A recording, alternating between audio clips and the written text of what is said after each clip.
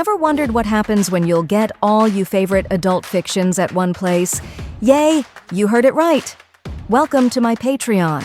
Currently, we have more than 200+ stories collections.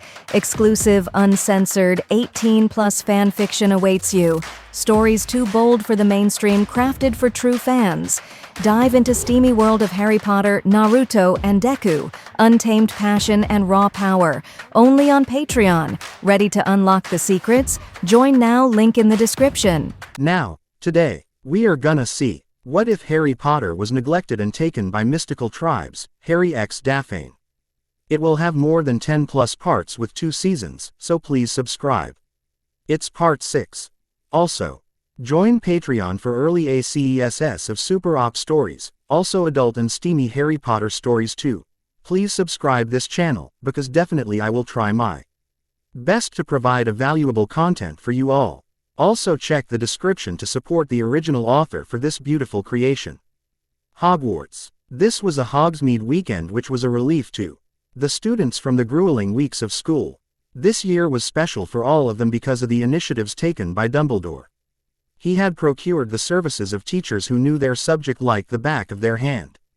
While any teacher would have been an improvement over Professor Binns, who was a ghost, Professor Martha Hughes was simply the best. She certainly knew her subject. But that was not all. She also engaged the students. She largely taught by encouraging the students to share what they had learned from their reading and only made subtle corrections when the discussion started to wander too far off topic. The students were excited about being in her class, and her style of teaching encouraged the students to do their reading so that they could participate in the class. When the professor spoke, the students listened. She was passionate about her subject and she never sugar-coated the truth. She made her feelings clear regarding the mindless fools who followed dark lore. DS and shared many grisly tales about the unfortunate demises of those minions, often at the hands of the very ones they served. She had introduced new history books to each class, pointing out that the standard text by Bathilda Bagshot was in serious need of editing. She had no patience for Death Eater's kids either. If they had any ideas that they could intimidate her or gain special privileges because of their position, she quickly set them straight. In her short time at the school, she had given detentions to almost half of the Slytherin house and many students from the other houses. Her detentions weren't meaningless tasks such as writing lines, cleaning the potions lab or her office, etc. No, she sent most of those she punished to Professor Sprout, who generally made them work in the greenhouses to gather ingredient for potions. If she felt that they required stronger correction, they were sent to Filch, who worked them as he saw fit. Very few students were willing to incur her WRA. Once it was clear that she had no favorites and made no exceptions. She also loved giving homework. Every lesson ended with reams of parchment to be turned in. The students felt that the way she was going, History of Magic will be indeed a hard owl to pass this year. The wizarding etiquette professor was a different matter altogether. She never set homework in the form of written assignments. She did, however, expect that the students would apply what they had learned whether they were in or out of class. She did not put much emphasis on blood purity, nor did she allow anyone to use being Muggle-born as an excuse for ignorance. When she told them about each custom or tradition, she also told of the reason why each one came to be. If some student contested her views, she would engage them in a healthy debate and get her point across. If she did not like a practice or felt that it was outdated, she did not teach it to them at all. Then there was Professor Vikram, the new defense teacher. He worked the students hard and minor injuries were common in his class.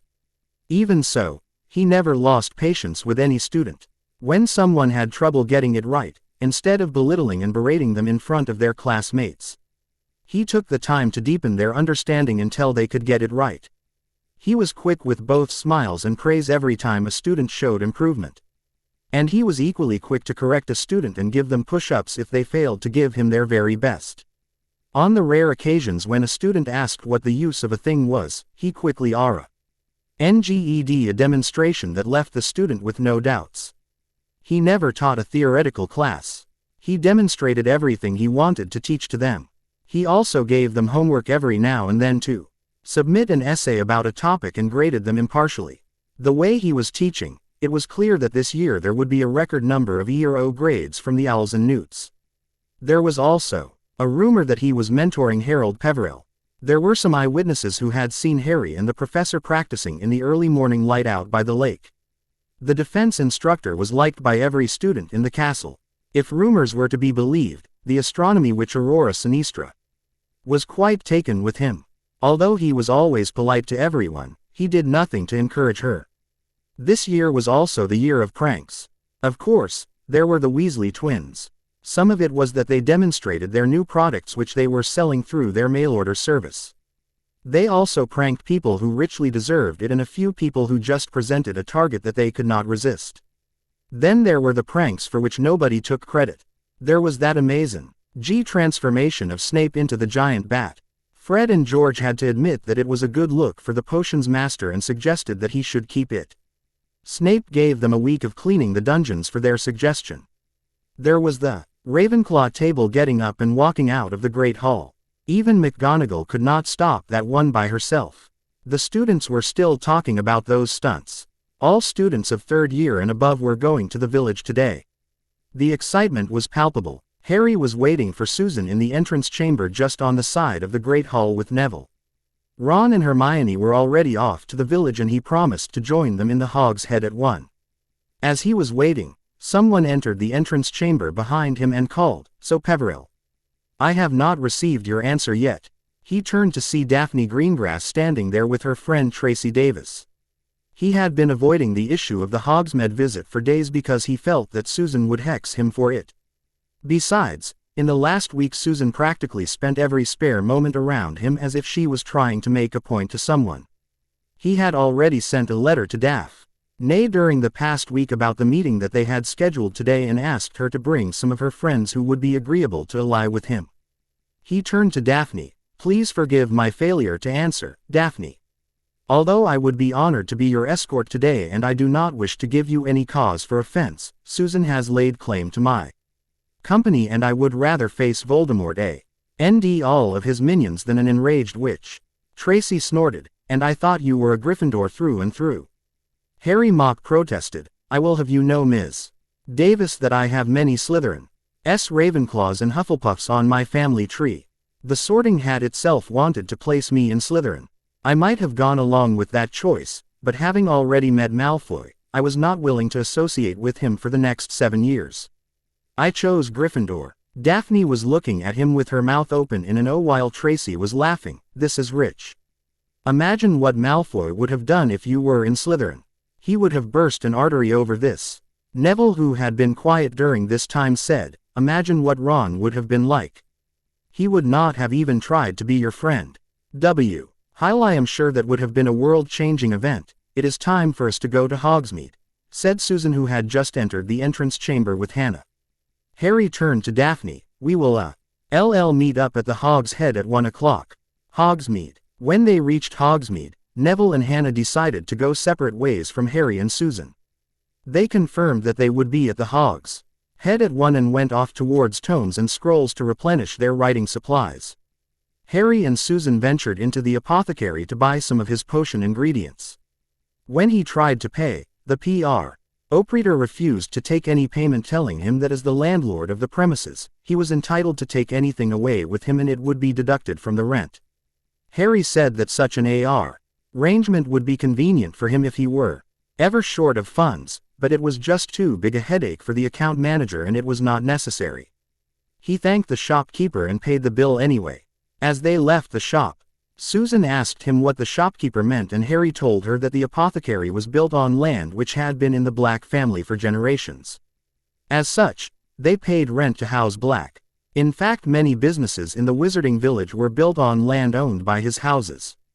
The next stop was Honeydukes, where they ran into the Marauders and Tonks who were visiting the village, reminiscing over the old days. To Harry it looked more like they were there to buy tons of chocolate for the werewolf who loved it. He noticed that Tonks was sitting very close to Muse and trying to get his attention more and more. She left soon after they had arrived and Harry saw her tripping over nothing. He remembered that she was a Metamorphagus, the first to be born in the House of Black in 3 centuries and perhaps had problems with keeping her balance. He had something which could help her, but that would have to wait. Sirius took the 3 of them to a private room. in the 3 broomsticks and ordered lunch for them.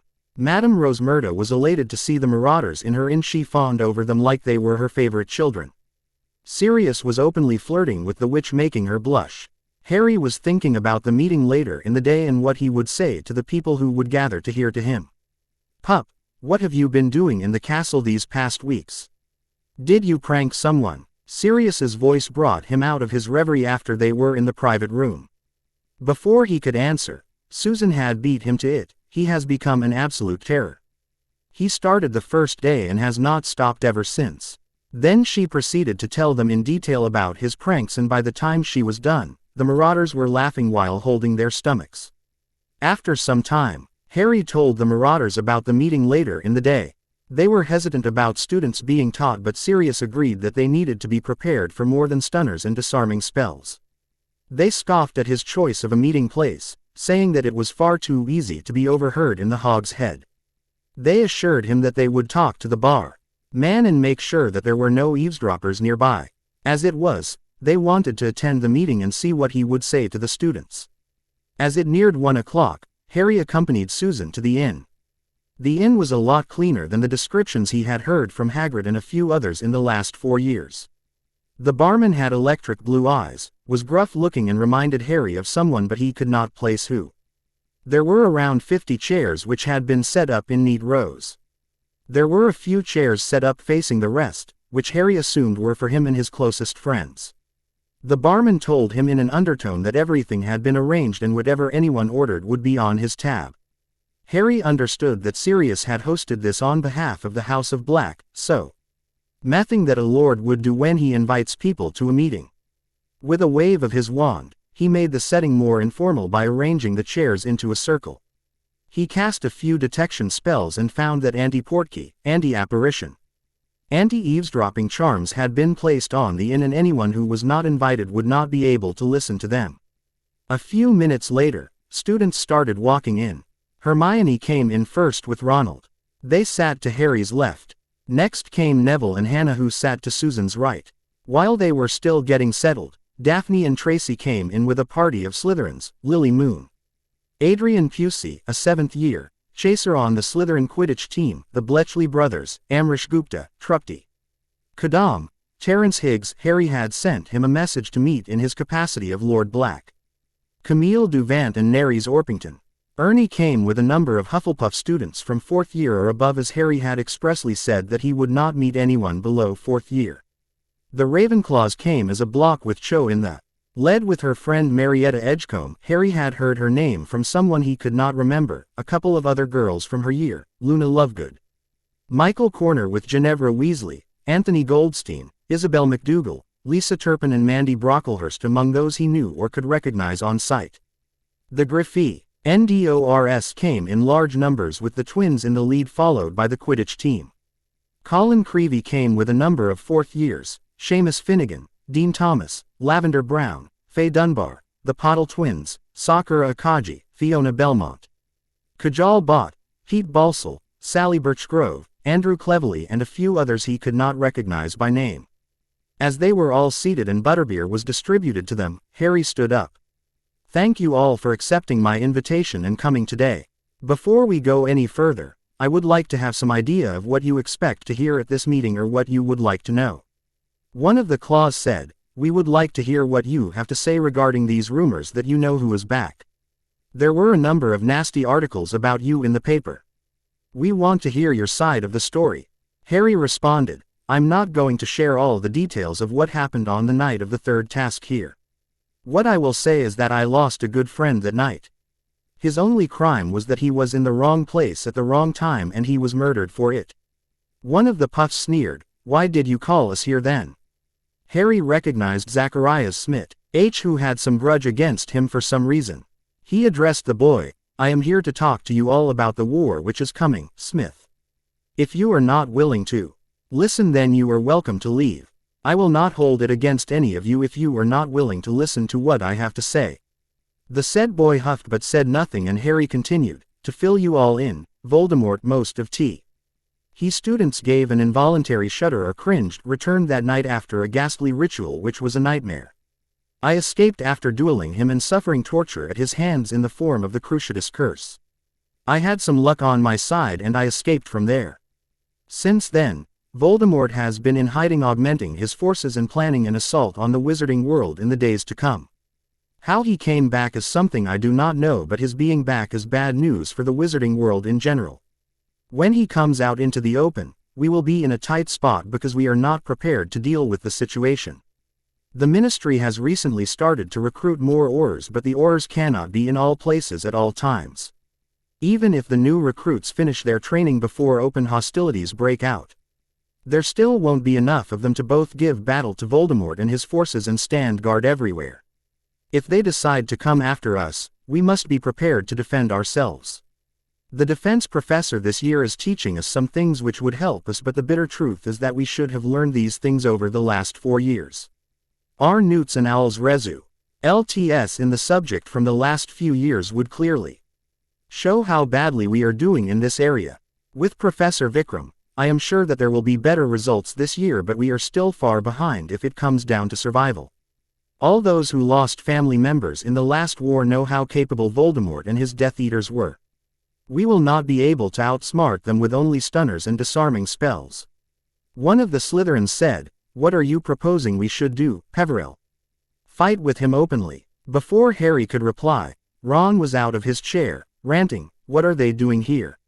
Are we going to invite all the snakes in it? They would sell us out to Voldemort first chance they get." Ron had been feeling resentful with Daphne coming over to meet them time and again and had kept his peace barely. But, seeing so many of them here and at Harry's request was just more than Ron could stand. Harry sternly said to him, "Ronald, you need to stop judging people you don't even know. Every person in this room is here because they are willing to take a chance and throw their lot in with us. I don't care what colors they wear. The fact that they are here says everything about them that I need to know. If they are willing to trust me, I will trust them. Now, get your foot out of your mouth and sit down." This statement was of value to the Slytherins because it meant that he trusted them and had not invited them on a whim. He may not have realized it, but he had won a few supporters to him in that moment in the Serpent's Pit. Ron sat down, his cheeks and ears red. Harry continued, "Heir du Vant. We will not ever deliberately seek battle with Voldemort or any of his followers. We are students, not soldiers. What I propose is that if the fight comes to us, we have several unpleasant surprises ready for them. We will train in a wide variety of non-lethal but dangerous spells. We will drill in shielding, dodging, aiming and creative use of spells so that we will not be a bunch of helpless sheep if we ever need to defend ourselves. I know this for a fact that no one here would join Voldemort on pain of death. As such, we need to be ready if the war comes to our doorstep." He turned to the others again. "So what I am offering is to teach you all to fight with spells other than stunners and disarming spells so that you would be better prepared if you were to face a Death Eater." Hermione stood. "For those who are interested in joining, we have a parchment here which everyone needs to sign. This is to keep a record of everyone who was present at this meeting." Harry had been briefed about the parchment by Hermione the night before. He knew it was jinxed to curse someone who blabbed about their activities to someone who was branded with the dark mark. But he had talked with her and they had charmed the parchment in such a way that no one even could divulge their secrets even under coercion or under the effects of Veritaserum. However, they allowed the Hex to remain for those who would voluntarily betray their secrets to Tom or his followers. Everyone shuffled about nervously, unsure about whether to commit, but Harry dispelled their nervousness. "To put you all at ease, I will be the first to sign this parchment. If anyone of you does not want to get involved in it, you are still free to go." A Ravenclaw stood. "And what makes you better prepared than us? What is there to prove that you can teach us things that we would not learn from our regular classes?" Before Harry could answer, Neville spoke. "His performance in defense is sufficient to telephone Ellis that he is better than us and can teach us. His feats for the last 4 years would put you to shame." Carmichael, another of the Ravenclaws whom Harry identified as Shruti Dev, said, "And what are those feats, Longbottom?" Hermione answered, "First year, he fought with a troll in the bathroom on the 3rd floor to save me from being killed." Everybody started muttering, as everyone who had been N school that year had seen Professor Quirrell come running into the great hall and then fainting after he had informed the headmaster, troll in the dungeons. Before anybody could comment though, Ron added. Then he fought with Quirrell who had Voldemort living on the back of his head to save the Sorcerer's Stone. One of the gathered students exclaimed, that was why he used to wear that turban.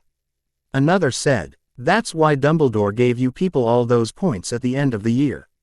One of the Slytherins exclaimed, Dumbledore was keeping such a dangerous artifact in the school. Was he trying to get us all killed? The twins said, damn. We had charmed snowballs to hit him on the back of the head. Everyone laughed at their statement, and after a few moments when the laughter subsided, Terry Boot asked, what more did Peverell do? This time Ginny answered, he killed the monster of Slytherin, which was a 1,000-year-old basilisk. That was what lived in the Chamber of Secrets. That was what petrified Mrs. Norris, all those students, and even nearly Headless Nick. He rescued me from the Chamber of Secrets by killing Voldemort, again. He was trying to use my life force to return to a body again. Neville added, he killed it with the sword of Gryffindor. One of the portraits in Dumbledore's office told me. The exclamations were louder this time with, there was a freaking basilisk in the school. J. You found the Chamber of Secrets. 2. How did you find the sword of Gryffindor? The claims all sounded pretty wild, but now everyone in the room knew just how much of the rumors were true. When the exclamations quieted down, Neville picked up where they had left off. In his 3rd year, he learned the Patronus charm, which not many adult wizards can do. At the end of 3rd year, he conjured one powerful enough to repel about 100 Dementors and save himself and his godfather. Nerys Orpington scoffed, pull the other one, Longbottom. No 3rd year can conjure a Patronus. Hermione retorted this time, I was there with him when he repelled the Dementors and saved himself and Sirius Black from being kissed. Lee Jordan whistled, that is some cool magic, Harry. Susan, who had been sitting quietly, turned to the others. Then there was the Triwizard Tournament last year. You all saw him summon his broom all the way from his dorm and outfly a dragon in the first task. Not only did he do it with style, he also beat everyone else's time. In the second task, he rescued his own hostage and the French champion's hostage too. He would have rescued the hostages if the other champions had not shown up. Then there was the third task.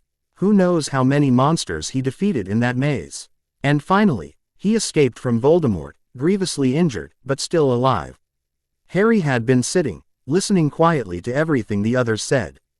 He stood and raised his hand to request quiet before he began again. I know it all sounds pretty fantastic when it's said that way, but it is scary when you are in it and you realize that you can lose your life the next moment.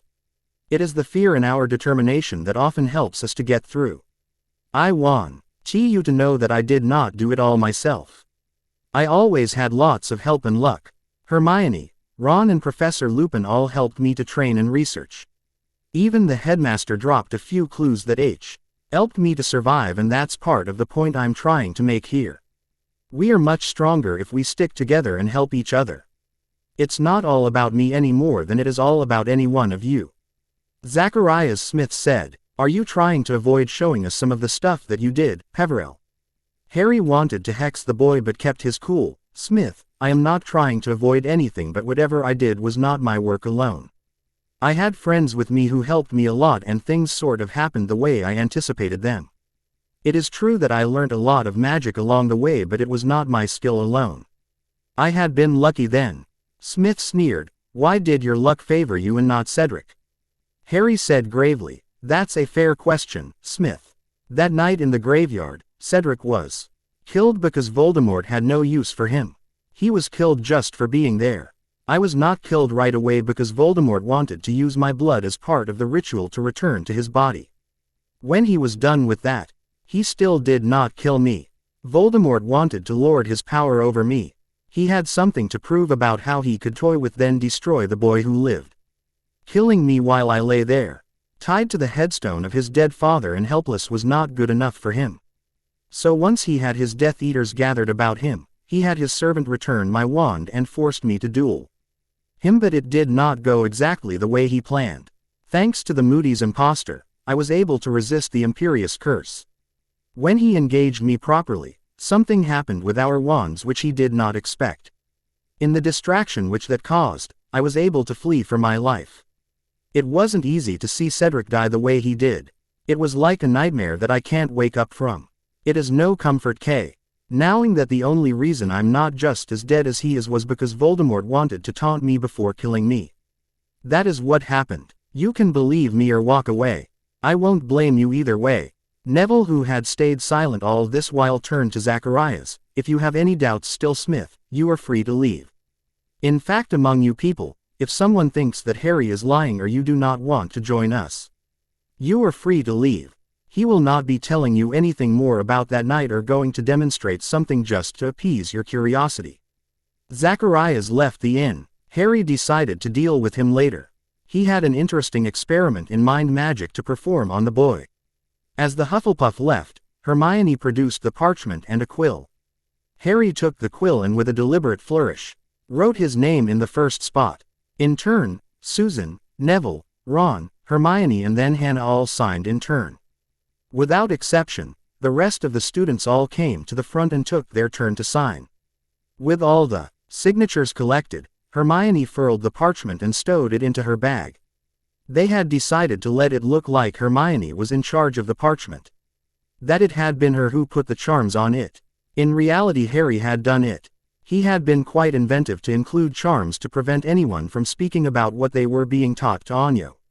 Nay, who had any hostile intention towards him. It was a very hard and obscure charm from Achala's memories which made it possible. The parchment had 50 names on it. Harry considered that an achievement, considering that there were many students who belonged to the dark families and would follow Voldemort. He would have to make do with the 50 of them for now. Harry turned to the others. Now there are a few rules which you must know. The first rule is to keep it quiet. You are not to discuss what we do with anyone who has not signed this parchment. Anything that I teach you, this meeting and all other meetings are strictly confidential.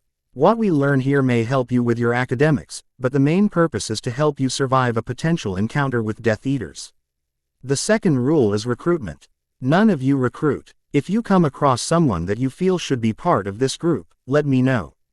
If I am satisfied that they are not trying to infiltrate to give away our secrets, I will admit them to the group. You, however, are to say nothing, confirm nothing, deny nothing. If asked, a blank stare is the best response. We will not admit anyone below 4th year. They are simply too young. They will be better off learning from our defense teacher. Finally, we will be meeting twice a week once I have found a place to practice.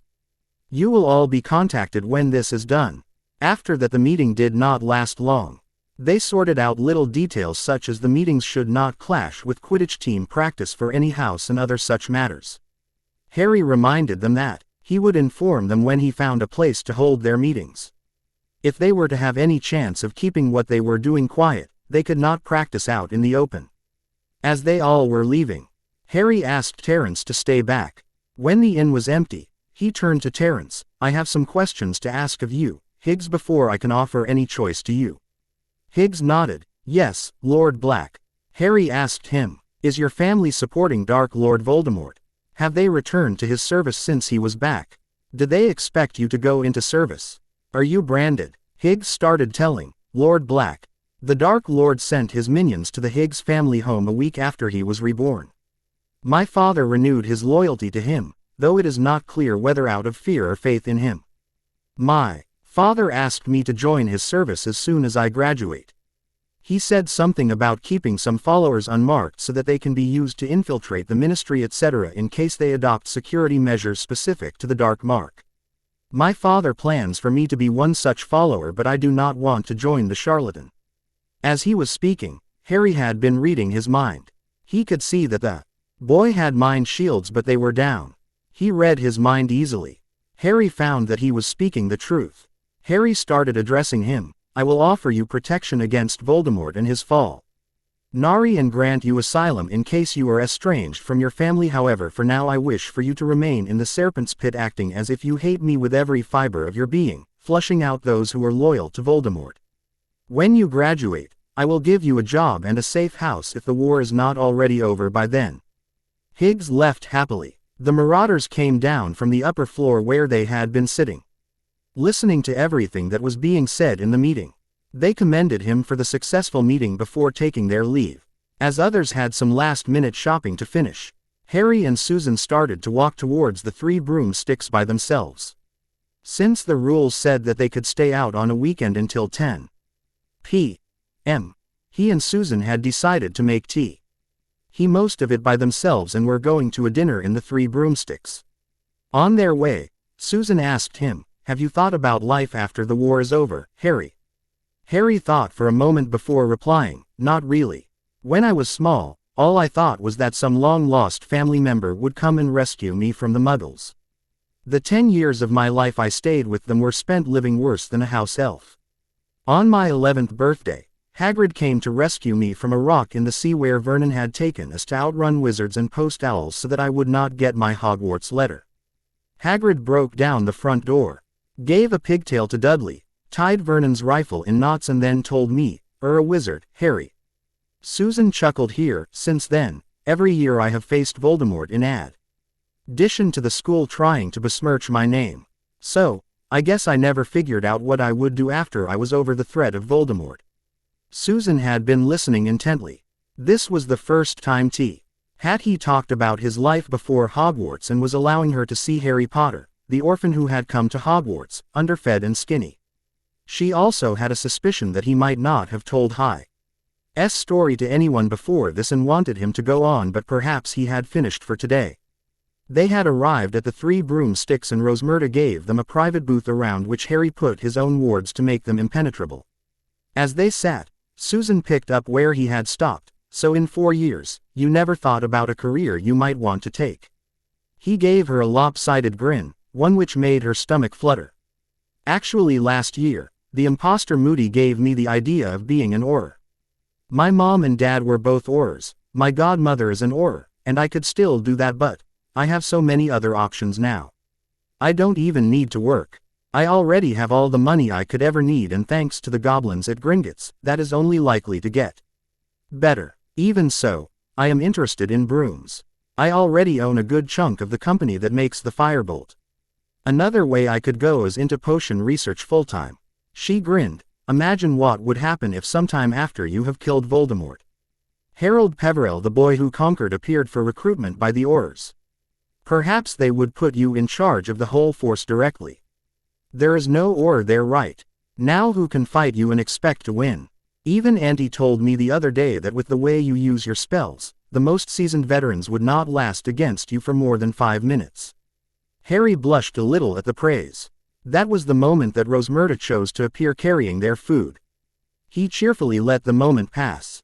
They resumed their conversation once the food was laid out. Tea and Madame Rosmerta had left the booth again. Harry asked her, "What careers have you thought about for yourself, Sue?" She blushed a little when he called her Sue but controlled herself and answered, "I have thought about it a lot and I would like to go into magical research in the Department of Mysteries.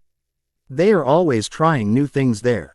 I wanted to be a healer when I was younger, but I do not think that a person with blood on their hands would be a good healer. We will all get our hands bloody in this war." Harry inwardly said to himself, "You need to meet Charrick then." By the time they finished dinner and emerged from the 3 broomsticks, the moon and the stars were filling the sky. When they started walking back to the castle, they realized that all the others were already gone and that they were the last students remaining in the town. With a twinkle in her eye, Susan said, "It is getting quite late, Harry. If you were any kind of a gentleman, you would have arranged transportation so that I don't have to drag my weary bones all the way back to Hogwarts." Harry, rising to the occasion, gave Susan a formal bow and said, "Far be it from Lord Peverell to disappoint such a fine lady." He pulled on his familiar bond with Black Storm. A minute later, a darker blackness against the starry sky descended, and with the whooshing of his mighty wings, the hippogriff landed in front of them. Since Susan took care of magical creatures with the Ravenclaws, she had not met Black Storm yet. She was reluctant at first, but once Harry introduced them, she warmed right up to the magnificent creature. In another minute, Harry had the tack on Black Storm and they were mounted with Susan hanging on tightly around Harry's waist. She snuggled up close to him, making his heartbeat flutter. He would have taken her for a flight all the way around the school and grounds so that he could stretch out the time with her. But they were dangerously close to being overdue and Dumbledore might get nervous and send out a search party. That would be just too embarrassing, so he made a beeline for the front gates of the school.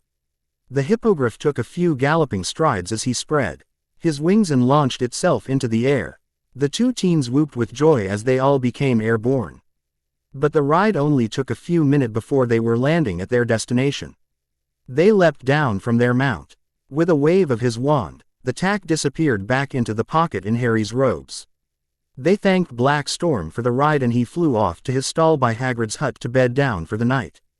As he escorted Susan to the badger's hole, she snuggled up close to him, holding his hand, their fingers intertwined with each other.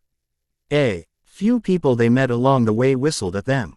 Harry resolutely avoided eye contact with them. As she was about to go into the badger's hole, she pulled him close to her and reached up to give him a peck on his cheek. She entered the fake barrel before he could say anything.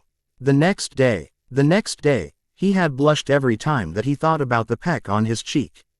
He had some feelings for Susan, but he was still not sure about them. There was no one he could ask for advice. If he asked Sirius, the Marauder would just have fun at his expense. He didn't expect much better from Remus either. The only one whose advice he felt old trust was Alice, but he still felt awkward about approaching her with the questions that were on his mind. Amelia was Susan's aunt and maybe a bit biased. He did not even want to think about what Mrs. Weasley's reaction would be if he tried to talk with her about it. The only one he was comfortable talking to was Rachel, and she was half a world away. Harry had also been on the lookout for Zacharias Smith since breakfast. He was constantly looking for a way to corner him. The opportunity came for him when the classes were over for the day and the Hufflepuff was going to the Quidditch pitch for flying practice. When they entered the stadium, Harry wandlessly stunned him, then dragged the boy to the Hufflepuff dressing room and enervated him.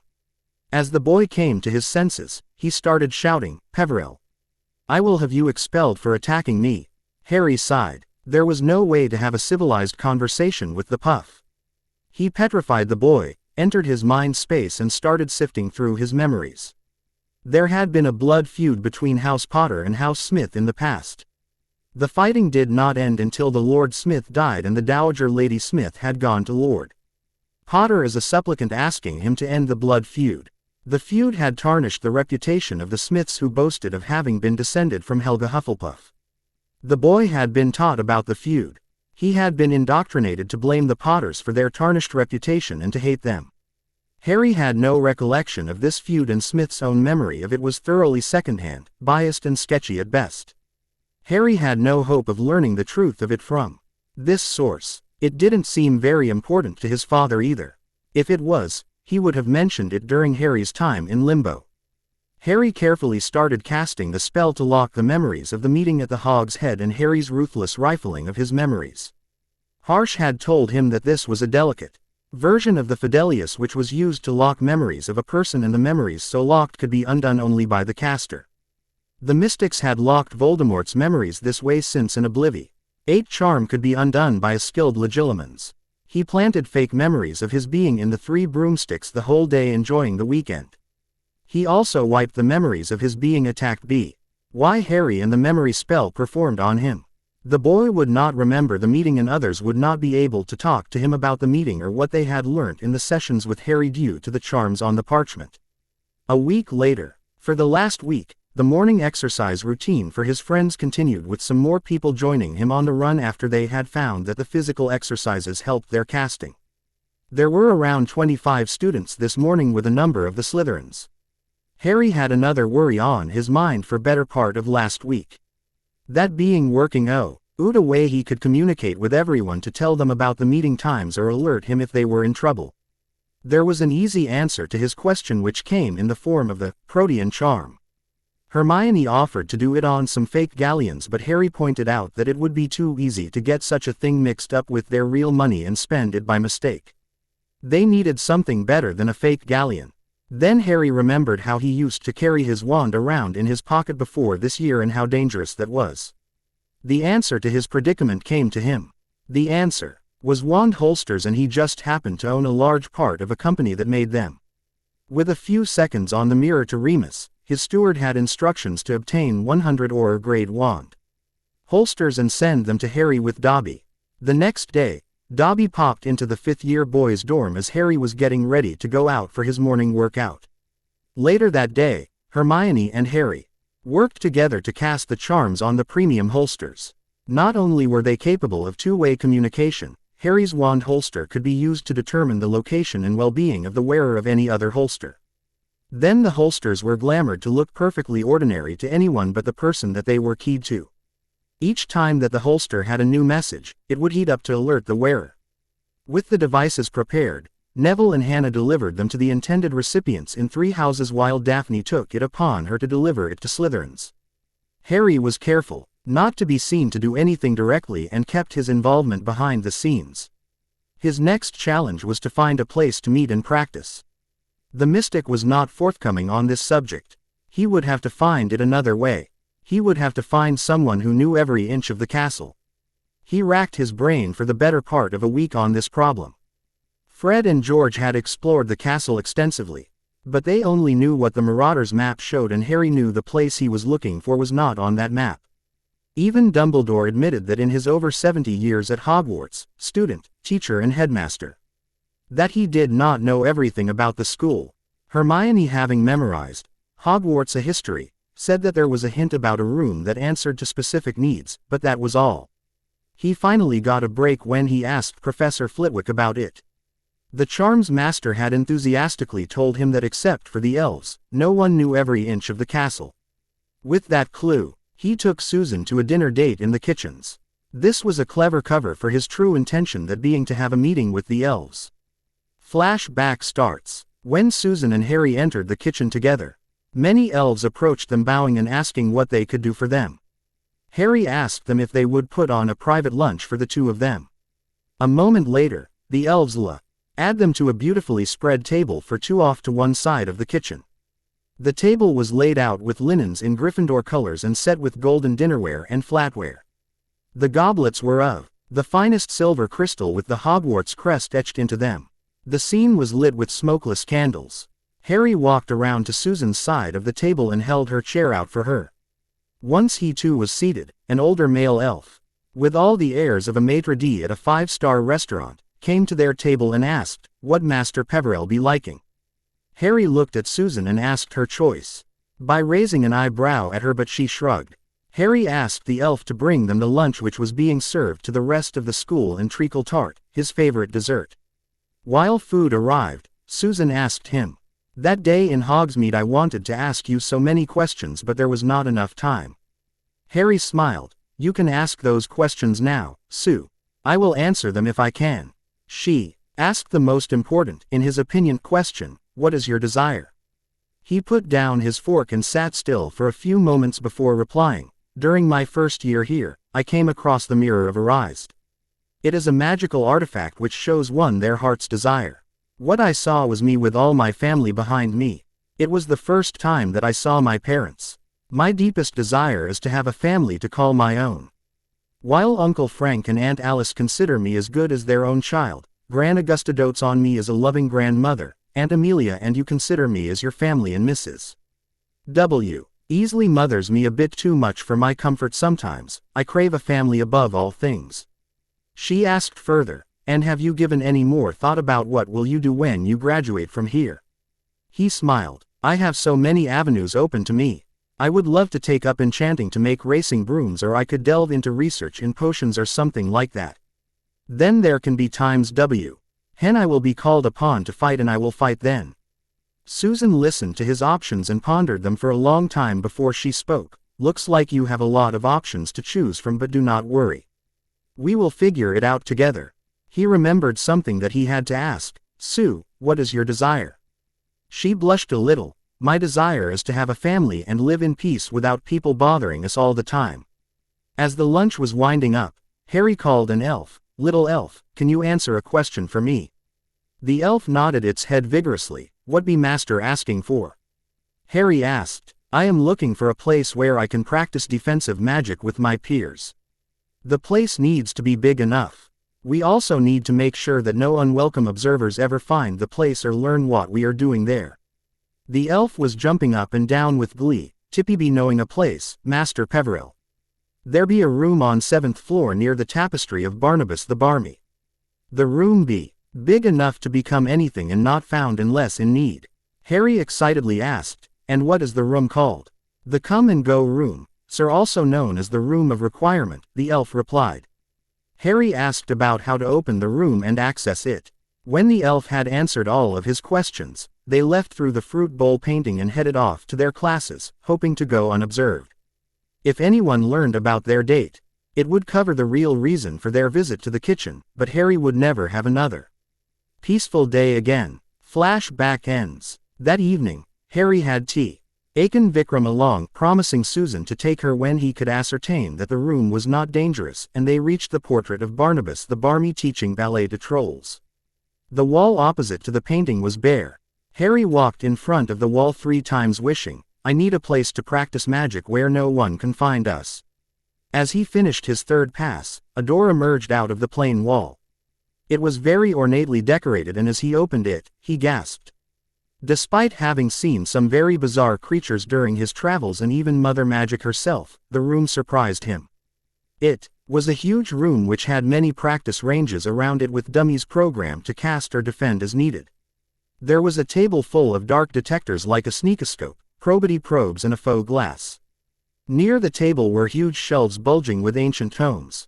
As he was trying to take in everything that the room had to offer, the mystic said, "Rowena outdid herself." Harry raised an eyebrow at him. "Are you also as ancient as Guruji? I thought you hardly look a day above 45. The mystic snorted, "I am a child if you compare me to Guruji, Harry. I am only 80 years old. Guruji told me the story of this room. It was designed by Rowena Ravenclaw with significant input from Helga. Slytherin had his Chamber of Secrets, Godric enchanted the Sorting Hat, and Rowena designed the headmaster's office. This room was designed by Rowena and Helga. The only thing to be careful of is that this room will answer to anyone irrespective of whether they have good intentions or bad. It has infinite uses and can fulfill almost any needs. There are a few limitations. One of the major limitations is that it cannot violate the laws of magic like producing food from thin air." Harry nodded. "Still, this room will be of great use to us. I can teach the students here. At times I can use it for my own purposes." The mystic nodded. "I agree, however I would advise you to use the path behind the mirror for other meetings with your friends, since anyone can walk into this room anytime, increasing the potential risks of eavesdropping." The classes had been the same for the last week. McGonagall gave them complex transfigurations which Harry could do with ease. She had stopped comparing him to the other students because it just made the rest of the students look too disappointing with their progress. She, of course, knew that none of them had been subjected to the same grueling exercises as him, however at times she could help but compare this Harry to what she had seen in previous years. Before this he had turned in mediocre essays that would barely scrape an A, and now he was writing essays that were detailed, insightful and to the point. There were no crossings out, and instead of the blotchy chicken scratch of former years, he wrote in a smooth, flowing script with little illustrations around the capitals at the beginning of each paragraph. He seemed to always have just enough material to fill each assignment without exceeding the parchment length. There were definite gaps in his theory, which is why he was not getting O all the time, but at the rate he was going, it would not be long before he would be at the top of the class there too. When she teamed him with other students, he was always better than them at casting. He usually spent his time quietly and patiently helping his partner to correct their casting and their aim. There was also the suspicion that he was an animagus, but she had not been able to prove that. She had tried to hit him with the animagus revealing spell and he had dodged it rather spectacularly. She did not try it again because Harry was alerted to her intention and he never let his guard down. Flitwick was a bit disappointed with Harold Peveril because he did not make himself stand out like he did in his other classes. True that he was able to finish whatever Phileas assigned him to do rather quickly, but he had not shown any extraordinary skill. He had expected the boy to be showing a grand display of charms by now. He had a fleeting suspicion that he was behind all the pranks of which the twins had been innocent but could not prove it. Even if it were true, none of them were charms but pure transfiguration. He chose to wait for a time when Harold Peveril would show his skills. With Voldemort back and the wizarding world readying itself for war, that day would not be far away. Phileas also had received a letter from his kin at Gringotts asking him to offer any assistance that he could to Harold Peveril. The goblins were in charge of the money of the wizarding world. When they saw that money was leaving the vaults of families who were known Death Eaters, more often than usual it meant that war was not far away. He had also been told of the preparations being made by Harold Peveril. He was making preparations to clothe an army in the best armor that he could find, made from basilisk skin. His steward was also visiting the bank more often. They were in talks to purchase a potion-making company involved in the business of making wolfsbane potion and going through financial crisis. Perhaps Harold Peveril was trying to bring he werewolves to his side in the war with promises of free wolfsbane. Severus Snape was having a difficult year. He had wasted 2 lessons with the first-year dunderheads. Instead of humiliating them and throwing them into potion brewing from a cold start, he took the time to teach them the importance of weighing out ingredients precisely, using clean equipment and the properties of the ingredients. He had never done that in the previous years and he had seen the results for himself. This first-year class was perhaps the best he had seen since he started teaching the subject. More than half of them were brewing nearly perfect potions by their 3rd lesson. Those who failed tested his patience, but he gritted his teeth and restrained himself from pulling his hair at their slightest mistakes. It had made a remarkable improvement in his class. Students were actually smiling. Some of them even asked questions. The dunderheads. The 5th-year class was the most difficult of the lot because he had to remember to sneer at the students every now and then even though he really did not want to. Harold Peveril had become quite the potioneer. He always brewed 3 potions at a time.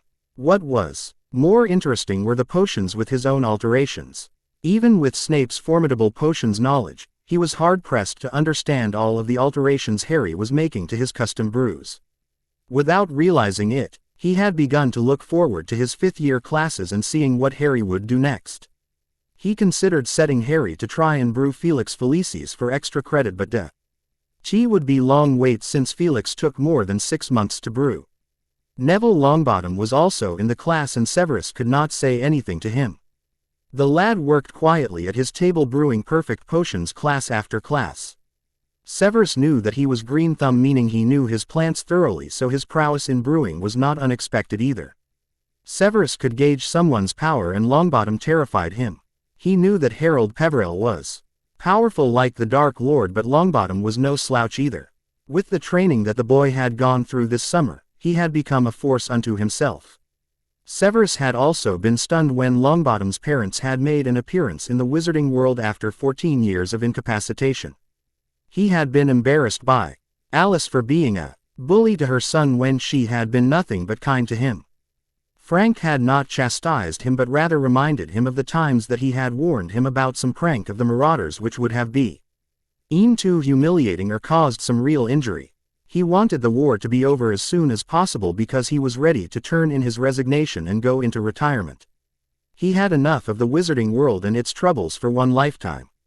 Grubbly Plank was having the best time of her tenure at Hogwarts this year. She had taken the class for part of the last year, but that time, the students were not showing any interest in the subject. This year, the students were interested in the creatures that she had to show to them. The information that she had received on the Yeti was a goldmine. There was a real dearth of first-hand accounts with that creature. It seemed that they are not seen unless they want to be, and those occasions were both rare and long ago. Just about all the information available on them was folklore, myth and endlessly regurgitated old accounts, at best sketchy general characteristics and none of it reliable. It seemed that Harry Peverils was both a keen observer and that he had a first-hand encounter. She wanted to know more about these remarkable creatures, but he was not saying anything more. She had been impressed when she saw his bonded hippogriff. Judging by hippogriffs she had seen and known before, this one was a king of his kind. Aurora Sinistra had a life which was untouched by the goings-on of the wizarding world. She taught astronomy and it was a boring subject if you ask a student. The best thing to happen this year was the defense instructor who had come to teach at the castle. He was polite and cheerful at all times, but he was either completely oblivious to her interest in him or he was simply not interested in her. Whatever the reason, he had not done anything to encourage her advances. Serpent's Pit. The Serpent's Pit was changing. In the previous war, the snakes had stood together behind the Dark Lord with the exception of a couple of stragglers who had stayed on the sidelines. All of the Dark Lord's hype about pure blood Super-IO. Reti and how the wizard's rightful place was to rule over the Muggles had appealed to the ambitious and exclusive Slytherins, and they followed him in droves. This time around, however, there was no face to lead them. The Dark Lord had chosen to remain in the shadows. Then there was that history professor. She did not spare any details when it came to teaching about the massive losses suffered by all the wizarding families. This Dark Lord and all others like him did not care about pure-blood wizards or anyone else for that matter. Anyone who stood in the way of his plans was branded a blood traitor and marked for death. Then there was the money. So much of history in the present was determined by the flow of gold. In the last war, the houses of Rosier and Black had brought not only numbers of powerful recruits and allies but also gold and lots of it. The Lord of Rosier, Evan Rosier, was in his inner circle and had wealth to splurge on his conquests. The House of Black had given him Bellatrix, Regulus, Lucius. He had been inducted by Bellatrix, and they brought the might of the Black wealth with them. With the wands offered in his service and the mountain of wealth, the Dark Lord had been paying his recruits for their services, but this time, the wealth of the Blacks and Rosier were with Harold Peverell, who was the lord of both the houses. The Dark also had lost a lot of his follow wers in the last war, whose heirs otherwise would have walked the halls of Hogwarts and become a part of his army. The Knots had lost 3 sons in the war at the hands of the Aurors, with 2 of them being killed by Moody himself. Evan Rosier had been killed hairless by Moody. Regulus had been killed sometime during the war, but no one knew about it, and Bellatrix was cooling her heels in Azkaban. The Lestranges were practically extinct because their last 2 scions had been in the care of the Dementors too long to have any hope of siring new heirs. This time, there was no Black in the Serpent's Pit. He House of Knot had one heir who from the looks of it was not at all interested in house politics. The House of Parkinson had a sorry excuse of an heiress in the form of Pansy Parkinson, who was good at nothing but following Malfoy like a lost puppy. Bulstrode was nearly a troll by her stature, but sadly seemed to have about the same magical aptitude as one. Crabbe and Goyle, for all their bulk, say, meant to share one brain cell between them. The 6th and 7th year students did not care about amassing power in the Serpent's Pit at all.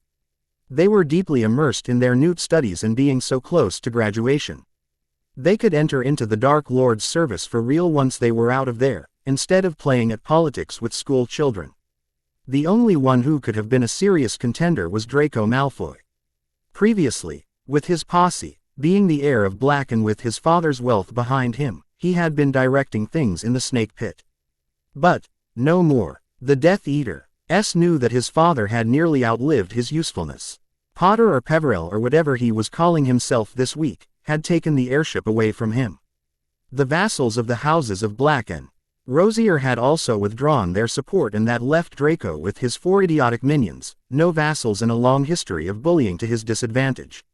Not only had he become irrelevant, none of the other snakes even liked him. What's more, the way things were going for his father, the Dark Lord would discard him soon too. He was not sentimental about disposing of tools that were no longer useful. The only one who seemed to be amassing power was Daphne Greengrass, who was consolidating power quickly in the pit. It was a known fact that she was Harold Peverell's friend. Although the heiress O.F. Greengrass was more than capable of looking after herself, people had learned quickly since term started that Lord Peverell was someone you crossed at your own peril. For that reason no one attempted to start a feud with her. Malfoy seethed daily about Daphne becoming a friend of Harold Peverell, but his rants were not heard. They were all waiting for him to cross one line too many and watch Peverell use him as a whetstone and maybe teach the arrogant whelp some manners. Things were changing and the house was dividing itself in 2 camps: Dark Lord or Harold Peverell. With the pros weighing heavily in Peverell's favor, it was not hard to understand why the children of the neutral families and those who were disenchanted with the Dark Lord were looking to the boy who lived.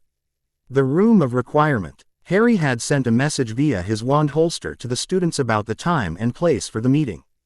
He was waiting for them to arrive on the 7th floor. Vikram was standing by under his own cloak of invisibility. As each group of students approached the 7th floor, Harry made a great show of waving his wand and using some arcane spells while Vikram walked back and forth the required 3 passes to summon the room under his invisibility cloak, and the door appeared. This was to lead the students to believe that the doors were opened by some complex incantations instead of his simple way of walking past it 3 times while wishing for a place to practice. He of course planned to tell his friends the way to access the room. The charade was to prevent others from bringing children of Death Eaters to the practice room. The first group of students arrived, consisting of Susan, Neville, Hermione, Ronald and Hannah. After Harry had them safely inside of the room, he told them how it was really done. Once they all had a chance to look around, Hermione, as he had expected, gave a cry of enthusiasm and said gleefully, "Oh Harry, this is the perfect place. There are dummies we can practice with in the books. There are so many of them that we can learn new hexes and jinxes from them and practice here. I would bet that the room is fortified to withstand magical discharge from all our spell casting. How did you find it? What is the room called?" Others were watching her with amusement. Grinning, Harry had to shake her by her shoulder. "Hermione, breathe. Take a breath between sentences, will you? Everyone will have similar questions. I would rather wait until we are all here and explain all of that once. In the meantime, have a look around. I'm sure that there are several books there which would interest you." Harry went back out into the hall and put on the same show for each group of students as they arrived. When a quick head count told him that everyone was there, he re-entered the room with the last group and Vikram, under his cloak behind him. He came into the room and was greeted by quite a buzz and a barrage of questions. "What is this room? How did you find it? How come nobody ever told me about this place? Where did all this stuff come from?" Ellipsis. Harry stood to address them and signaled for silence. "Welcome to the room of requirement. I don't know everything about this room. What I do know is that it accommodates the needs of the person or people who use it. We will meet here twice a week to practice spell casting." He deliberately did not share what he knew about the room's history. That would have led to more questions that he did not want to answer. He knew of no books which said anything about the room in general, much less where it was or who designed it. As they were all gathered, Hermione stood. "We are all here to learn some magic that they don't teach us in class." She was cut off mid-sentence by Duvant, who said, "Are you going to teach us? We thought Peverell would be the one to teach." Hermione was flushed. "Yes, he will be teaching us." One of the Ravenclaws said, "Then let him speak, Granger. Or are you his spokesperson?" Harry stood and said sternly to them, "I have agreed to teach you all. We will be practicing dueling and people will get hurt. For that reason, I insist that you show respect for each other at all times. There is no place for hot heads in this room. You can start by showing respect for Hermione. She has an exhaustive repertoire of spells and she knows how to cast them all perfectly. You would do well to listen to her." He then motioned to Hermione and sat down. She started speaking again. "Our first order of business is to elect a leader for our group." Cho said, "Who else other than Harry? There is no one who can lead us better than him." All others murmured assent to the proposal and it was decided. Then Hermione said, "We need to decide a name for our group. Are there any suggestions? Reviews? I am leaving a cliffhanger here with a request to you guys to suggest some names for them. It cannot be DA this time around and Harry's army sounds pedestrian. I hope you all are enjoying the FIC so far. Thanks for the lovely reviews. Keep sending your infinite love to this FIC. Thank you HYPERGYM. Chapter 31. The Room of Requirement. When no one spoke for a few moments, Harry asked, "What? None of you has a suggestion?" One or two of them mumbled something but Harry could not make any of it out clearly. He waited for some time before Daphne voiced a suggestion. "We should have a name which has no meaning to anyone who is not in this room. We also should not have a name that makes the purpose of this group obvious, nor should we use any name which will indicate that we are affiliated with either of the leaders from the last war, Albus Dumbledore or you-know-who. I think that it is pretty clear that we all despise you-know-who. But neither do we and to show our unconditional support for our headmaster. There are many who say that he was too slow to act against Grindelwald and that his refusal to use deadly measures in the last war resulted in countless needless deaths. While we may value him as an ally, he is not the man to lead us. We are not soldiers, but students who are just trying to survive in difficult times. Our leader is Harold Peveril. Our name should have something to do with him and say that we are a third faction, independent of the rest. Luna Lovegood was the next to speak. How about children of magic? Magic is mother after all. Harry said. That's a great suggestion, Luna. Sorry to say that I think it is too inclusive. We just want this name to apply to us, here, in this room. Finally, one of the Indian students from Ravenclaw said, there are many magical creatures in the wizarding world. We could choose one like Dumbledore chose the Order of the Phoenix. We would look at Harry's characteristics, his magical gifts, etc. to determine the best name. I will start. We know he is a Parseltongue and we could use a snake or a serpent as he has slain a basilisk. We know that he has become fast as a cat and high. Magical prowess is being talked about, so that is also something we can consider. Luna's countenance brightened. How about the Order of the Snow Leopard? They are quick, stealthy, vicious and top predators. That would mean nothing to anyone else. Hermione huffed. What is with your fascination with snow leopards anyway? Not that it is a bad name, but they are not native to England. They are found in the Himalayas. What do we have to do with them? Luna looked at Harry curiously. Oh, Harold Peveril knows why I am fascinated with them. The phoenix is also found in the Himalayas and Dumbledore has bonded with one and named his order after it. Susan broke up the debate. Let's keep the snow leopard for consideration.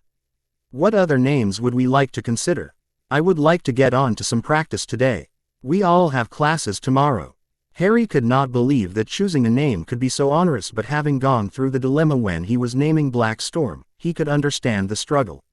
Ronald spoke at last. What about Defense Association? Hermione turned him down. We are not doing a club recognized by the school but organizing it for our own training.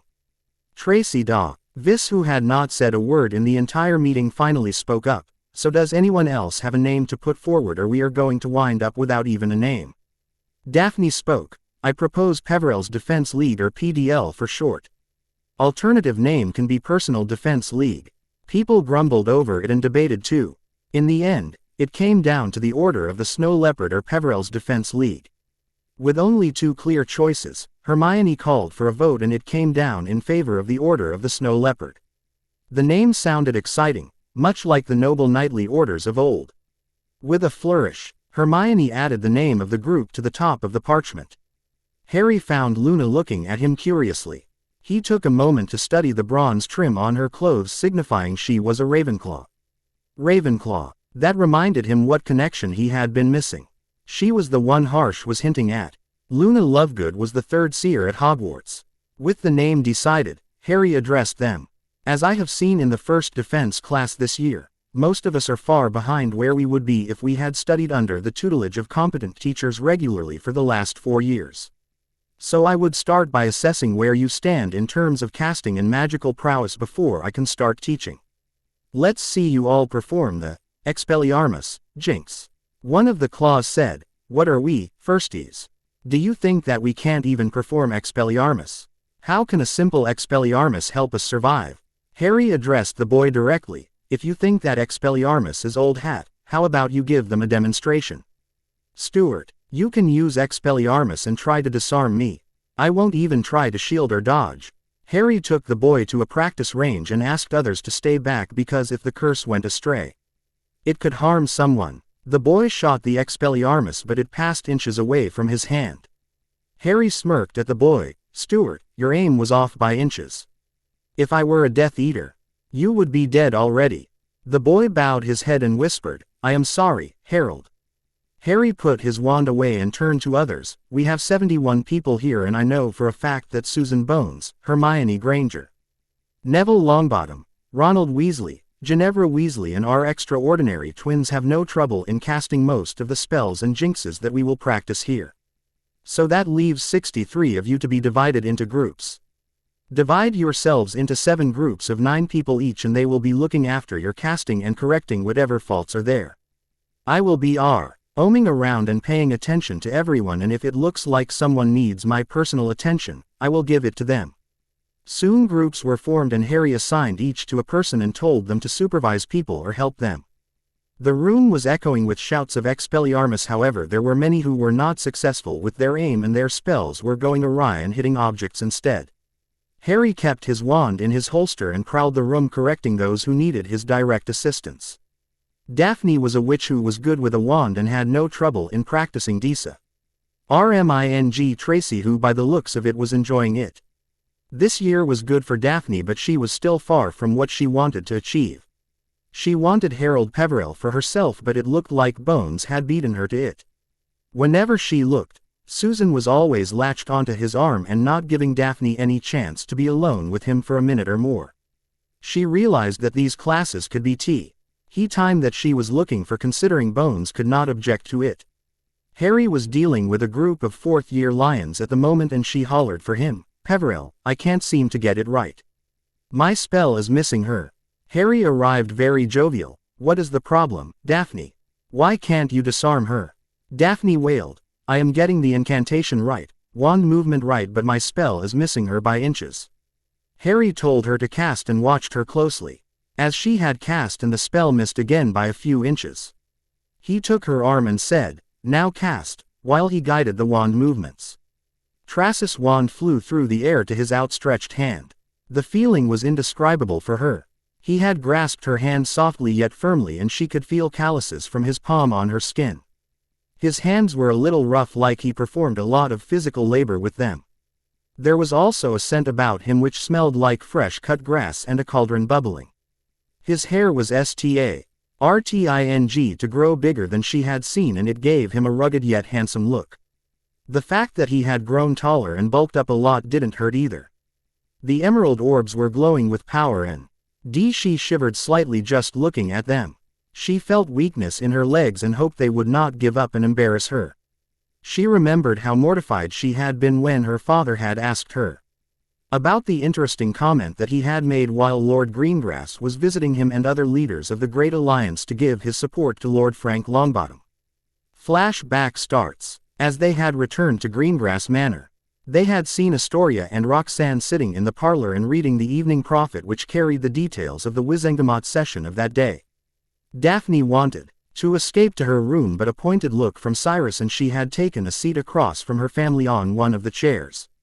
Cyrus asked a little loudly for the benefit of his wife and younger daughter, "So Daphne, did you forget to tell or willingly omit mentioning that you had sneaked into the hospital wing to see Harold Peverell at the end of your last year?"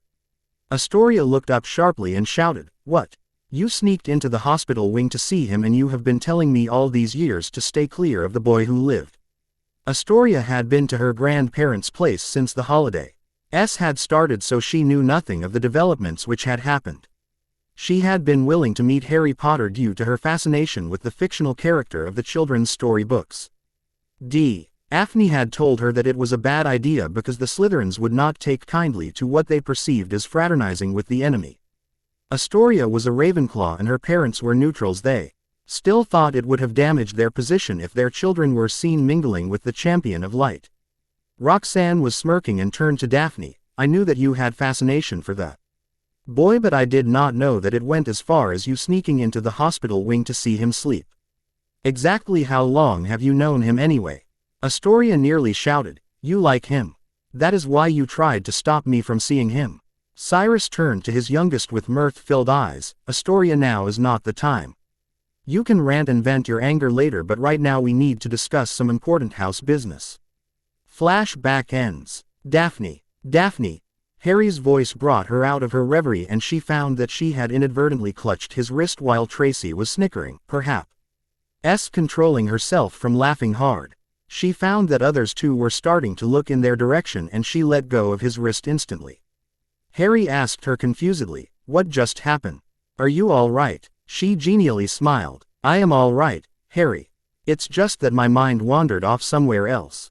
Harry shrugged. "You have no problem with your casting. Only you are not aiming it properly. Expelliarmus is cast at the other person's hand because it disarms them. So if you were to cast it at someplace else like the forehead, it would not work in that case." He asked her to try again and reluctantly she had to cast it right because there was no reason for her to pretend to fumble or miss.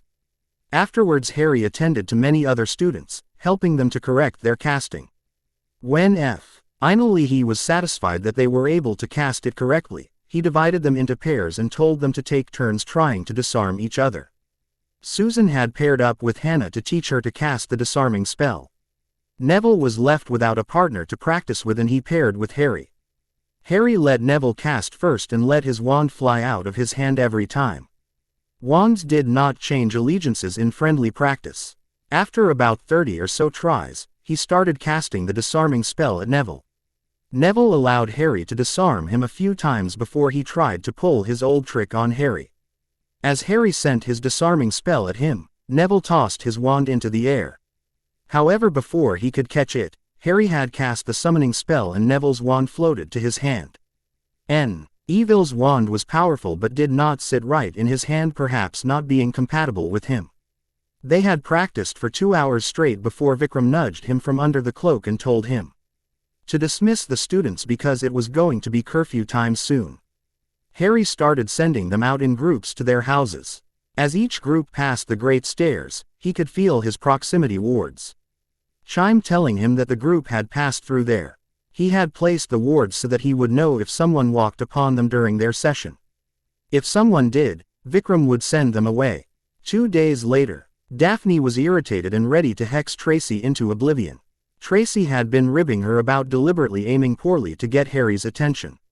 She even vehemently asserted that Daphne should just drag him into a broom closet and snog his brains out. He would do the rest by himself. Daphne was getting ready to go to the Great Hall for breakfast. She had overslept this morning. And was now running late with the fear of being late to her first class of the day. She knew it was a bad idea to arrive late to Professor McGonagall's class because she was a stern teacher who never cut anyone some slack. What surprised her was that Tracy had left her behind this morning and did not even wake her up. She was rushing to the Great Hall when, in her haste, she nearly ran into Malfoy, who was leaving with his lackeys. He growled, "Keep your foul presence away from me, blood traitor." Daphne stiffened and snapped back, "You have the gall to call me a blood traitor, when your family is nothing but fugitives from France." She left him there seething in anger and proceeded to the Slytherin table. She heard a loud bang behind her and whirled around to find Malfoy on the floor clutching his ribs while Pansy was holding his head in her lap looking concerned. Standing at the entrance of the Great Hall was Harold Peverell with his wand drawn, eyes burning with rage and his magic oozing out of him, forming a gray aura around him. He pulled Malfoy up by the front of his shirt with one hand and growled, "I warned you, Draco. Did you not understand that she is under the protection of House Peverell and House Black?" "Peverell," bellowed Severus, "that will be 20 points off Gryffindor and a week of detentions with me in the dungeons." "Severus," Dumbledore cut in, "I will meet with you, Mr. Malfoy, Mr. Peverell and Professor McGonagall in my office immediately." Without so much as a glance backward to confirm that his order was being followed, he swept off and up the stairs to the second floor. Not even a minute passed before they were all assembled in the headmaster's office. Dumbledore began the discussion. "I expect you know why you are all here. I will not contradict or undermine a member of my staff in front of the students. This called for a private meeting. Mr. Peverell was only defending one who was under the protection of his house and did not attack Mr. Malfoy first. It was Mr. Malfoy who pulled the wand first when Miss Greengrass's back was turned. There will be no deduction of points or detention for Mr. Peverell," McGonagall added. "Agreed. In fact, for his display of chivalry and righteousness, I award 20 points to Gryffindor." Harry, however, was not done. He turned to the headmaster. "Headmaster, I understand that Mr. Malfoy is a student and as such, you are ultimately responsible for any discipline he receives for his actions while under your care. He has violated a direct order from the Lord of his house and I ask permission to deal with him as I see fit." Dumbledore had a very unusual situation on his hands. It had almost never occurred in the history of the school that a lord was a student there, and it was unprecedented that a scion or a Sol of a house had become subject to discipline for violation of a direct order from his or her lord while at the school. Dumbledore knew that he had no right to interfere in this business, and he suspected that Lord Peverell knew it too. He was just being polite, asking permission first. He thought to delay the inevitable. "Mr. Peverell, This is a school and classes are going to start in a few minutes. This is a task which requires time and deliberation before you decide to punish someone for their insubordination to their lord. I beseech you to deal with it later." Malfoy was seething with rage by now. Watching Potter and Dumbledore decide not if, but rather when he would be punished, was more than he was willing to let stand. "Peverell, I challenge you to a duel on your honor," he bellowed for everyone in the room to hear. Some of the portraits glared at Malfoy. Some of them exclaimed their disbelief of the arrogance of the boy. Dumbledore hung his head. "Very well, Mr. Malfoy has challenged Mr. Peverell to a duel on his honor. Such duels are not common practice anymore, much less between students, but according to ancient laws no one can interfere to stop this. Mr. Peverell, do you accept the challenge?" Harry was inwardly smirking. He had got what he was waiting for. This duel would take away whatever support was left for the ferret in the Serpent's Pit and Tiltmore Snack. On his side or his fear would keep them neutral. He straightened and said regally, "I accept the challenge, Headmaster. As this is your house, I ask you to decide the terms and conditions for the duel." Dumbledore sighed. "The duel will take place this evening after dinner in the Great Hall, and there will be only non-lethal spells used. Anyone who uses a lethal spell will be expelled from Hogwarts without being given a chance to make his case as to why he should not be expelled. If Mr. Peverell wins, Mr. Malfoy will have to apologize before the entire school.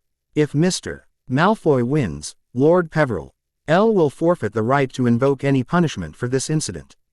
Gentlemen, are we agreed?"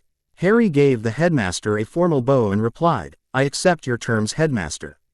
Malfoy tried to give Harry a look that said, "You're dead meat, Peverell," and failed miserably, then said, "I accept your terms, Headmaster." Honor being satisfied for now and being 40 points up for his house, Harry dashed off to finish breakfast. When he arrived back at the Gryffindor table, he found Daphne already sitting there. She took one of his hands in her hands and said earnestly, "The House of Greengrass is indebted to you for saving me, Lord Peverell." Harry waved her off. "I did exactly what honor and my position as Lord Black demanded of me. If I had allowed him to curse you after publicly stating that you are under my protection. Just think how that would have looked. And if that Foulgit or any of his goons try something like that again, they will get more of the same. That is a promise. Put the word out. Malfoy has challenged me to a duel. For educational purposes, I shall use him as a whetstone after dinner, here in the Great Hall this evening." Susan saw Daphne's attempt to try to ch out to Harry and fumed but said nothing. There was nothing that she could say without causing more troubles, and with a duel to worry about, she did not want to burden Harry with any more bad news. Hermione spoke up. "A duel, Harry? Are you out of your mind? Dumbledore will expel you." Harry cut her off. "Don't worry about it, Hermione. He has approved and he will be present to witness it." The look on Hermione's face was worth 1,000,000 galleons, so Harry whipped out his camera and took a picture of it. The Great Hall was emptying out, so the group headed for class. Classes were buzzing with excitement that day about the upcoming duel. Harry could hardly wait for the evening. He thought long and hard about how the perfect object lesson should look. Malfoy's father was bound to be there, as well as the children of some of the Death Eaters. He did not want to show off too much of his abilities. They would be sure to report back to Riddle with everything they saw. To deliberately dumb down his power, he decided to use the new Holly and Phoenix feather wand that Dumbledore had made for him while he was in the hospital last year. The thing felt foreign, like a dead piece of wood to him, but he would make it serve. He had also decided that Malfoy would never get a chance to land a single spell. He had called the Marauders on the mirrors and told them about the duel. Sirius looked extremely angry but agreed that he would let Harry deal with the situation as he saw fit. He also promised that he and Moony would be there for him. Draco had been taken aside by Snape to a classroom in the dungeons where Snape thoroughly chastised him for his stupidity. Snape, who knew that his godson was an idiot, gritted his teeth. "Tell me, Draco, why did you try to attack Miss Greengrass? Did you even bother to consider the repercussions of this act? You knew full well that she was under Peverell's protection and that he is the Lord of House Black, and you still tried to attack her. No one, not me, not even Dumbledore, can shield you from the consequences for disobeying your lord." She is heiress of an ancient and most noble house while you are heir of an ancient and noble house. Her father has gained significant power in the Wizengamot in the last session, and he can brew a storm of trouble for your father. Then, instead of even attempting to apologize for your ill-considered action and acting the humiliation you had coming to you, you challenged Harold James Peverell to a duel.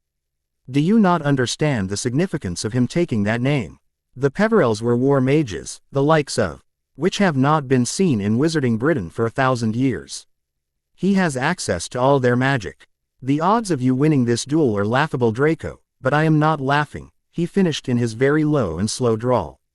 Draco had realized the folly of his actions by now but was not ready to accept it.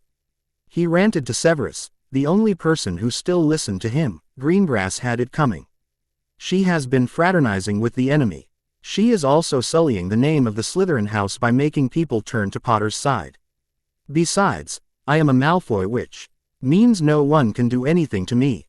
Peverell cannot best me in a duel, but I will humiliate him today. Cyrus Greengrass is a money-oriented person, and the coffers of the Malfoy family are enough to appease his greed. Besides, Saint Scar head stinks at dueling or magic in general. Why do you think he lives with blood traitors, squibs and mudbloods? Severus slapped him across the face and growled, "Idiot boy. Never ever let me hear you say that again. Have you learned nothing in the last 4 years? Our magical prowess defines us, and you have been outdone by the same muggle born every year." As he dismissed Draco, he told him that he would have to inform Lucius and Narcissa because the rules said so, and that Lucius would not be happy with his conduct. When classes let out for the day, Harry had some time to slip away to Chamber of Secrets for some wand practice. He made an excuse to his friends and donned the invisibility cloak to make the trip. When he arrived at the well-hidden portal, he found Vikram waiting for him there. "How did you know?" Harry said from under the cloak. "That you would put in some hardcore practice before a duel," replied the mystic with the simplicity of one explaining that 2 + 2 = 4.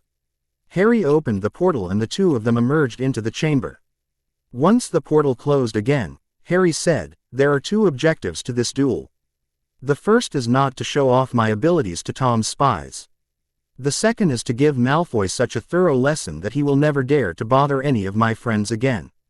It is not enough that I should win. He must be completely and utterly humiliated." Vikram replied, "Yes, Harry, it would seem that Guruji's lessons are sinking in." They spent the next 2 hours with Harry getting the dead piece of wood to obey his will. He was capable of casting without a wand at all. He was able to do it, but at a fraction of his real power. So far, so good. As for the tactics he would use in the duel, well, Malfoy would just have to find out. As evening approached, Harry behaved normally despite the excitement of a duel and his magic singing in his veins. As dinner was winding up, the doors to the Great Hall opened thunderous. Leon walked in. Lucius Malfoy and Narcissa Malfoy née Black. They walked up to Draco and Dumbledore sent them to the chamber beside the Great Hall where the champions had gone after Harry's name had come out of the goblet during the Triwizard Tournament. Harry subtly cast a snooping spell on Malfoy which would let him hear what was being said in the room. He also allowed his friends to listen in on the conversation going on inside the room. As the door slammed shut, Lucius Malfoy started shouting angrily, "What possessed you to challenge him to a duel, foolish boy? The Dark Lord is not happy with you because he has marked Peverell to be killed at his hands. Besides, why did you challenge him? Did you forget that he is your lord? That he can throw you out of the Black family whenever he wishes?" Draco stuttered, "Father, he attacked me when I was trying to teach a lesson to Greengrass."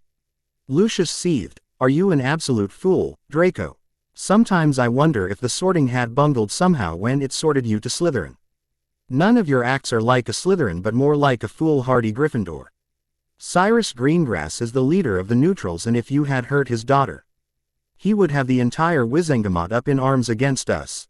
Not to mention the Dark Lord would have been angry over your posturing to appease your ego." Draco perhaps had looked towards Mother for support.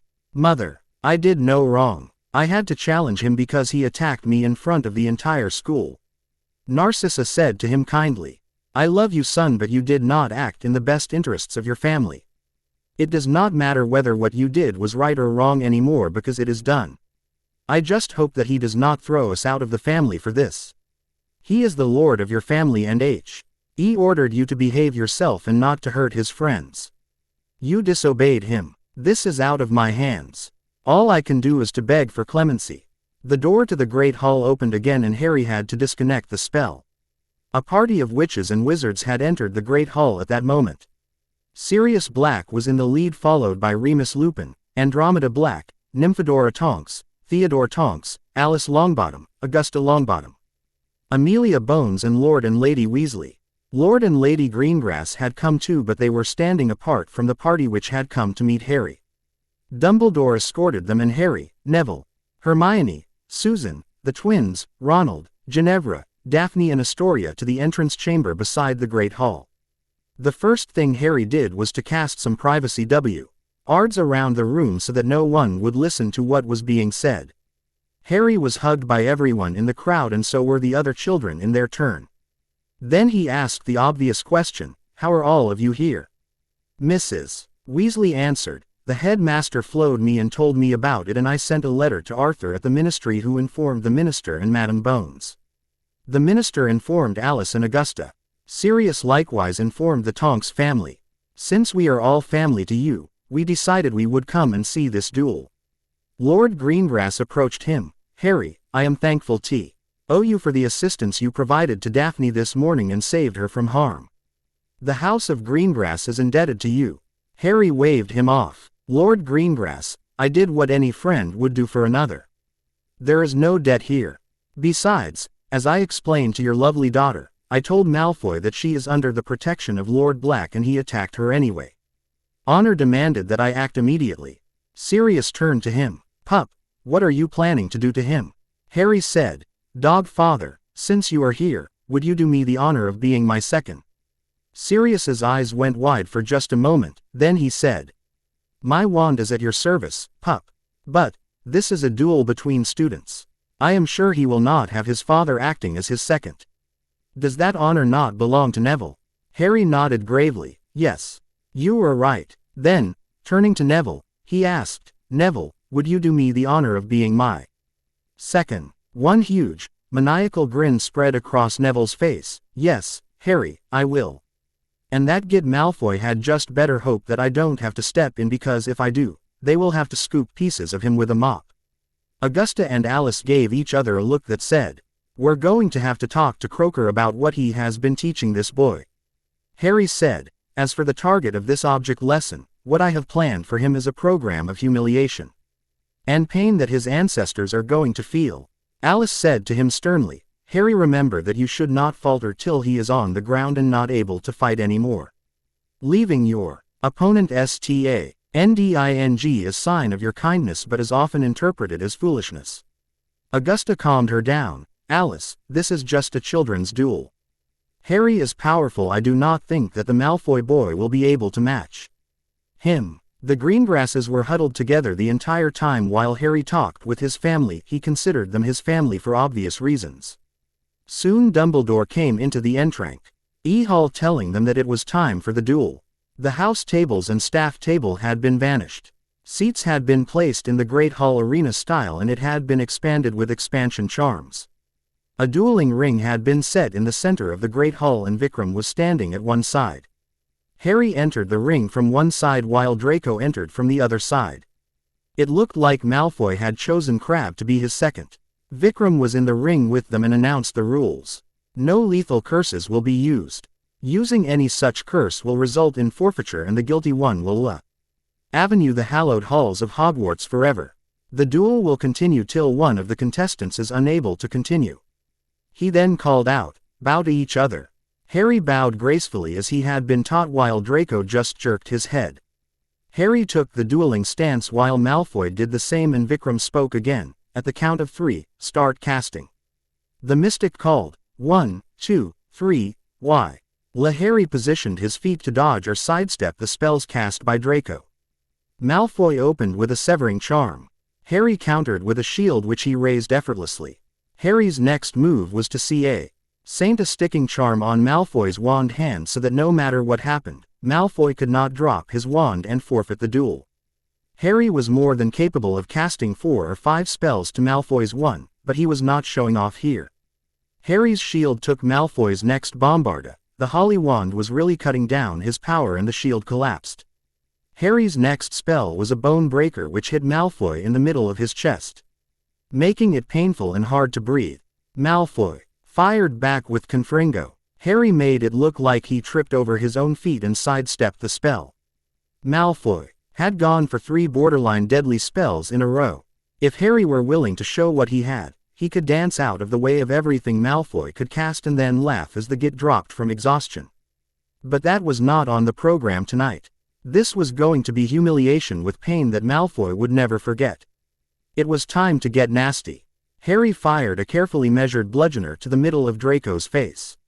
He was gratified to see the git land hard on his butt with his nose broken, the blood flowing freely from the shattered mess, but more importantly, the eyes filled with tears, which would make it impossible for Draco to see clearly.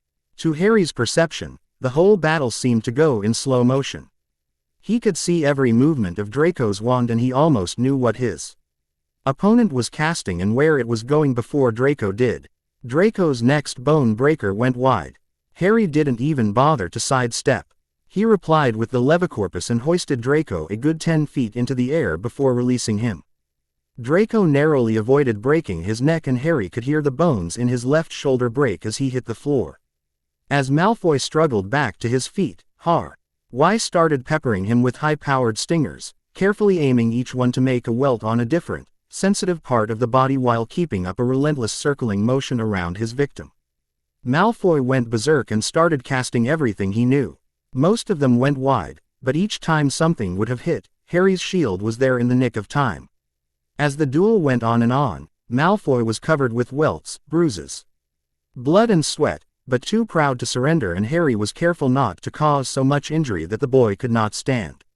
Every time it looked like Malfoy had enough and his eyes started to roll up in his head, Harry enervated him, non-verbally with his offhand. Harry was sure that by now, the boy could not feel any more pain.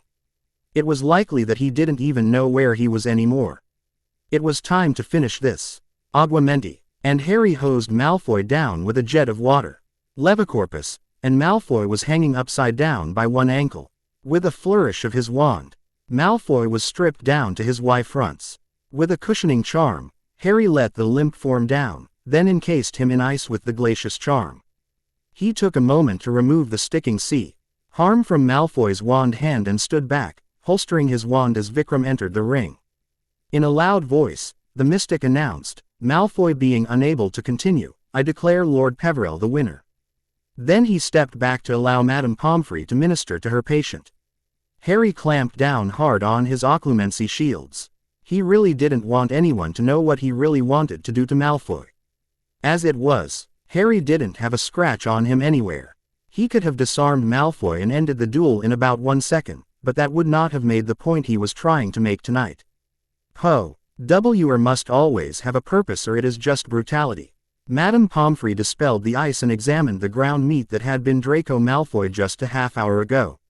He had a broken nose, a grade 2 concussion, a broken left clavicle, 5 broken ribs, and countless bruises, welts and lacerations all over his body. Add to that a mild case of frostbite. There was nothing life-threatening. Old patch up most of the injuries in the space of less than half an hour, but the concussion. She conjured a stretcher and a blanket, and then levitated Malfoy onto it. She turned to Dumbledore and said, none of his injuries are life-threatening. I can have all the broken bones mended in a trice, however, those cuts and bruises will take about a week to heal and I'll have to keep an eye on his concussion for at least 3 days before I can release him. Dumbledore said to her gravely, take your time, Poppy. I do not think that he has any urgent business. In the meanwhile the classes can go on just fine without him for a couple of days. She trotted off to the hospital wing, levitating the stretcher in front of her. Lucius followed her from the room. Now that Harry was calming down, he thought that maybe he had overdone it. Vikram turned to the assembled people around the hall. Harold Peverell has won the duel according to the terms which had been set by the headmaster. By the terms of the duel, Mr. Malfoy has to tender his unconditional apology to him in front of the whole school when he is conscious again. Narcissa approached Harry, who was talking with Sirius. Sirius nudged Harry to look behind himself. When he turned around, he found Narcissa standing there, wringing her hands and looking uncertainly at Andromeda and Sirius. Harry adopted a formal demeanor and asked her, "What may I do for you, Narcissa?" She bowed before him, sitting on her knees and her head down. "Lord Black, I have a request to make, but I hesitate to speak for fear of rejection." Harry answered, "You are free to speak your mind before these people who are my family. If your request is just, I may grant it, but if it is unjust, then I will have to refuse." Narcissa started speaking. "Lord Black, my son is impetuous, foolish, and does not think things through before he acts on them. He committed an offense by going against your will because he could not understand the consequences of his actions. I beg you to forgive this offense of his and do not oust him out of the family." Harry signaled her to stand. "Narcissa, for such an offense, I would be completely within my rights to strike him from the family tree. In the hope that he may choose another path, however, I chose to discipline him instead. He chose the manner of his punishment when he challenged me to a duel. I have used him or a whetstone in front of the entire school, and no less a personage than the spouse of the Minister of Magic and the head of the DMLE. When he has sufficiently recovered and fulfilled the terms of his defeat, I will consider this matter closed. Because you have chosen to intervene on his behalf, I charge you with the responsibility to train him in his duties to the Lord of Black. If he disobeys me again, I will not be so lenient with him. Do you accept this charge?" Narcissa looked at him with relief in her eyes. "Lord Black, I am thankful for the mercy you have shown upon him, and I will do my best to ensure that he mends his ways." Harry shook his head. "Narcissa, please do understand me clearly. I am sad to say that I do not expect you to succeed, and I will not hold you accountable if you fail. Having said that, I will support your efforts in any way I can, and nobody will be happier than me if you prove me wrong. I sincerely wish you the best of luck." As Narcissa was leaving, she gave a nod to Andromeda, which was answered so subtly that most of the people gathered there missed it entirely unless they were watching very closely. All the visitors left soon after the duel was over. When the Gryffindors arrived back at the common room, Hermione, as usual, started hounding Harry. "Harry, you did not use any dangerous spells on him. How did you win the duel with only such ordinary spells? I know you were not allowed to use lethal spells, but you could have used some hexes, which are dangerous but non-lethal. You did not even stun him and just pummeled him. The worst that you Ed was a bone breaker and the glacius charm. Also, you can sidestep any spell or curse, then why did you raise a shield?" Others were snickering, but no one dared to laugh, knowing that they would only enrage the bushy-haired witch further. Harry sighed. "Hermione, do I have to spellotape a reminder to your robes to take a breath between sentences? To answer your question, I knew he would not use why lethal spells against me for fear of expulsion from the school, so I was not worried on that point. I did not have any concern about beating him, but rather much more concern about displaying too much of my abilities to Tom's lackeys. Like Draco's father. Besides, for me, the point was not to simply beat him in a duel, but rather to show him up as an arrogant ponce with nothing to back him up but a big mouth. I pummeled him without mercy for a half-hour straight. By the time I was done with him, he wasn't even conscious anymore. But I assure you, he will feel every inch of his body when he wakes up. I just hope that he never, and I do mean never, raises a wand to me or any of my friends again. The shield and the stumbling about were for show, of course. He never had a chance of hitting me, but I could not make that too obvious. It was past curfew, but that didn't stop Fred and George from starting an impromptu party. They were distributing butter beers, pumpkin pastries, candies to the students gathered. They had slipped out of the castle during the day from the Humped Witch's statue and brought everything for the party which they knew they would be having. The party was in full SW. Ing and the Gryffindors were having a great time. Although Harry was being polite and accepting of the compliments and cheers his housemates gave him, his heart wasn't really in it. He begged off, saying that he was tired. As soon as he could make it believable. The twins had also sneaked in a bottle of mead from the Hog's Head, in which Harry knew would be consumed later in the 7th-year dorms. Harry was preparing a nasty surprise for all who were planning to partake in the mead, with knowing magic the bottle could last for hours. He knew that Madame Pomfrey would not give a sober-up Pody. On to the students without reporting them to the headmaster, and they could not brew it when required because it was not a part of the curriculum. He planned to confiscate the 7th-year boys' stash of sober-up potions and let them suffer for a day for bringing in mead. Not to mention, he had his own stash and he could make a killing selling them if he wished to. Knowing full well that the 7th years would not go looking for their dorm, and carefully removed the files before going up the 5 more flights of stairs. He put the whole stash in his trunk, where he still had a part of one of the compartments under the Fidelius. Next morning, Harry woke up a bit earlier than usual.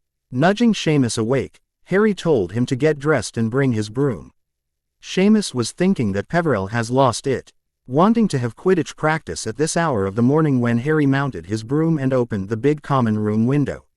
He gestured for Seamus to follow him. Once they were both outside, Harry gestured with his wand and the window swung shut behind them. The raven-haired wizard led the way to the top of the battlements, where nobody ever flies. There was a reason for that. Besides the tops of the battlements being out of bounds for students, which was worth a detention if they were caught, there were all kinds of wards which would swat them out of the air like pesky mosquitoes if they tried to fly over them.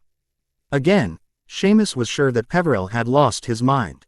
As they approached the outer wall of the school grounds and were well out of earshot of the castle, Harry slowed down and flew beside Seamus. "Sorry for all the mystery, mate. This is something which has the headmaster's approval. We'll be fine." Then they landed on top of the Great Wall. Harry turned to Seamus and said, "There are giant slaying catapults up here." Seamus started to open his mouth to tell Harry that he was most definitely bonkers when the stonework seemed to rearrange itself in no less than 4 massive goblin-built siege engines appeared right before his eyes. The Irish student's mouth just hung open in mute surprise. "Seamus, what I am going to tell you is something that I have not told anyone yet. Not even Ron, Hermione or Susan knows about it. Voldemort," Seamus yelped, "has recruited giants to his cause, and at least 30 of them are on their way to Britain now. I and some friends of mine have made some catapults which can be used to kill them or disable them." Seamus had been listening to him intently, and when Harry finished, he started, "You know, Harry, before this year you lived by yourself. Not talking to anyone except for Ron or Hermione or occasionally Neville. I had never thought that a day would come when I would be asked to help you with anything. This year it looks like you have changed. The runty underfed boy that I was used to seeing seems to have disappeared, and this more confident, powerful Harry scares me, to be honest. However, I know of your sons and that you will not hold back when the war comes. I am honored that you chose to trust me with something." Seamus started grinning then. "Now tell me, what I get to blow up?" Harry grinned widely and laughed. "You could have cut to the chase and just asked me to show you." There was no need for the grand speech. They spent the next half hour together with Harry showing Seamus how to work the catapults. Unlike the mundane, medieval siege engines, these could be aimed and fired with pinpoint precision. There were Muggle legends of something they called Greek fire. Thanks to the International Treaty of Secrecy, legends were all the Muggles would ever know of it. The stuff of legend was, in fact, a variant of fiendfire which, when lobbed over a wall by a catapult, had devastating effect on everything within the fortifications. Even in all-out war, the use of this stuff was strictly regulated and only used as an absolute last resort. The other things the catapults could fire included exploding rounds, armor-piercing shrapnel, and simple, solid boulders. The pivoting mechanism could be easily operated with 2 fingers, and the sights, once you got used to them, were pretty straightforward. Most of the cranking energy was provided by magic and supplied through the ley lines of the castle. Harry showed Seamus how to set the range with the cranking energy. What's more, thanks to the goblin smithing, these catapults just got tougher every time they were used. They would never wear out or break in the middle of combat. By the time they were finished test firing the catapults and Seamus got the hang of it, he was able to hit a rabbit hole nearly 2 miles out. And to dispel any doubt, he fired a second catapult and hit the same target. Harry, looking through his omnioculars at the devastation wrought on the unsuspecting bunny hole, said, "Well hit, Finnegan. I think that will do for today. You will be in charge of these beauties." Seamus asked, "Mate, I can just barely manage one of these catapults by myself, and there are 4 of them. Won't we need more people?" Harry grinned. I am glad that you pointed out the obvious. I am recruiting the services of some of the sea laws and they will assist you with operating these things. I will allow you to come here once a week and practice operating them, but you are not allowed to come here during the day. You have to make tea. Either in the dead of night or before dawn. As Harry returned to the tower, there were a lot of grumbling 6th and 7th years, girls and boys alike, who were suffering from splitting headaches. Due to consuming the mead last night and not having any sober-up potions to help with their hangover. Almost half of the 6th and 7th years were given detention that day by Professor McGonagall, for failing to adhere to standards as were expected from her lions. During breakfast that morning, Daphne and Tracy chose to sit at the lions' table. It might have caused tensions all around a week ago, but now no one batted an eye over this. In fact, many snakes had started to come over to other house tables and mingle with them. Harry was elated that things were going according to plan. Love and friendship will be the power that Tom could not have foreseen, and these powers will ultimately defeat him. Daphne was looking very tired and had dark spots under her eyes, while Tracy too looked like she had not slept a wink the past night. It was Hermione who asked, "Daphne, did something happen? You were looking tired and not as your usual rosy cheery self." Tracy snorted. "Rosy cheery? The Ice Queen. Are you out of your tree this morning, Granger? It is just that Pansy was being a nuisance last night. She kept threatening Daphne that she would teach her a lesson for landing her poor Draco in the hospital wing. When I tried to intervene, she pulled up the old filthy blood purity excuse. It was only with Dryden and Everly interfering on our behalf that none of Malfoy's posse harassed us further." Harry placed his hand atop Daphne's and asked her kindly, "Do you want me to deal with her?" Daphne was blushing hard and had bowed her head so no one would see her rose-tinted cheeks, but Tracy was smirking inwardly. It was Ron who answered, "It would serve no purpose to deal with the pug-faced snake directly or openly. Better make her the victim of some random prank." Ron had his faults, but even Harry had to admit, the redhead had a gift for tactics. He grinned to himself as he came up with what to do next. When he was leaving the dungeons after potions class that day, with a little non-verbal and wandless work, Harry prepared a little surprise for Miss Parkinson.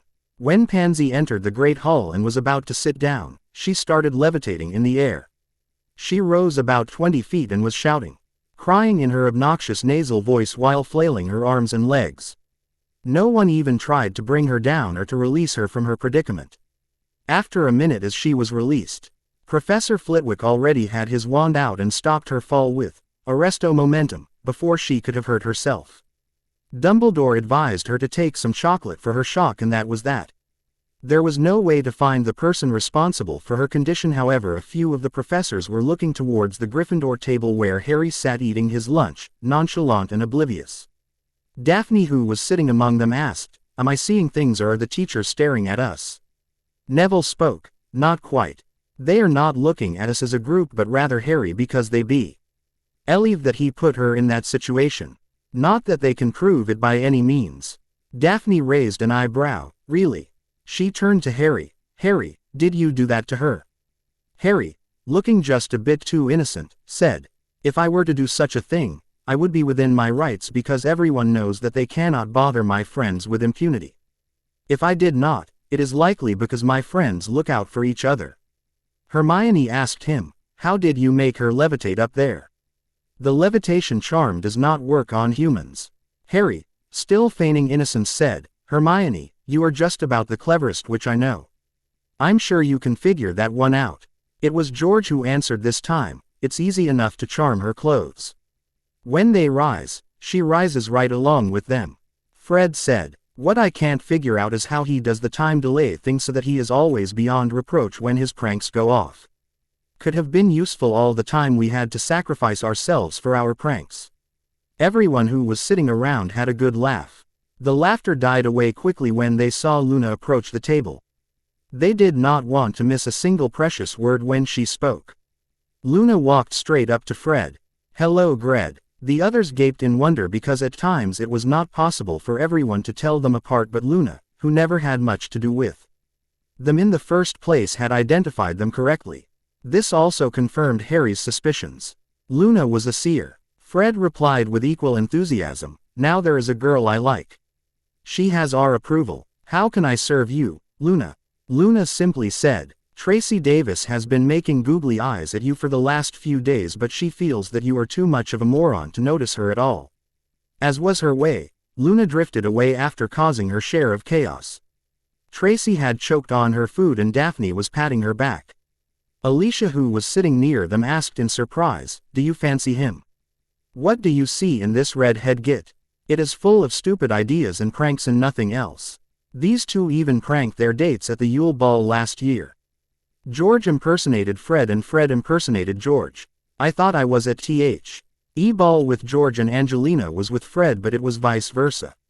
Others were laughing hard hearing everything that had passed between them. Fred was trying to look serious and blush a little, but everyone knew that it was a losing battle already. Tracy was trying to hide her blush, and when it became apparent that she would not be able to do so, she excused herself from the table, cringing that Daphne would be able to rub it in finally. The Room of Requirement. The meeting in the Room of Requirement was attended by the students enthusiastically. The way Harry had dealt with Malfoy made them all giddy and hopeful. As they all entered the room, Harry met with them at the door, keeping it open this time. When everyone was inside, he willed the door to disappear and to be replaced by a blank wall. Vikram had taken his leave of them, saying that he could not afford to go missing every now and then and make people curious. As it was, students flocked to him by dozens and even hounded him in the evening with their doubts and questions. The younger years were more enthusiastic and doted on the defense instructor. As everyone was seated, Harry started addressing them. The ideal syllabus of the class does not allow us to learn anything more lethal than the Reductor Curse or De Primo, but we need to learn more. Today I will be teaching you Reductor, Confringo, and Bombarda. The Reductor CURSE will reduce anything to rubble, while Confringo will blast things apart, and Bombarda produces explosions. There are two variants to Bombarda, being the Bombarda and Bombarda Maxima. He showed them the wand movements and cast the curses at 3 dummies in succession, leaving rapidly settling clouds of dust. Harry divided the students in groups of 6 each and assigned them to the 7 as the La Saint session and set them to practice casting the curses. The students were to pair up and try to cast at each other. One would cast while the other would defend. Thanks to Vikram's ministrations, they all were good at casting basic shields, so there was no way they could be harmed by a stray spell. Students started to try and cast the spells, and Harry realized that this was going to be a long session indeed. The students would have to learn to cast the spell first. He kept walking around and corrected people's aim or showed them the wand movement again, while his friends were doing the same with other students. Once he stopped to teach Colin to cast properly again, and another time he had to stop and remind Cho to not wave her wand too much. Luna Lovegood was also there and enjoying herself being in the crowd. She was casting perfectly, but her aim was off. Something that could be worked upon later, Harry mused. Harry also realized that she was not wearing her shoes, and the usual assortment of odd jewelry was also missing. He neared her and asked, "Where are your shoes, Luna?" She dreamily replied, "I believe the Nargles have taken them. Most of my stuff is also missing, but it all turns up at the end of the year." Harry realized that perhaps her housemates stole her things, and Luna was not about to complain. He planned to raise the issue to Flitwick, though. Bullying was not something that he tolerated. He also decided to make it a point to send a message by gestures that Luna was under the protection of House Peverell now, and to mess with her meant to mess with him. After a boo, 2 hours had passed and most of them had learnt to cast the spells. He excused them, telling them to keep practicing in their spare time before they met for the next week. Harry was also bogged down WITH Quidditch practice, which was taking up 2 hours a day thrice a week. Angelina was not wood, but she had the same drive, and she was driving them all up the wall. The first match of the season was a guess away, and they had time to prepare them for it, but she relentlessly pushed them to do better. Serpent's Pit. After Pansy's humiliation at lunchtime and with Draco still in the hospital wing, the Serpents were mellowed out, and no one bothered Daphne and Tracy at all when they returned to the Slytherin common room.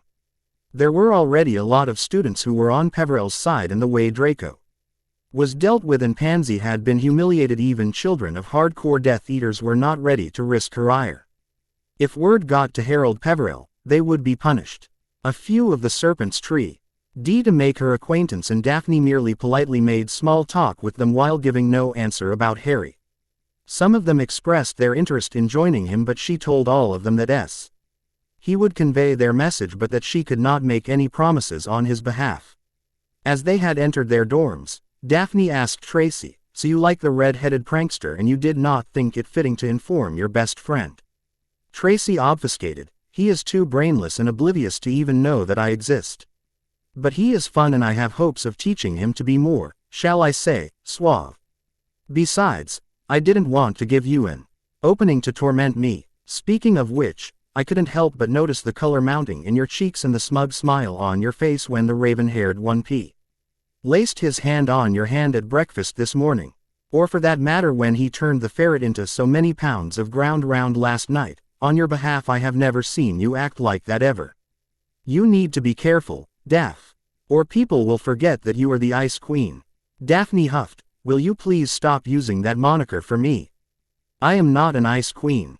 With the reason to stay aloof gone, I can be myself finally." Tracy asked her, "What are you planning to do now, Daph?" Daphne smirked, "I plan to make him mine, of course." Next day, the Black Lake. The next day was pretty ordinary. In the pre-dawn light, all of the members of the Order of the Snow Leopard were running laps around the lake. As their fitness levels increased, Harry kept pushing the pace and working them harder. Many of them even joined Harry and the giant squid in swimming laps across the lake. It didn't take Harry long to teach them the charms to stay warm while long enough to stay in the water and swim without ill effects.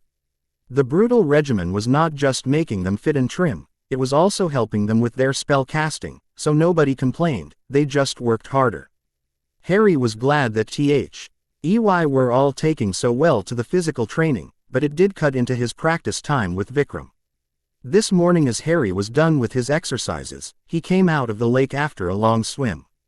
Daphne was waiting for him. He raised an eyebrow at her. "Daphne, why are you here? Don't you have to get ready for classes?" Daphne said to him shyly, "You still have not answered the question, Peveril. I really wanted to go out with you and the next weekend is weeks away." Harry sighed. "I have already told you that I cannot refuse anything to Susan. She had claimed the weekend for her own. How could I answer you then?"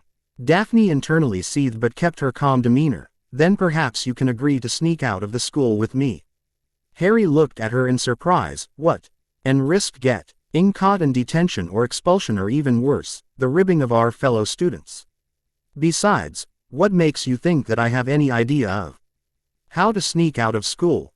She, joining in with the spirit of the thing, asked, "And what if Ms. Bones ever found out?" Harry said, "No need to worry on that account. A smoldering pile of ash feels no pain, and that is precisely what I will be if she ever suspects such a thing." She rolled her eyes and said, "Well, young Lord Peveril, if the prospect is too frightening for you." He gave in. Okay, Daphne. Meet me in the 4th floor hallway, by the era after classes today, and I will do my best to make reparations to you for not answering you properly before now." Harry had been so frustrated with witches and their subtle ways that he had just agreed to Daphne's demand to appease her. He thought that he would take her to the 3 Broomsticks, and return after a light dinner and before curfew. Breakfast. Great Hall. This morning he chose to sit at the Ravenclaw table beside his year mates. They were the ones he had little interaction with, and he was set to remedy that oversight. He had asked his friends to remain at the Gryffindor table, while he slipped into a space beside Padma Patil, who he thought was least likely to hex him or swat him on the head if he made any bad jokes. A few eyed him curiously but paid him no heed until he called Luna to sit beside him. As it was still the case, the girl was barefoot. Harry asked her a little loudly, for the benefit of the rest of the Ravenclaws, "So your stuff has not yet returned to you?" She answered in her dreamy voice, "The Nargles have them, and I believe it will all turn up at the end of the year."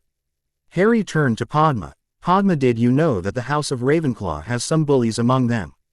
Padma vehemently protested, "No, Harry, there are no bullies in this house." Harry looked at her incredulously. "Then how do you explain her belongings disappearing?" "Just because she has different beliefs from other people does not entitle them to bully her or steal her stuff. She is different from most of the other Hogwarts students except you and your twin." Padma understood what he was alluding to. One thing she did not know was how he had arrived at that conclusion. She asked him in an undertone, "How did you know about this? Of all the Hogwarts students, only Parvati and Luna know it." Harry whispered to her while smirking, "Let's just say that I have enough confidential information about a number of students to make them nervous. I would appreciate it if you will ask your housemates to return Luna's things by morning tomorrow, or I will be forced to go to Flitwick asking him to take action against them." Mandy Brocklehurst, who had just arrived at the table and saw Padma and Harry with their heads together, said to him, "I did not know that you fancy Padma, Peveril. The rumor mill is still churning that you and Bones will be going at it like rabbits any day now." Harry choked on his food, then said with mock indignation, "What? How crude. Really, I am surprised at you." Then joining in with the spirit of the thing, Harry gave a smug grin and said, "Well, as you know, I took Padma's twin sister to the Yule Ball last year and I thought that perhaps I had dated the wrong twin." Mandy rolled her eyes. Yeah. Tell that to someone who would believe it," Harry said, with the same smug expression. "Okay, then, try this one. Susan and I are just good friends." Mandy made a dismissive gesture and said, "Spread that one out and you can fertilize all of the greenhouses at Hogwarts with it. I can see that I'll have to work a lot harder to get the truth out of you." Anthony, who was sitting on the other side of Padma, asked him, "So Harry, are you to talk about something or just to grace us with your presence?" Harry gave him a big smile. "Now that you mention it, Anthony, I need a team of operators for some interesting machines that I have. Who would be better than the brainy kids whose wit is their greatest treasure?" Michael asked him, "Where these machines and what are we to do with them?" Harry, still talking in hushed whispers, told him, "I want at least 6 students on the astronomy tower at dawn tomorrow. I will show it to you then. For now, please do not share this information with anyone except those who are interested." Issa Turpin, who was a very jovial girl, asked him, "So Peveril, has anyone dragged you to a broom closet yet?"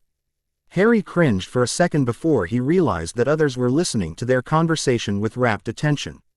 Especially the girls. He winked at her. "Miss Turpin, a gentleman never tells."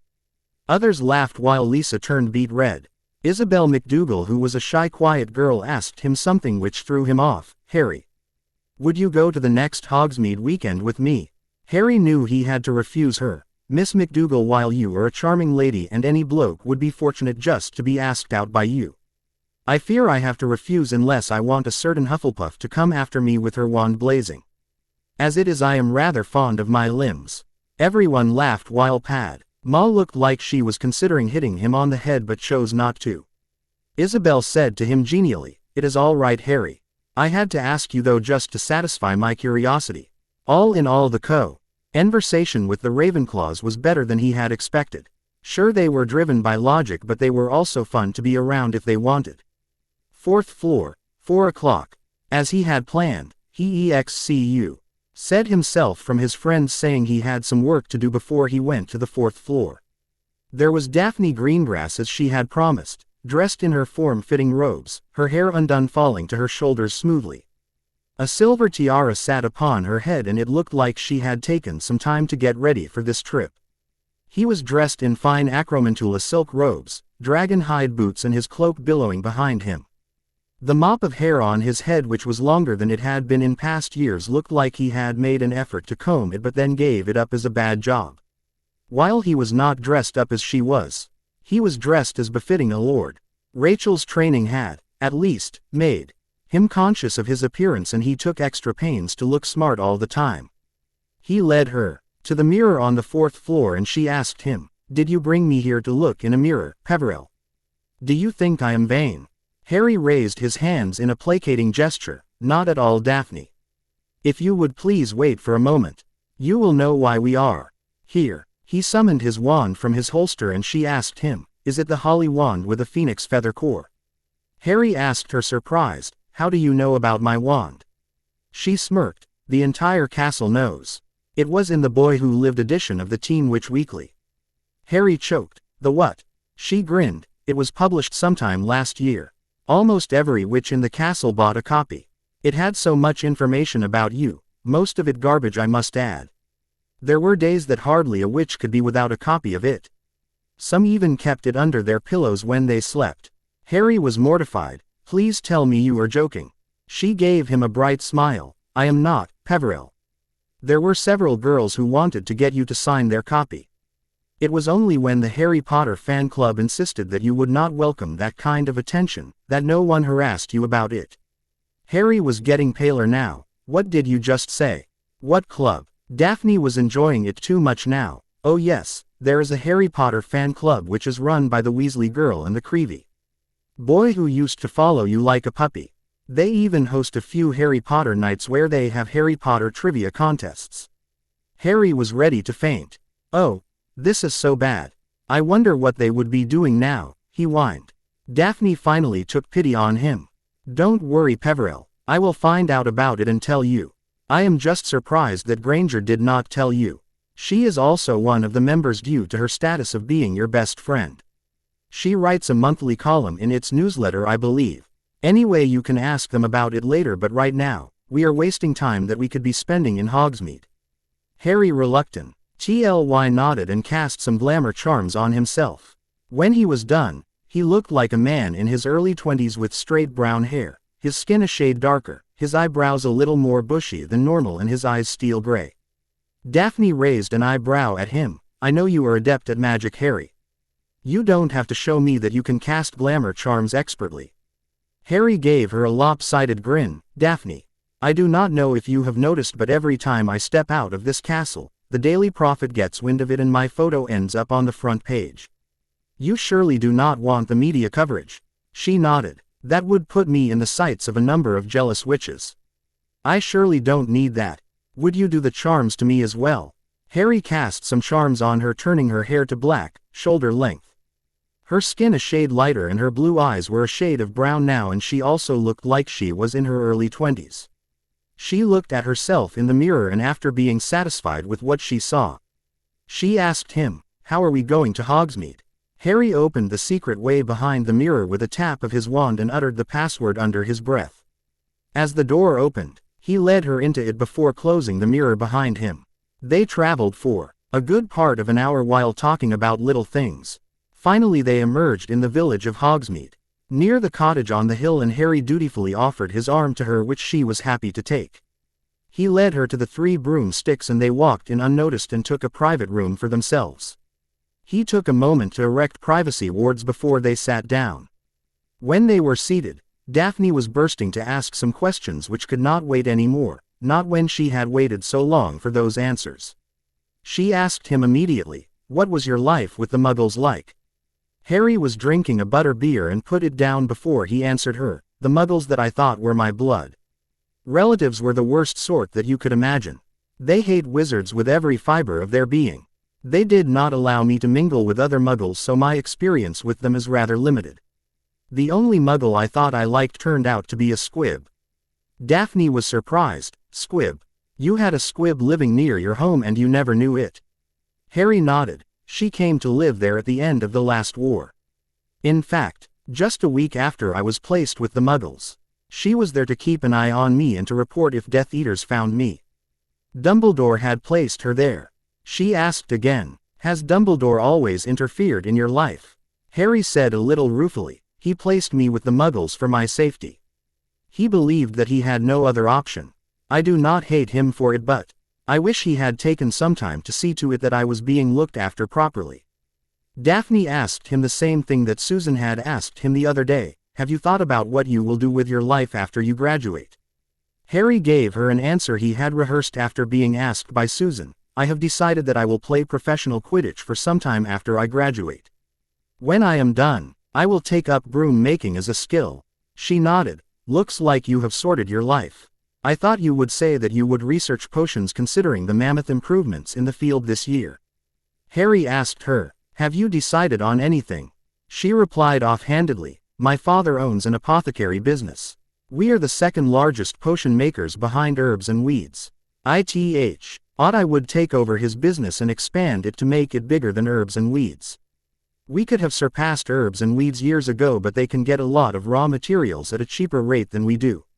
We have our own greenhouses, but they are insufficient to cater to our needs, while they have some supplier who supplies them the raw materials in return for their shares. Harry was listening to her intently and had a good idea who the supplier was. House Potter had some very extensive greenhouses which supplied raw materials to herbs and weeds in return of 20% of their shares. However, he did not need to tell her that. Before Harry could ask anything more, a bold Patronus came floating through the air to them and said to him, "Return to Hogwarts. The headmaster is looking for you." Harry looked at Daphne, who had her mouth open in "Oh, was that a corporeal Patronus? Who was it from?" Harry smiled. "Sorry, Daphne. That is a secret which I am not going to give up. We need to be moving. I do not want the headmaster to launch his order to search for me. That would be catastrophic." They hadn't even managed to order dinner yet. Harry ordered a couple of sandwiches to go and paid the bill as quickly as he could. As they came out, he pulled out his broom from under his robes, where he always kept it in shrunken form, and with a tap of his wand, it expanded. He turned to Daphne. "While I am sure I can fly like I am insane and reach Hogwarts in minutes, I am not certain if you can fly on a broom." With an impish grin, Daphne replied, "Try me." Harry said, "Okay, then." With that, he mounted the broom and extended his arm to her. She mounted behind him and grabbed him tightly by his waist. Harry kicked up in the air and headed off through the streets as fast as the broom would go. For Daphne, it was surreal. Sure, she had not got to ask all the questions that she wanted, but to sit behind him on a broom was different experience altogether. The way he was flying exhilarated her, and she wanted to shout at the top of her lungs, but gave it up, knowing it is a bad idea. Within a few minutes, they were hovering near the school. Instead of heading for the gates, Harry steered towards the Forbidden Forest, and they landed near the edge of the forest so that no one could notice them. He turned to Daphne. "I am sorry that we had to cut it short. I will try to compensate for the lost time the next chance." He asked Daphne to cast a disillusionment spell on herself and go the castle and thereby to her dorms. As soon as she was out of sight, he disappeared, only to appear in the headmaster's office. Dumbledore was anxious and walking to and fro in his office. Vikram and Sirius sat in chairs waiting for him. As soon as Sirius saw him, he lunged out of his chair and pulled him into an embrace. "Where were you? You idiot boy, we were worried about you." Harry looked towards Dumbledore. "What happened, headmaster? Did Voldemort make a move finally?" Dumbledore shook his head. "No, my boy. The Order spies have brought some information for us." Harry asked anxiously, "What is it?" It was Sirius who answered. Voldemort has recruited at least 30 more werewolves to his cause. They are on the move towards Wizarding Britain. The Aurors are not able to track them, and Frank requested Albus to do something about it." Harry asked Dumbledore seriously, "What do you want to be done, headmaster?" The headmaster sighed. "I fear there is only one way open to us, my boy. We will go wolf hunting." Harry wanted to pump his fist in the air and whoop at the top of his lungs. But he restrained himself and asked in a neutral tone, "When are we leaving? Who is going with us?" Sirius answered, "Moody and Moony will be here shortly." Vikram answered his other question, "As soon as you can get ready. Go and dress up, Peverell." Harry almost ran to the tower. He found Neville in the dorm with Ron playing a game of chess. Without bothering them, he started to rummage through his trunk, and in a few moments, he had his battle armor and mask in his hands, with the sandalwood wand and the elder wand on holsters attached to his wrists. Neville asked him, "Where are you going, Harry?" Harry was of a mind to refuse to tell the boy, but Neville had stood with them every time and deserved an answer at least. "I am going wolf hunting, mate," he said.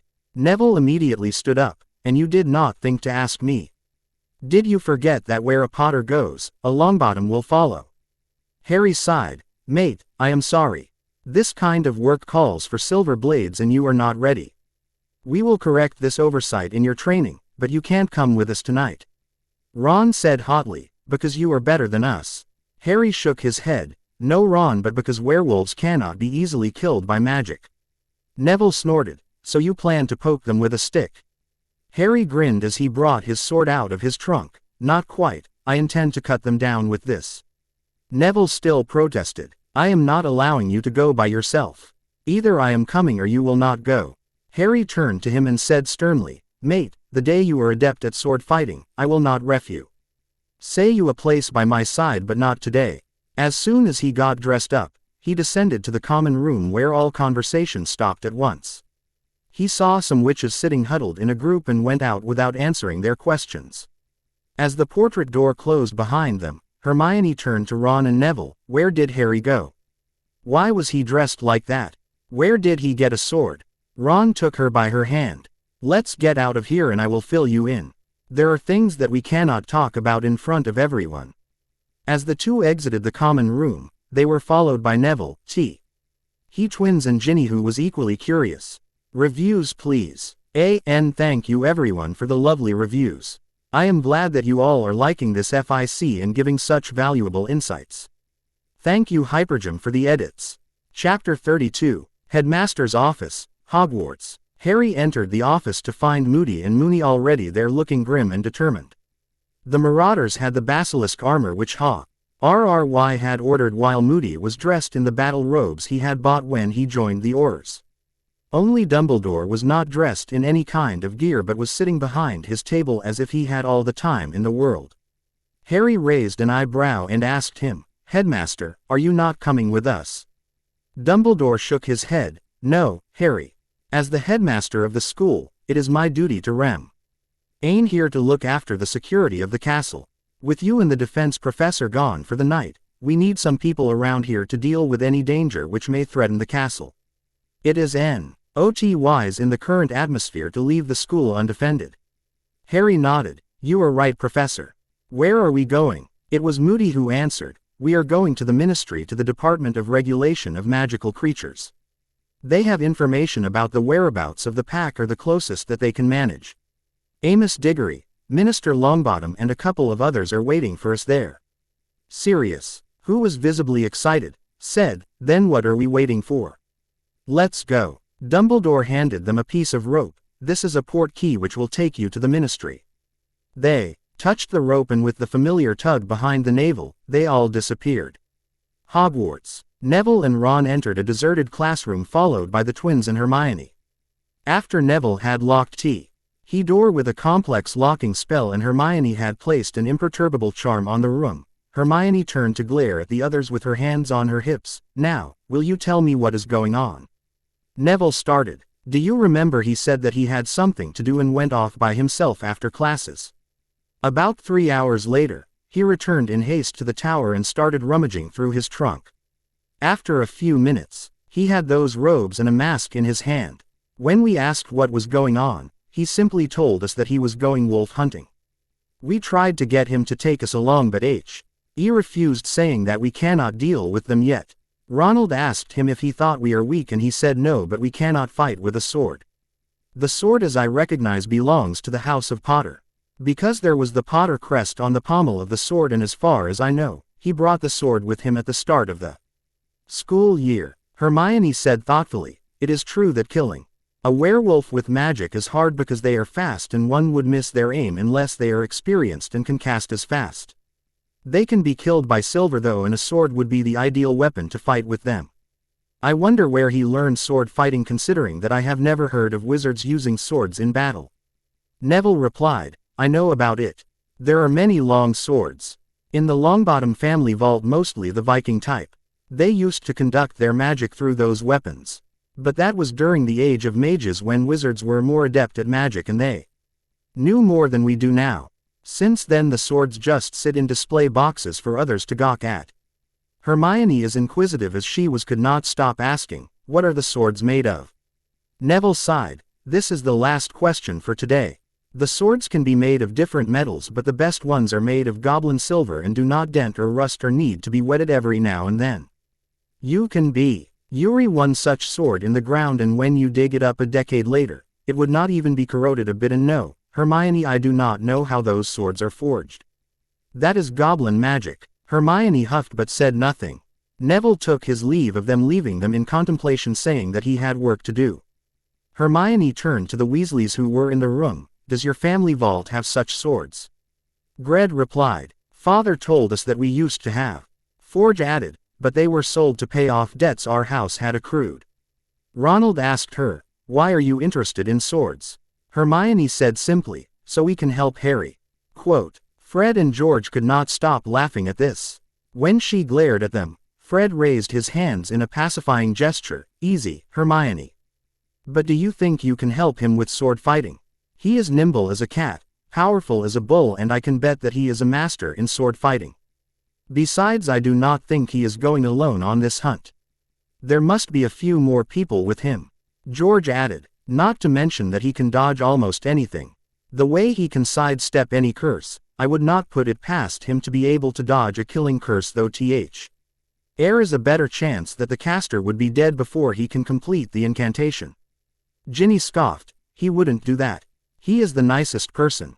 He cannot kill anyone. Fred rolled his eyes, shows what you know. Hermione said, explain what you mean. George started speaking like he was teaching to a small child. Hermione, did you observe nothing in the duels that we have seen him engaging in? Or Moody is a warrior in spirit and all of us together could not beat him, but whenever he fought Moody, it looked like Moody was fighting for his life. When he is fighting someone, his eyes have the bloodlust in them. I can bet he was pulling his punches whenever he practiced with Moody. Hell, he defeated Flitwick in minutes and he is a 9 times dueling champion. Yesterday, with Malfoy in the Great Hall, he wasn't dueling. It was more like the way a cat plays with a mouse until the game got boring and he finished the get off. It was strictly a non-lethal duel, but he broke several bones. Gave him a concussion and the bruises and lacerations could not be counted. I would bet all the money in our family vault that the only reason Malfoy is still alive is that Harry was being very careful not to kill him. Ronald, who had been quiet for some time, said, don't you people think it fishy that the defense instructor seems to be very intimately familiar with Harry's power and skills? When the term started, they were even dueling around the lake every day. Ginny nodded. Yes, it is fishy. I have noticed too. Hermione said nothing but took in everything that was being said and tried to figure it out. It frustrated her that she did not know enough to come to any conclusion. Headmaster's office. Neville Longbottom arrived for his weekly session with the headmaster in his office. He found the old wizard lost in thought. Neville had no problem in getting access to his office because Albus had instructed the gargoyle to let him in whenever he visited. Albus was sitting in his chair, his eyes closed. Worry lines on his forehead. Neville could see the wrinkles on his face and realized that the old headmaster was getting on in years. As per the available records, he was already above 100. He softly said, Sir. Quote. Albus opened his eyes and smiled tiredly. Neville, take a seat. Neville sat on a chair on the other side of the table and asked him, where did Harry go, sir? Dumbledore gave him a half-smile. Did he not tell you? Neville knew the headmaster was playing a word game and was not going to tell him, so let it go for the time being. Instead he asked, what are you teaching me today, sir? Albus said, since the last time when I taught you how to recognize someone's magical signature, have you had any success? Neville enthusiastically replied, yes, Professor. I can recognize people by their magical signature now. Everyone emits some magic all the time and it is never the same for any two people. I tried this with different people during the time bet. Last lesson and today, and I can recognize people by their magical signature now. However, I have realized that it would not work for someone I have never met before because I would be unfamiliar with their magical signature. Dumbledore beamed at him. Very astute, my boy. Now, if I may ask, are you working on your skills? I know that you have learned your family grimoire, but are you getting sufficient time to practice those spells? Neville shook his head. No. I do not know of a place in the castle where I can practice my family magic without the fear of someone walking in on me. Dumbledore said to him cryptically. There is a room in this castle where you can practice casting to your heart's content. It is a magical room and it only answers to those who are in need of it. I, myself, only came across this room once in my 100 years, but the elves tell me that the room is always there, waiting to be called. Neville laughed. Are you talking about the room of requirement? I know about the room, but it is hardly secure when you can call upon it easily. Dumbledore said again, don't worry. I will give you a room. I will transform an unused room into a training room with fortified walls and keep it under Fidelius. You can use that room for your purposes then. Neville prompted him. What are we going to study today, Professor? Dumbledore smiled. have you learned Legilimency yet? Neville nodded. Great Uncle Croaker gave me a good idea about the art, but I have not yet got the gist of it. Dumbledore started explaining. When you detect someone trying to intrude in your mind and is knocking on your mind shields, show them a horrible memory. It does not have to be one as horrible as Dementors swooping in to kiss you, but one which can distract would be sufficient. As they are unsettled, throw them out of your mind. Neville nodded and Dumbledore started casting the Legilimens curse upon him. They kept trying for 2 hours, during which Dumbledore was able to enter his mind 10 times, of which Neville was able to throw him out only 3 times. Ministry of Magic. Harry and the others arrived in the Auror bullpen where Frank and Alice were waiting for them. As Alice saw Harry, she turned to Frank. Really, Frank, now you are sending a child on a wolf hunt. I accept that Harry is powerful, but do we have to ask him to deal with every trouble? Sirius Mock chided her. Hush, Alice, you will make him cry. You don't want to make a child cry, do you? Harry rolled his eyes but said nothing. Alice embraced him warmly and he returned the gesture. Alice loved him like her own son, but she never smothered him the way that Mrs. Weasley did. Harry loved both women equally and certainly had no problems with the 2 mother figures showering their affections on him. Moody growled, all right, that's enough of that now. We have a hunt to go on. He turned to Frank. Minister, who else is going on this, or is it just we 5? Frank shook his head. Madam Bones told me that it would be a bad idea to send just the 5 of you, so I have picked Kingsley Shacklebolt and Gawain Robards to go with you. Go down to the Department of Regulation of Magical Creatures and Amos will brief you. Remember, Alistair, you are the commander of the Aurors, but Dumbledore has told me that the commander of this hunt will be Mr. Vikram Rana. He says that he is an expert in these things. Vikram stepped forward and shook hands warmly with them. Minister Longbottom, it is an honor to make your acquaintance. He gave a formal bow to Alice before the party went to the Department of Regulation of Magical Creatures. Harry was kept in the center of the formation, away from the gawking eyes of the few Ministry employees who were still in the Ministry building. Amos received them MLY and handed a parchment and a piece of rope to Alistair. Last time they were spotted, the werewolves were somewhere near Cardiff. Since outwardly we are seen to be doing nothing, we tried not to follow them too closely, but as far as I know, the woods around there would provide sufficient cover for them. Moody nodded. Right. He turned to the group. So we are going to Cardiff. Once we have arrived there, Professor Vikram will form a plan of action. As the portkey activated, they all disappeared with a tug behind their navel.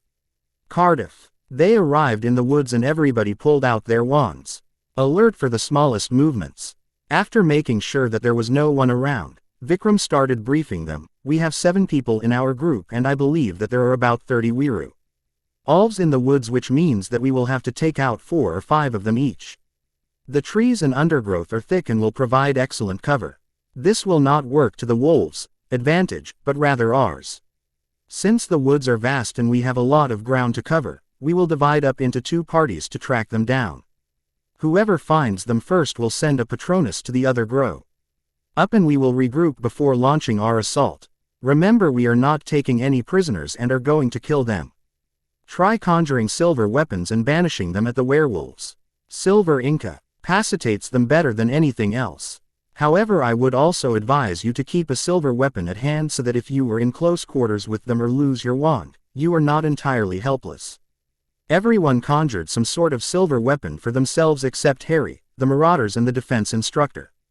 The defense instructor produced a short sword which had been hidden in his robes, while Harry tossed a silver dagger to Remus and one of the black daggers to Sirius. Vikram divided them into 2 parties, with the Marauders and Harry being in one while the rest of them were in the other. Vikram pointed Harry in one direction while he went in another. As they were walking, Harry put his mask on his face.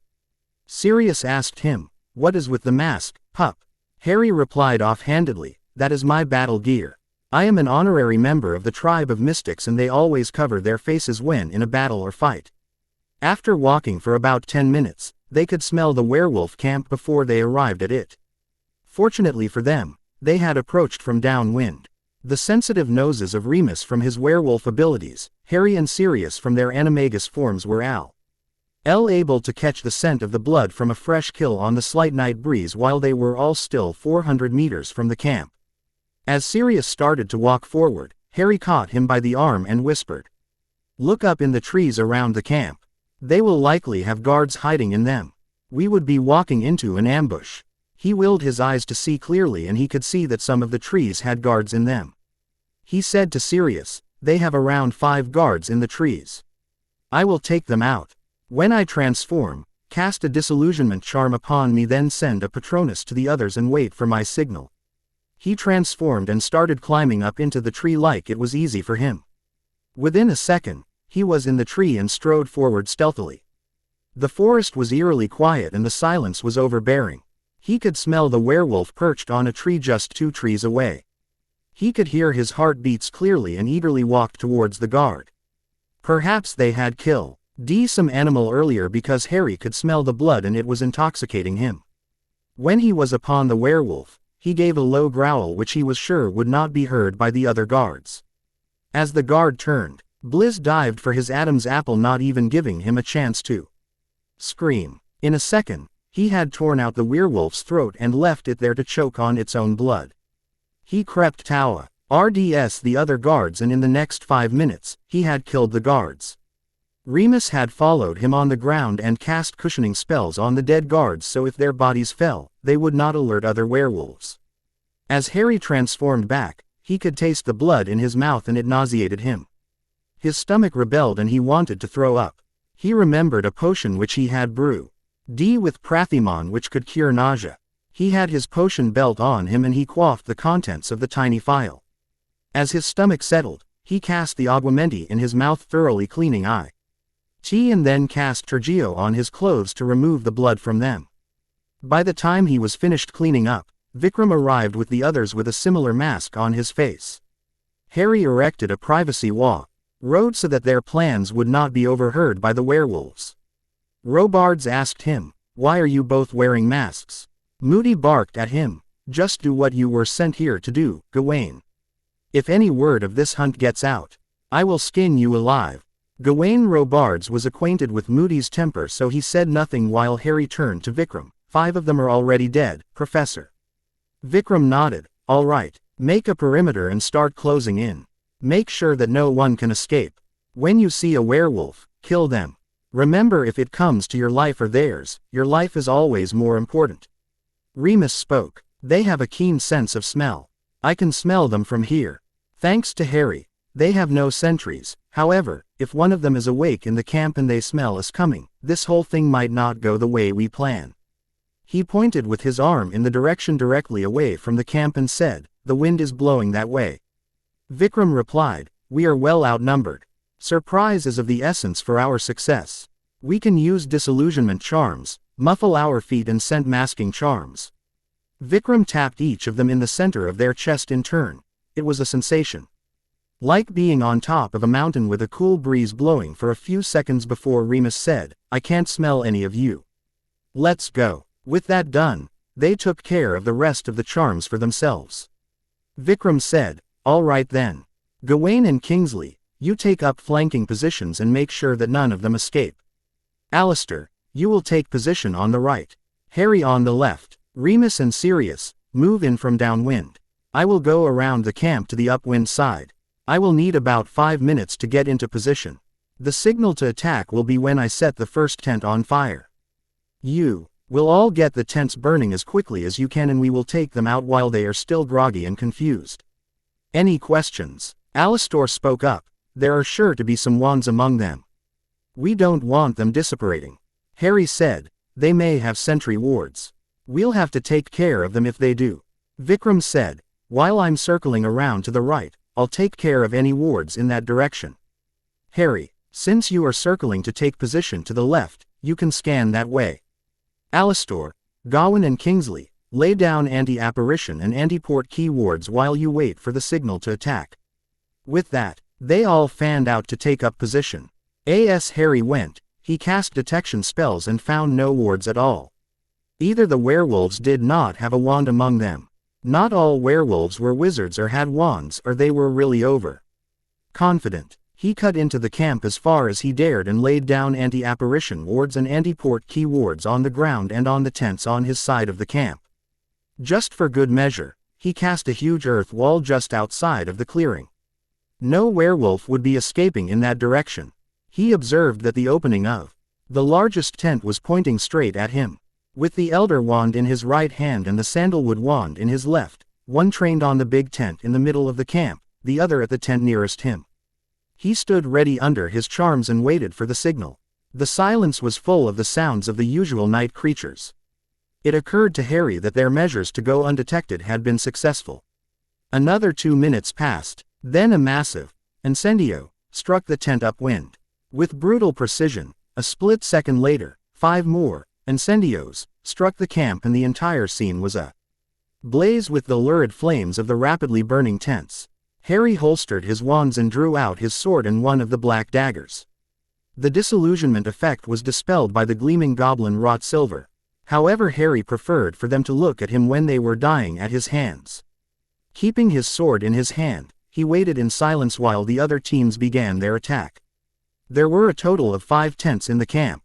Harry was sure that they were enlarged inside similar to the one he had stayed in at the World Cup last year, otherwise there could not possibly have been so many sleeping in them. One of the smaller tents was empty, probably it had been the quarters for the guards who had already met their fate. With the opening of the largest tent pointing straight at him, no less than 8 werewolves struggled free of the flaming canvas and ran toward him in a howling mass. Then the battle lust was on him and time seemed to slow down. As the first one reached him, the point of Harry's blade found his heart. Before the creature even realized that it was dead, Harry kicked the rapidly shriveling body away, pulling the blade from what had been its chest. The Basilis K venom would have done the job with a scratch, but this was good practice. The next werewolf had no time to feel pain or terror as Harry's blade passed cleanly through his neck on the backswing. The body toppled to the ground without losing momentum as there was no longer anything guiding the legs and the head rolled on for a few more feet. There were at least 6 more who circled him now, ready to attack at once. Harry got into his fighting stance, slightly crouched, with his feet well apart and the blades away from his body. He started to weave the blades in a hypnotic pattern, fascinating the creatures, trying to keep their minds off the fact that a very real flesh and blood war mage was wielding them. One of them was not taken in. He rushed Harry and got the sword through his heart for his trouble. The blade was lodged firmly in the ribs and Harry let it fall with the body. He moved to one side as he drew out another dagger. With the body dissolving as if it were in a vat of acid, he would be able to retrieve his sword soon enough. He threw the dagger and hit another one of the werewolves in the throat. A moment later he crumpled to the ground in convulsions, his body looking he had been hit with the blood-boiling curse. There were still 4 left standing. It didn't take them long to realize that standing back and circling wasn't going to save them, nor was rushing the blades one at a time any better. With a howl, they all charged Harry at once, hoping to tear him limb from limb before he could kill all of them. Harry read the attack like a Daily Prophet headline. ND waited until the last possible moment to leap clear. He flipped through the air and landed beside his sword while the hapless werewolves crashed into each other, nearly knocking themselves senseless.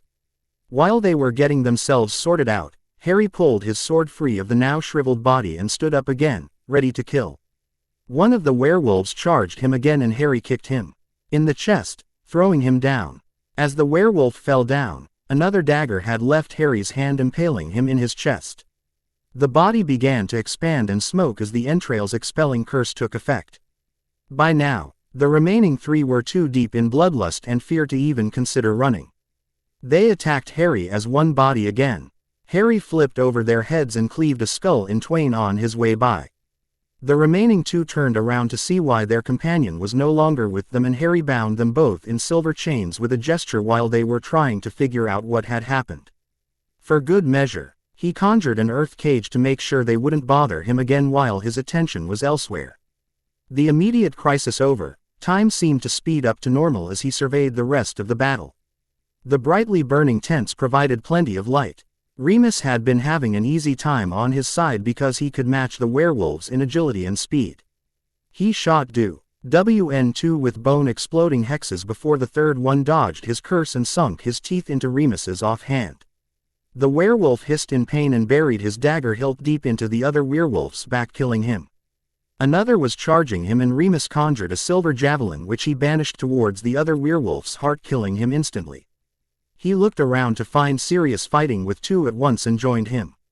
Pulling his dagger free of his slain foe, he threw it and it buried itself in one of the werewolf's back while the other fell almost instantly to a bone-exploding curse at Sirius's hand. Sirius growled at him, "Damn you, Moony, that was my kill." Remus looked around and found that Sirius had killed 4 of them by himself. They turned to see Harry's blade, sailing through the air, chopping a werewolf's head in two, killing the last of the werewolves. Sirius cringed. I did not know that he could use a sword so effectively. If Voldemort got in a battle with him without magic, he would make short work of him. Remus concurred. I agree, Padfoot, I agree. They found the defense professor who they had connected with the mystics by now due to the mask, to be parrying with 2 werewolves at once.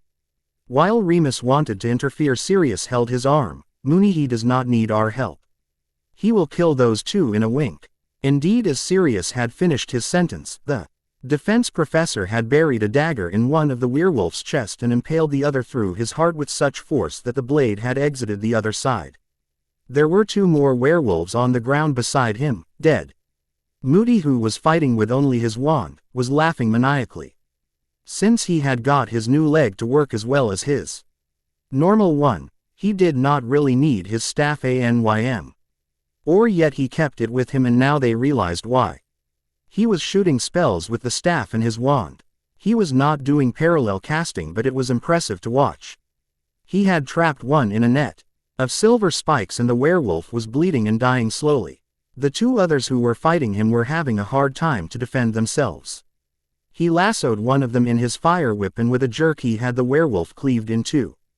The other tried to run and was shot with a bone-exploding curse from behind and fell to the ground dead. Kingsley and Gawain were standing on the perimeter, their wands out and ready to kill any who tried to escape. With the battle over, Harry cast a summoning charm to summon all his daggers to him and guided them into his belt as he had been taught aboard the Marachika, which seemed like ages ago. Remus had also recovered his dagger, and when he tried to return it to Harry, but he refused to accept it and told Remus that it was his gift. He noticed the wound on Remus's hand and summoning essence of Dittany from his belt, he cleaned the wound before stitching it together. Moody, who had been inspecting the dead bodies, hollered for Harry. Peverell, how did you kill those guards in the trees? They are missing their Adam's apples. The Aurors were gawking at the dead bodies in wonder and trying to arrive at some conclusions while Harry replied off-handedly with his face devoid of any emotions, I vanished them, Master Auror. Kingsley in his deep voice asked him, why did you leave 2 of them alive? Harry looked towards Moody, so that Master Auror can torture them to his heart's content and squeeze every bit of information from them. Moody whipped his wand out and cast a bone-exploding hex at one of the werewolves, killing him instantly, and grumbled, one is sufficient. I get enough satisfaction by torturing the recruits every morning. The marauders laughed while the Aurors shuddered. Harry, Vikram, Gawain and Kingsley set about work of taking down the wards and levitating the bodies into the center of the encampment. When they took stock of the battle, they realized that their only casualty was the bite to Remus's hand, and since he was already a werewolf, no real damage done. Gawain and Kingsley, who both had a good view of the camp from opposite sides, reported that none of the werewolves had even attempted to flee.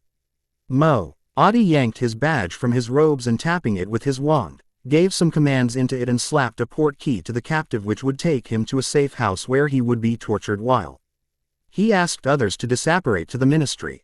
Harry could not contain his curiosity. What did you do with the badge, Master Auror? Moody replied, just sending a message to the dispatchers to send the second team this way.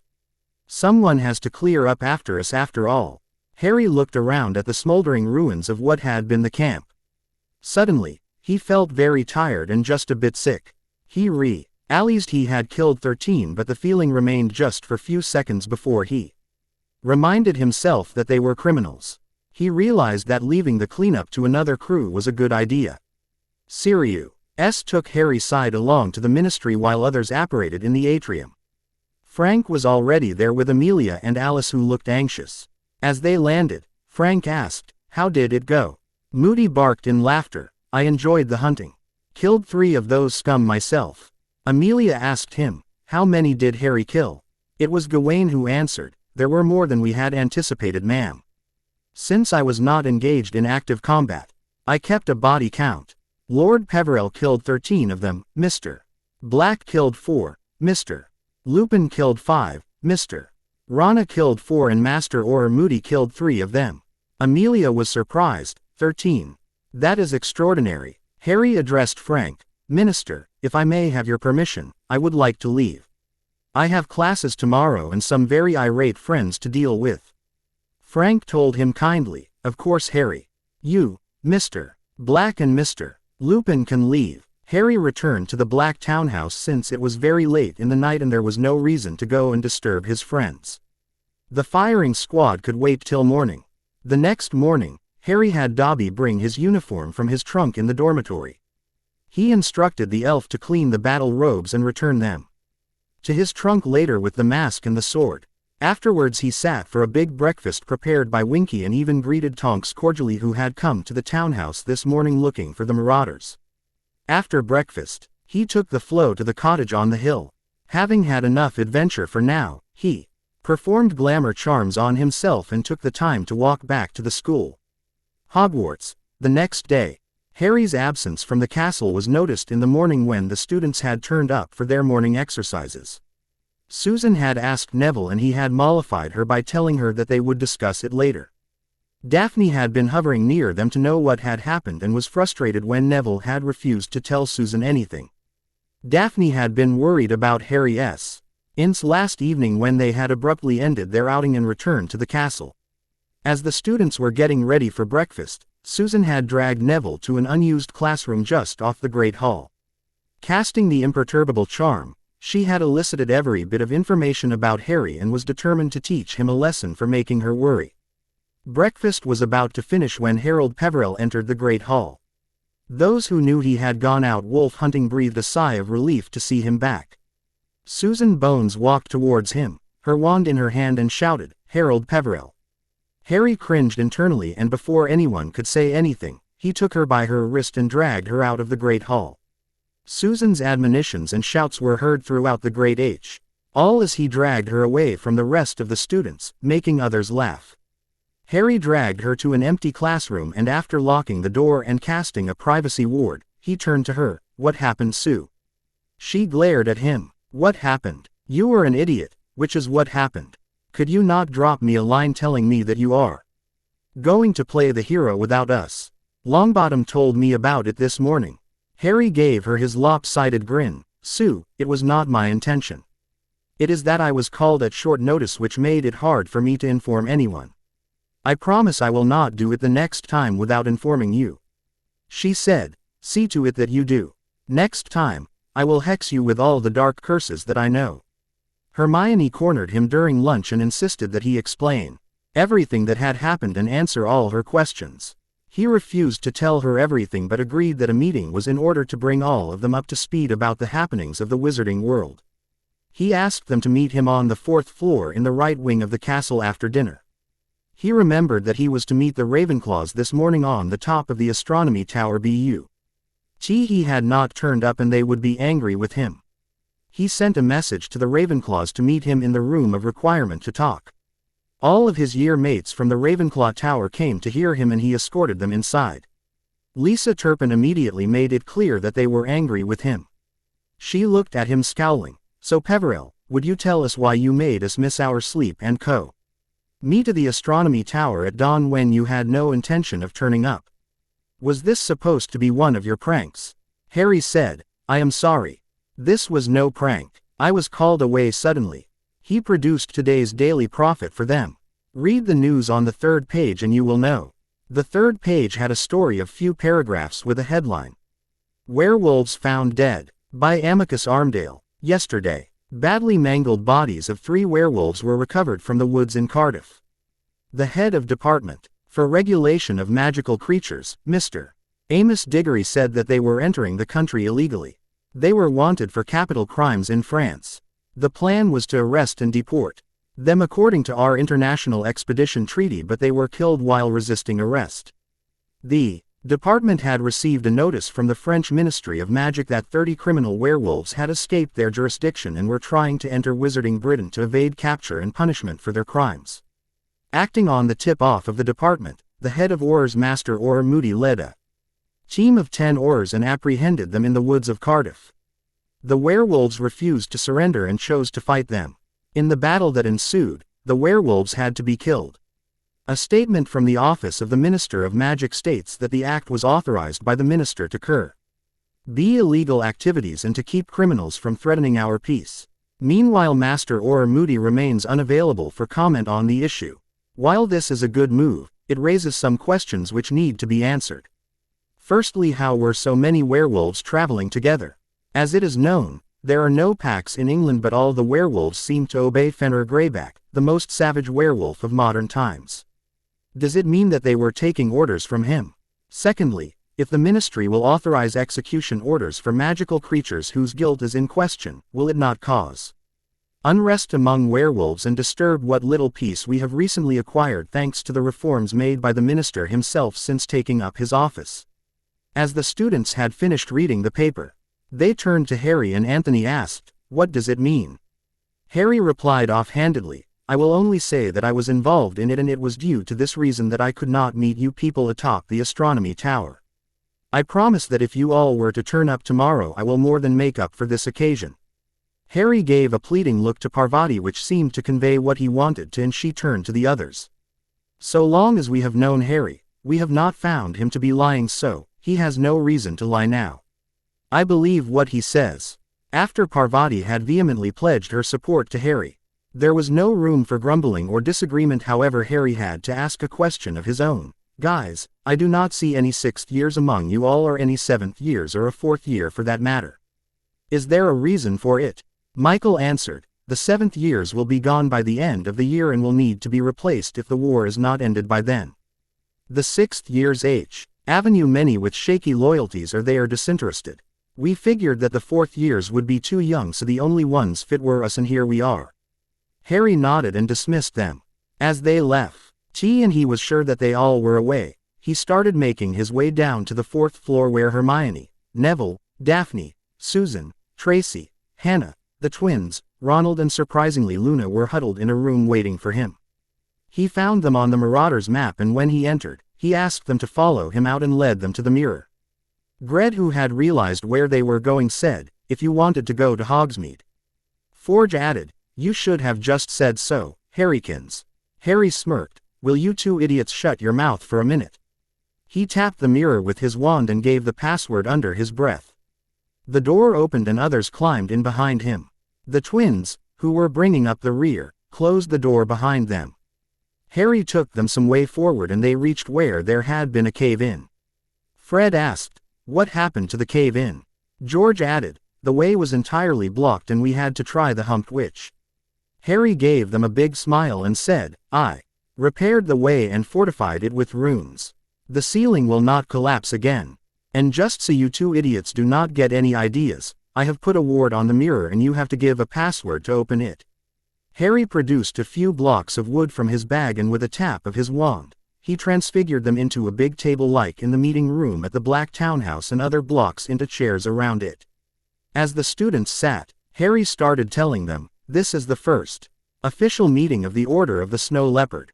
As you all can see, we have a few vacant chairs here. They will be filled later with people I trust. We are independent of the Order of the Phoenix.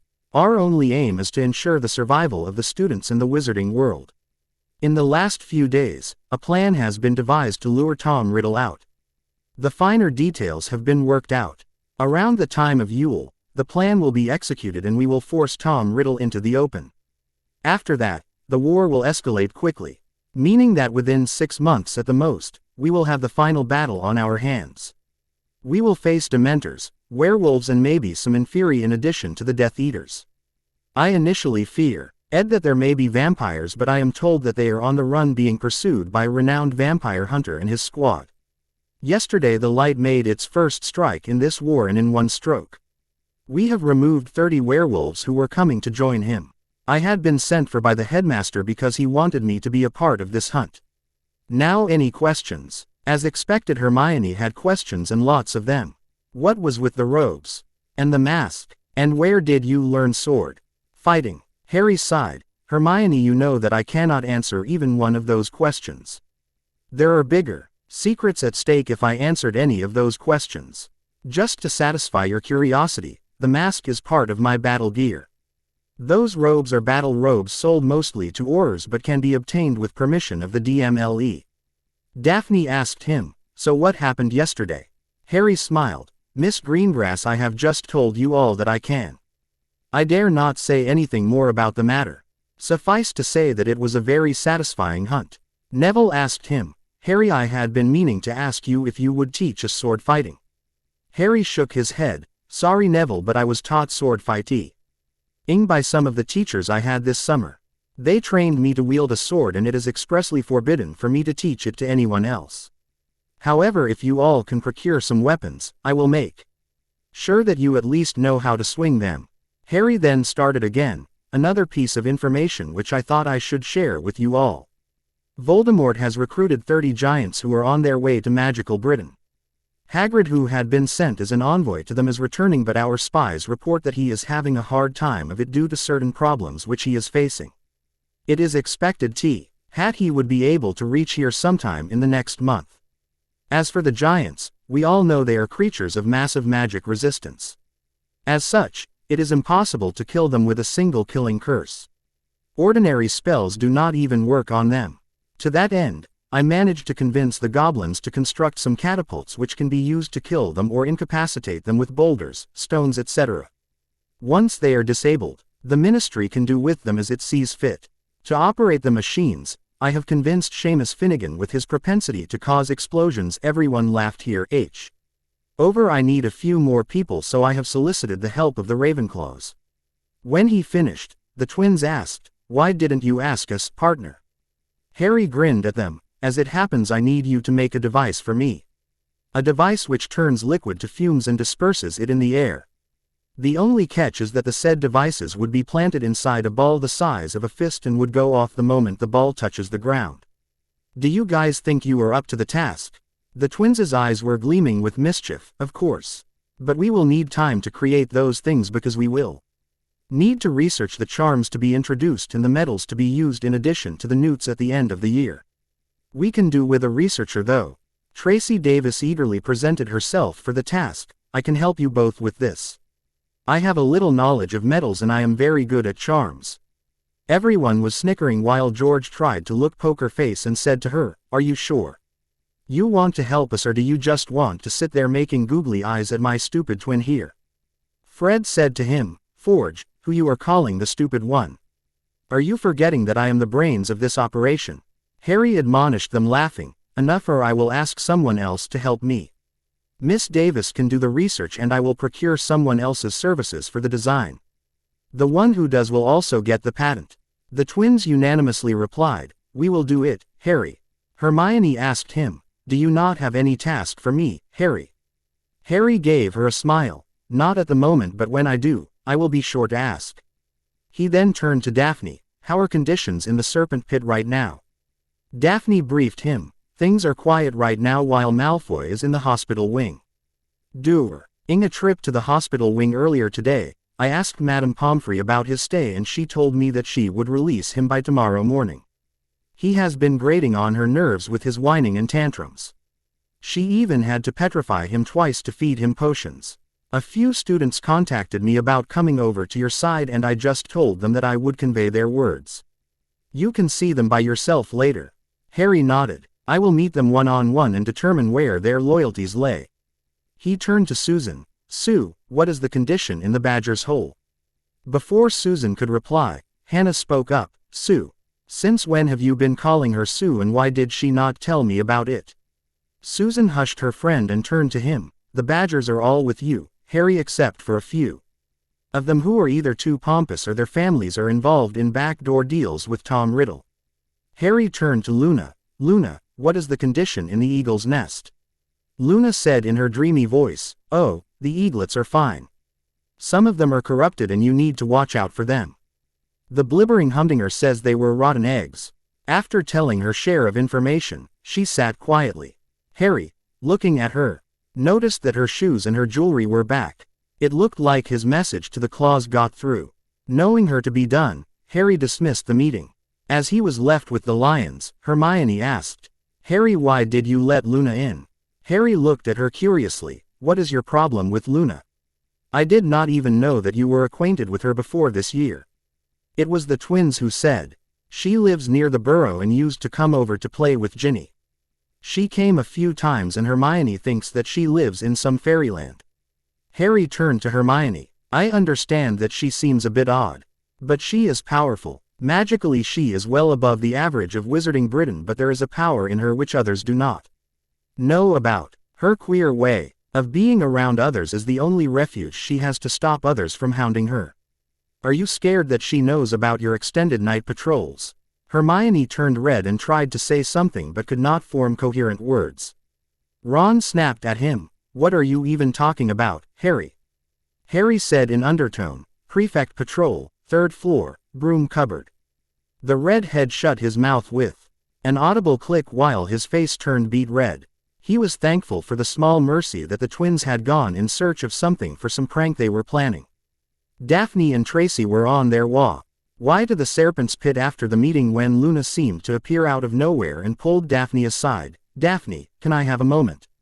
Daphne had never spoken with the Ravenclaw before, but she had seen her talking to Harry at times and he apparently held her in high regard. Also, the Ravenclaw had the tendency to cause chaos with her words. All things considered, it looked like she should talk to the Ravenclaw. She could not afford for Luna to blurt out in front of everyone that she was infatuated with Harold Peverell. That would open a can of flobberworms.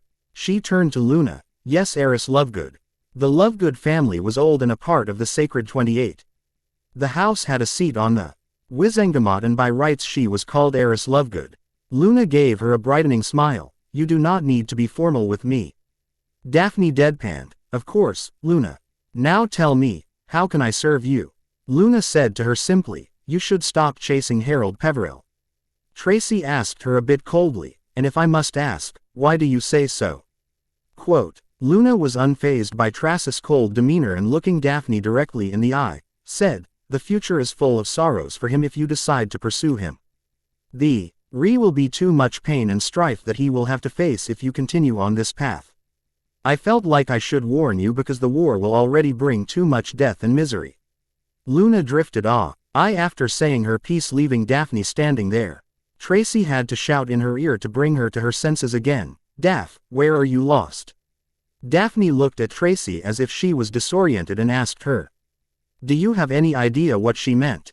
Tracy shrugged. "I have never seen her like that. Usually she is dreamy-like, has a sing-song voice, but this time she sounded like she was sane and knew what she was talking about. Maybe you will have to ask Harry about it."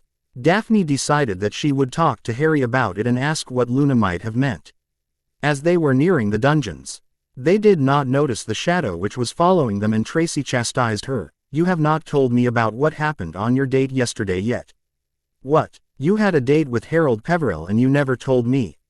They were both so shocked by the voice that they jumped. Daphne turned around to find Astoria standing there, her hands on her hips, looking furious. Tracy muttered under her breath, "Oh, here is trouble." Astoria glared at her. "I will give you trouble all right, Davis. You also did not see fit to tell me anything after all the times I have spied on Daph for you." Tracy snorted. "It's not like you were doing it for me as a favor. You were well paid for all the information, Astoria. It was business, plain and simple. However, she went on an impromptu date and I did not know anything about it until she returned to the dorm grumbling that the headmaster was an old coot who ruined her date. She is yet to give me the juicy details though." Daphne glared at Astoria. "What are you doing here? Don't you have your own dorms to go to?" Astoria grinned. "I asked Professor Snape for permission to stay in your dorms for 2 hours after curfew." Tracy grinned. "Excellent. Now see. Ohm along and we will see if we can thaw the Ice Queen a bit." Next day. It was Saturday, meaning there were no classes. Harry woke up before dawn and taking Seamus went to the top of the astronomy tower. There were Michael Corner, Anthony Goldstein, Lisa Turpin, and Mandy Brocklehurst. He asked them to mount their brooms and follow him. Some of them told him that they did not have brooms and he sighed. He simply assumed that all the students would have their own brooms from their second year up. He also knew that school rule or not, several of the first years smuggled in brooms too. It was almost inconceivable to him that fifth years would not have their own brooms.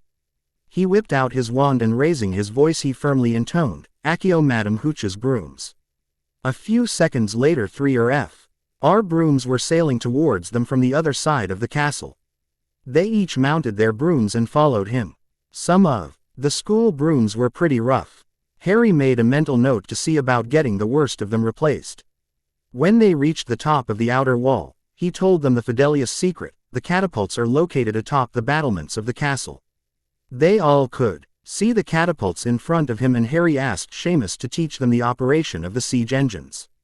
After Seamus was done, Mandy asked him the obvious: "Peverell, we are supposed to launch bold ers with them, but I cannot see any here."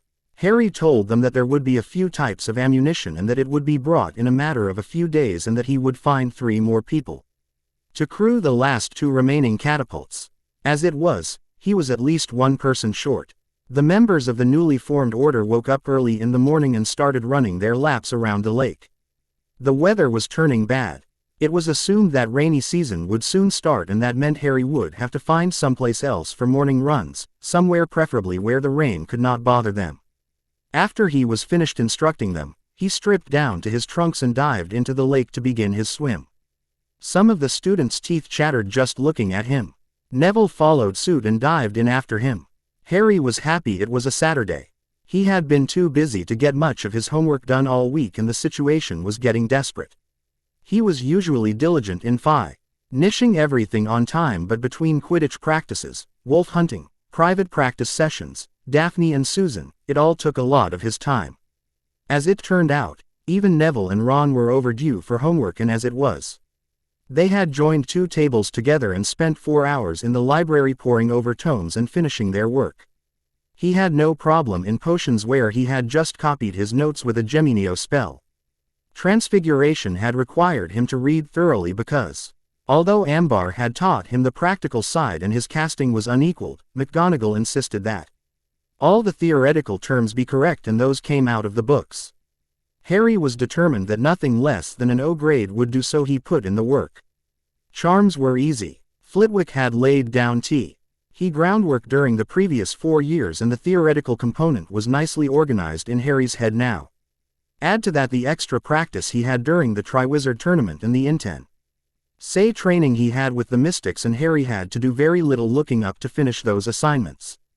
Herbology was a different matter. The training with the Mystics helped a lot, but Harry still had to do a lot of reading. It amazed him how many plants there were. To make matters worse, some plants had dozens or even hundreds of variations. If that was not enough, the same plant might have dozens of different common names. The Latin classification of plants was standardized by the ICW, and when in doubt, Harry could always fall back on that. Neville was helpful. He was quiet, studious, and had a real talent for plants. When Professor Sprout was not available, more often than not, Neville had the answer to Harry's questions. The one which frustrated him and made him want to pull out his hair was runes. Again, like transfigurations, his training had been practical. Harry could do things with runes and wards that not even the top Newt students could do, but he still had to read Volum S to understand the languages and translation of the runes he used. Powyn had drilled him in practical learning but neglected the theory portion, leaving it for Harry to finish. He had learned the Sev-N languages, but the complicated principles and theories required time. History of magic was onerous. He was happy that Professor Hughes was teaching them with enthusiasm. But she was a hard taskmaster. She made them read a lot. Her homework alone took a better part of an hour to just read the theory. After they were done, they went down to the Great Hall for lunch. It was during lunch that Ye proposed that they should do something which would break the monotony of the day. Susan, who always had ideas of her own, suggested going to Hogsmeade, and the idea was accepted almost instantly by the majority. Read Hermione, Hannah and Susan. Harry asked them to gather on the 4th floor from where he led them through the mirror to Hogsmeade. As they exited on the other end, without a word, the teens paired off. Neville and Hannah went one way, while Hermione and Ron went another. That left Harry and Susan watching as their friends disappeared into the town. With his lopsided grin, Harry said, "Looks like you are stuck with me." Susan asked him with mock indignation, "What? Don't you enjoy my company?" Harry said quickly, "No, it is not that. I just thought that you would have preferred to stay with the others." Susan offhandedly said, "Hannah and Neville spend every spare moment together. I also suspect that Hermione and Ron are dating, so I don't want to cramp their style." Ari grumbled something which she ignored and taking him by the arm, dragged him along. "Come along, Harry. We are going to the Hog's Head." Harry looked at her in disbelief. "The Hog's Head? Why there? We can have some good food in the Three Broomsticks." She looked at him strangely. "What? And broadcast to the entire wizarding world that we have snuck out of school. Auntie will hang me by my toenails and you along with me. No one will identify us in the Hog's Head." When they entered the Hog's Head, they realized almost instantly that it was a bad idea. Sitting on the bar talking with the barman was Albus Percival Wulfric Brian Dumbledore. Harry almost yelped and started to turn around when the headmaster called him. "Harry, come and join me." Harry approached him nervously. "Hello, Professor. I did not think that I would find you here." Dumbledore chuckled. "This is one of the few places outside Hogwarts where I can be found, Harry." Harry raised an eyebrow questioningly and Albus nodded to the barman. "Allow me to introduce you to my brother, Aberforth Dumbledore." Harry gasped. You have a brother."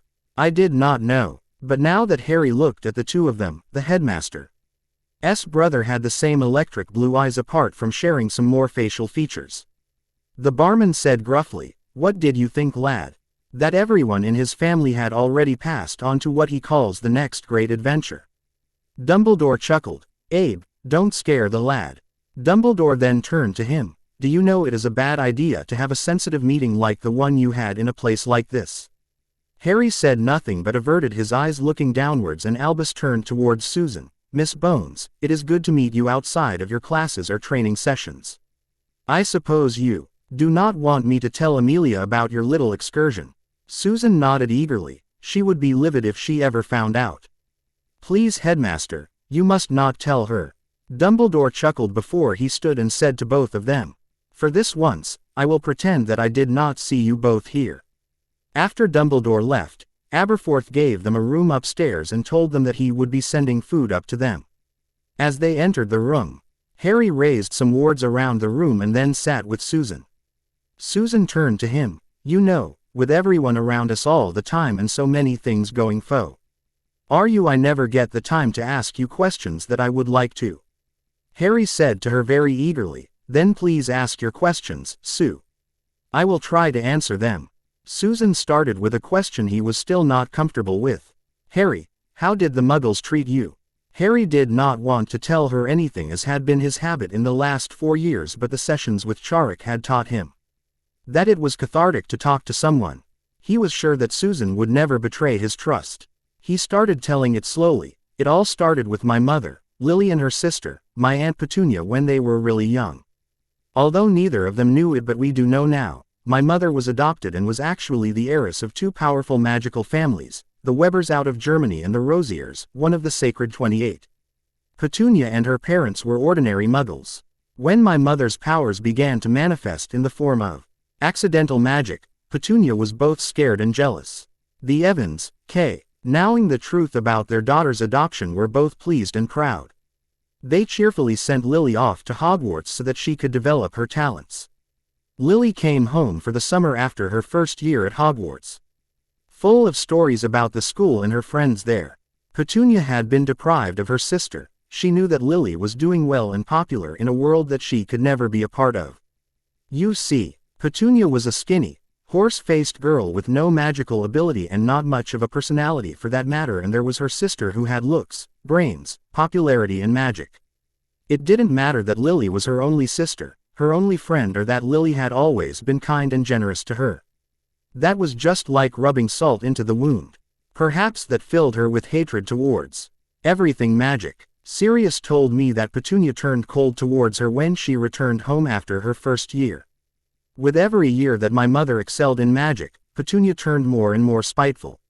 Then she met Vernon Dursley, who believed in normalcy of things and would never have believed that magic was real. She was infatuated with him, and a couple of years after my mother passed out of Hogwarts, she had been married to him. That was the last time that my mother and father saw her. She thought that she was shot off her sister and told her husband about my mother and the little bit of information that she had about the wizarding world. A few years later, I turned up on their doorstep with a letter in my blanket that my mother was dead and Dumbledore had raised a blood ward around their house which would protect them and me as long as I lived there. Reluctantly they took me in, but I was never loved. My cousin, Dudley, their natural and normal son, was pampered while I was forgotten in their household. I was given his cast-offs to wear, never given enough to eat, and made to sleep in a cupboard under the stairs. When I was very young, my powers began to manifest in the form of accidental magic. They had this idea that they could beat the magic out of me and make me normal. Every time I did something wrong, I was punished. I was their slave and treated worse than a house elf.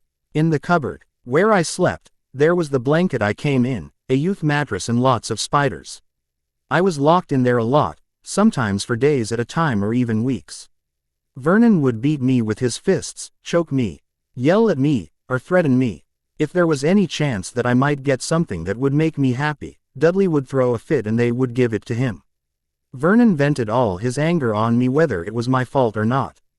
This continued for 10 years before I got my Hogwarts letter. Things became a little more bearable after that, but not much. Susan H. had been crying while he told of his life with the Muggles, and when he ended his narration, she said in a choked voice, "If they were not already in prison, I would have hexed them myself." No one treats a child like that. Harry wiped her tears with his thumbs. He patted her free hand and tried to lighten the mood. "Hey Sue, if you keep that up much longer, I am sure Hogsmeade will drown in your tears." This elicited laughter out of her and she playfully smacked his hand. "You prat." Before they could say anything more, Aberforth had sent a plate of food for them.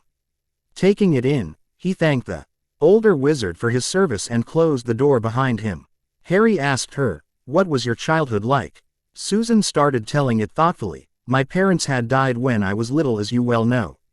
Auntie raised me as her own daughter. She was a field Auror at that time, so it was hard for her to manage her work and me at the same time.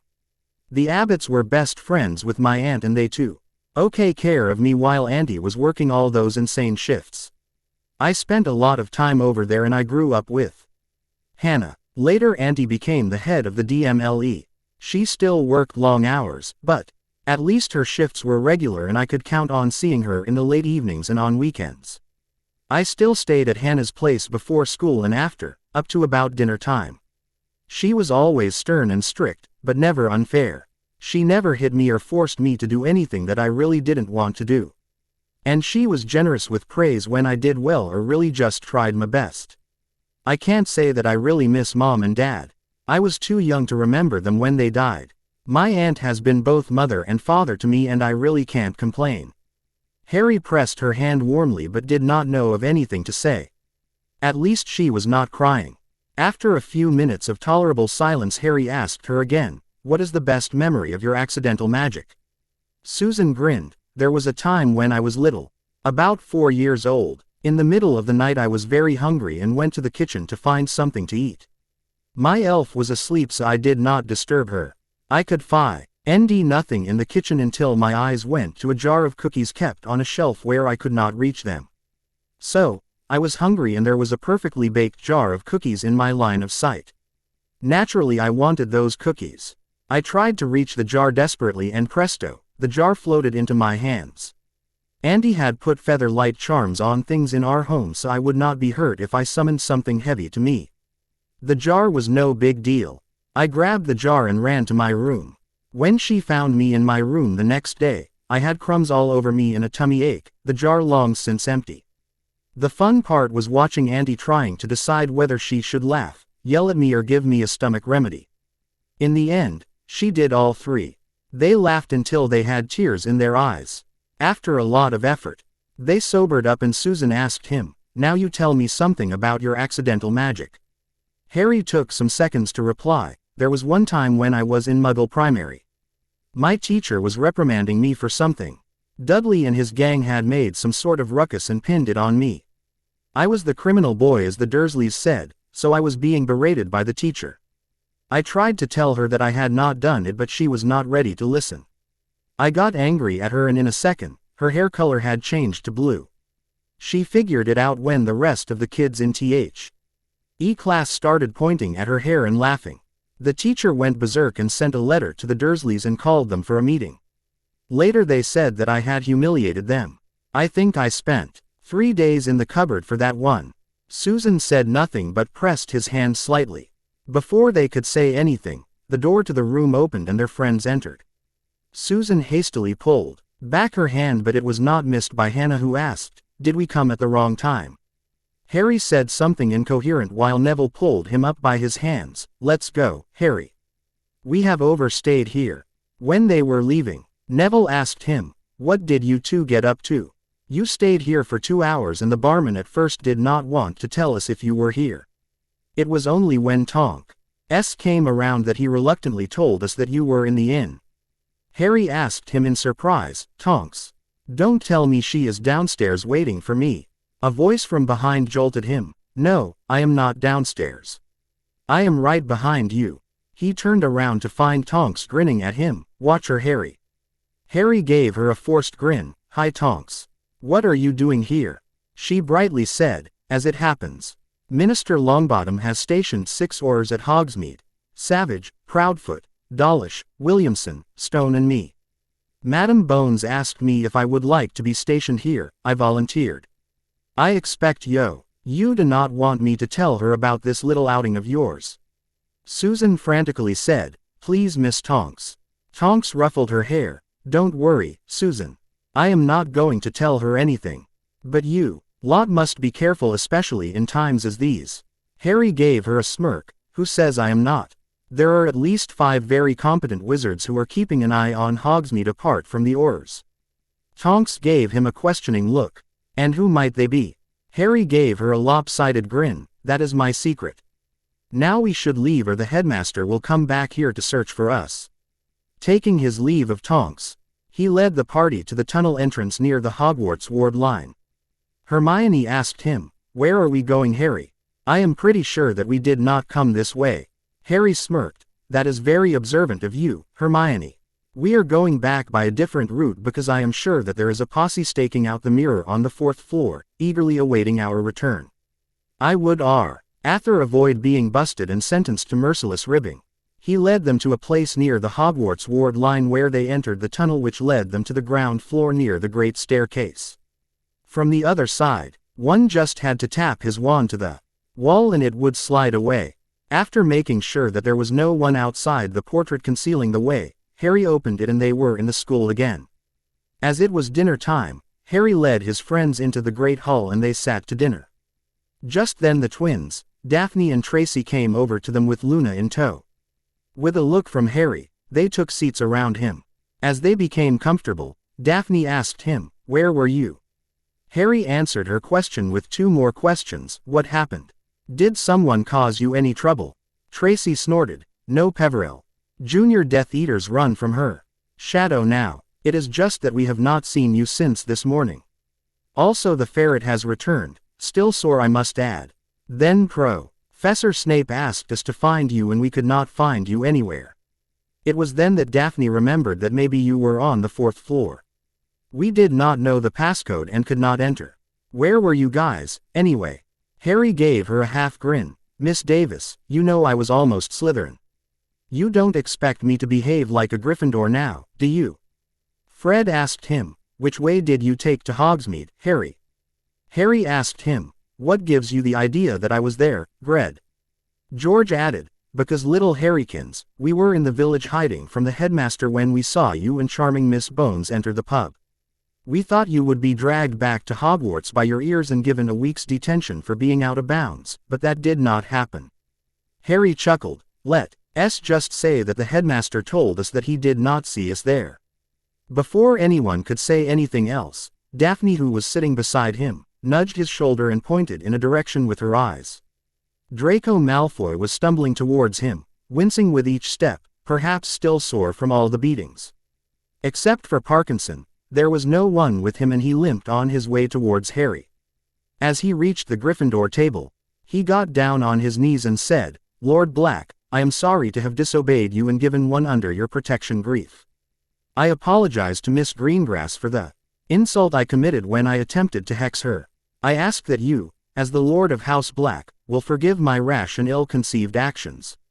The entire Great Hall had been watching the scene unfolding. It was almost never thought of that Draco Malfoy would ever apologize to anyone, much less Harold Peverell, but it was happening. After Malfoy had said his piece, he remained silent while waiting for Harry to accept his apology. Harry was silent for a few moments and then said in an expressionless voice, "Draco Malfoy, while you defied me and acted in insubordination of my orders, I have decided to accept your apology. This time, I hope that you have learnt from your mistake and will not repeat it.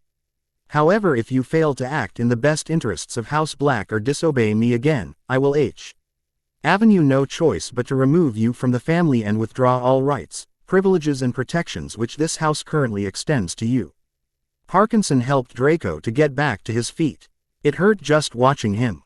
He murmured, "Thank you, Lord Black." He shuffled to the Slytherin table with Parkinson in tow. And thank you all of you guys for the lovely comments. It is great journey which we started 5 months ago and have reached here. I love reading your reviews, but only a few of them are as detailed as I would love to, but I am still grateful for those reviews. Keep them coming. Thank you Hypergym for the edits. Chapter 33, Unknown Castle. Voldemort was furious. He had just suffered the loss of 30 werewolves who would have added nicely to his ranks. His follower Greyback was on continent recruiting some more, but this foray on the part of the Ministry had hurt him. What was worse, there could be no retribution on the Ministry for the act. He was still presumed to be dead and even Dumbledore had stopped harping that he was back. Maybe the old fool was doing something behind his back, but he definitely was not readying the brat for war. He had seen the memory of the duel from Lucius. The boy was pretty mediocre. It looked like he had no extraordinary power or spells and that the Malfoy boy's spells missed mostly by luck. Even when he did raise a shield, he seemed incapable of blocking more than 2 ordinary curses. No, the Potter boy was hardly a threat. Things had not been good for him though. He had thought that the Dark Faction would be able to keep the idiot Fu DGE in his place and he would do nothing to ready the Aurors, but then the boy had changed everything when he took his seats upon the Wizengamot. He had thought the boy was son of a blood traitor and a mudblood, but he turned out to be descended from the oldest of families. Even his noble ancestor Salazar did not go back that far. He had a strong steady force with him and he had been content with woe. Our king in the shadows until Frank Longbottom had come out of nowhere and became the minister. As soon as he assumed the office, he was putting the ministry back into shape. According to the most recent report from his spies in the ministry, they had 200 Aurors and they were still recruiting.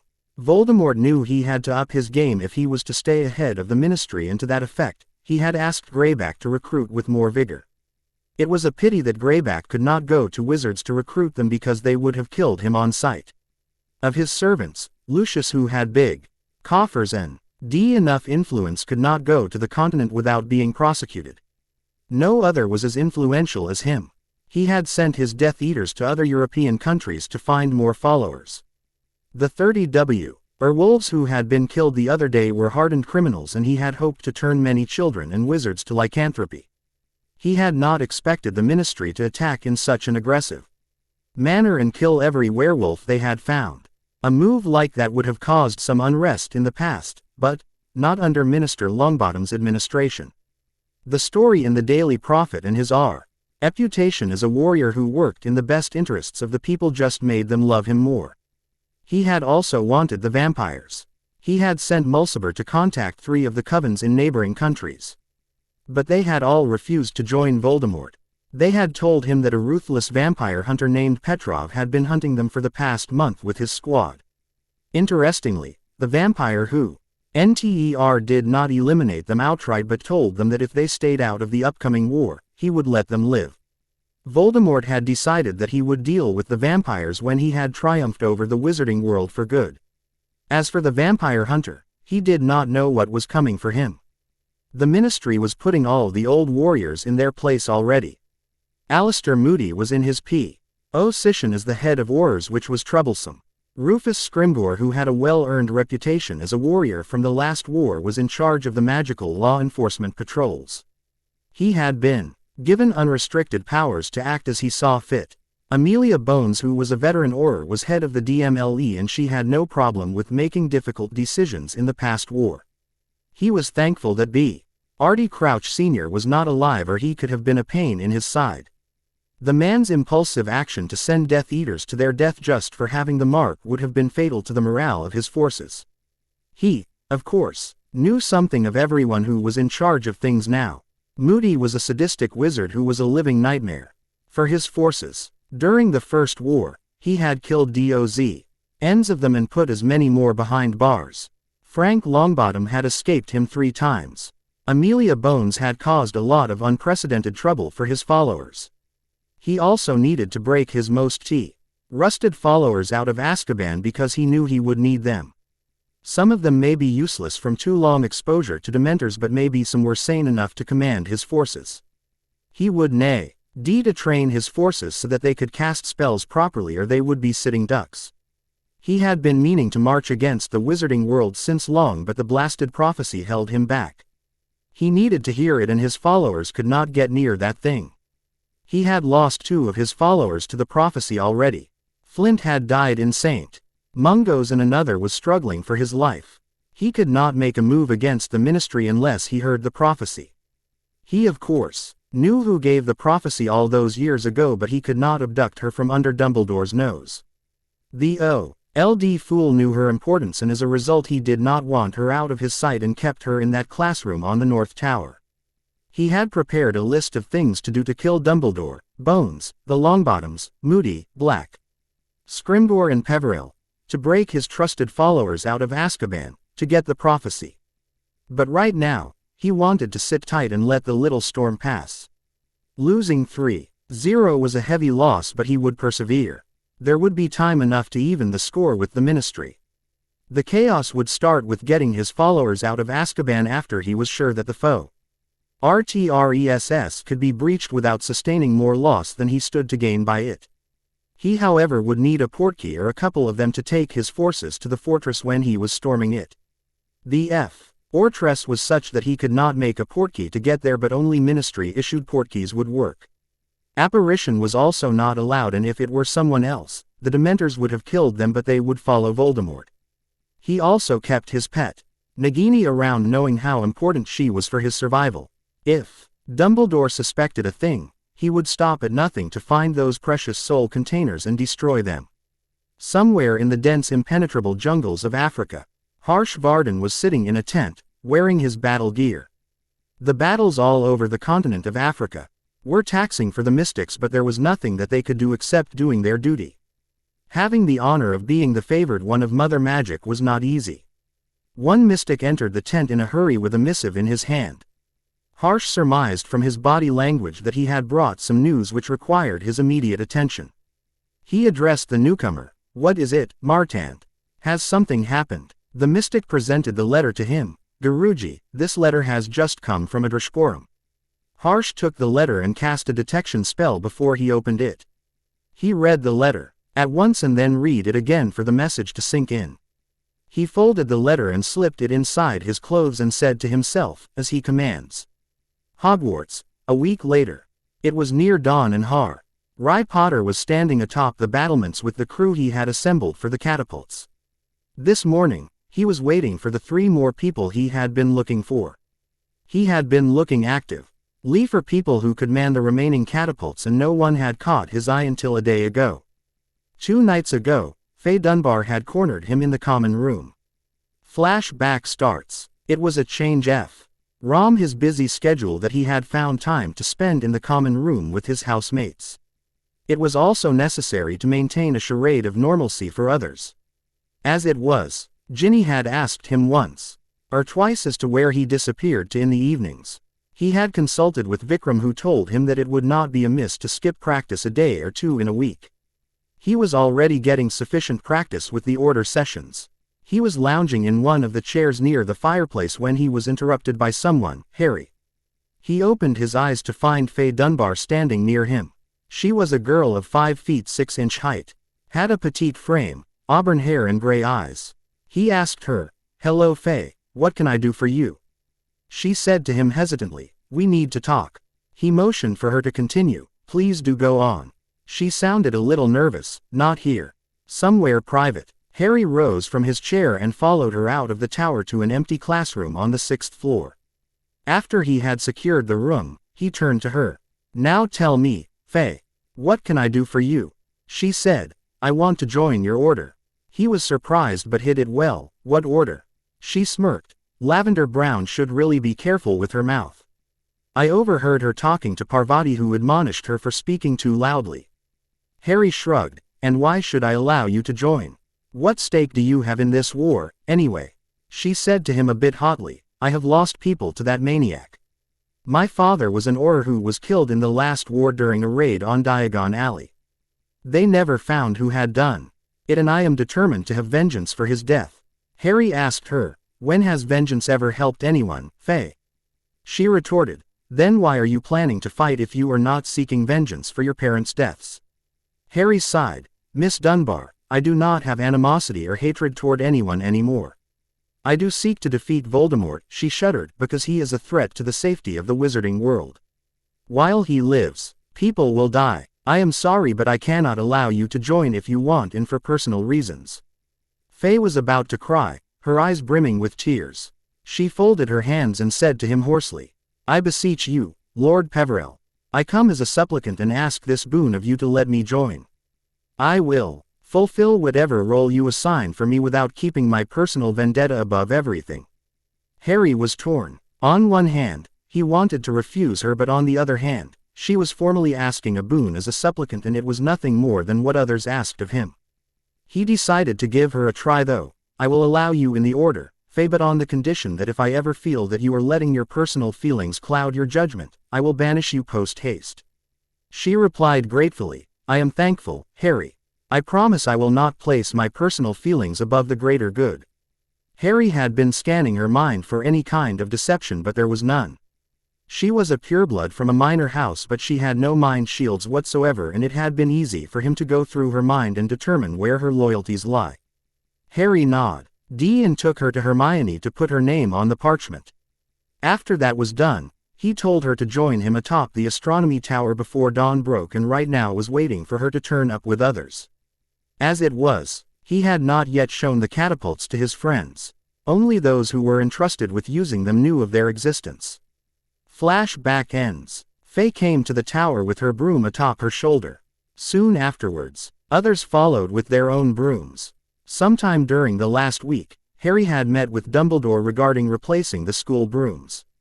Flashback starts. Harry entered the headmaster's office to find the old wizard doing some parchment work. He looked up and pointed Harry to the other seat. As Harry sat, he asked him, "What brings you here, Harry?" "Headmaster, a few days ago, I had commandeered Madame Hooch's brooms for students who were entrusted with working the catapults. I found that those brooms are ancient and in rough shape. Most of them belong in some museum rather than a school. A big reason that we have so many flying accidents generally in the first flying lessons of the first years is that the brooms are so old that a novice cannot fly them." Dumbledore took a long breath before he started speaking. "Harry, your complaints are valid, but the brooms cannot be replaced because we do not have enough money to finance education of poor yet deserving students and give the best facilities. Since the last war, the grants of the ministry have not been sufficient to meet our needs.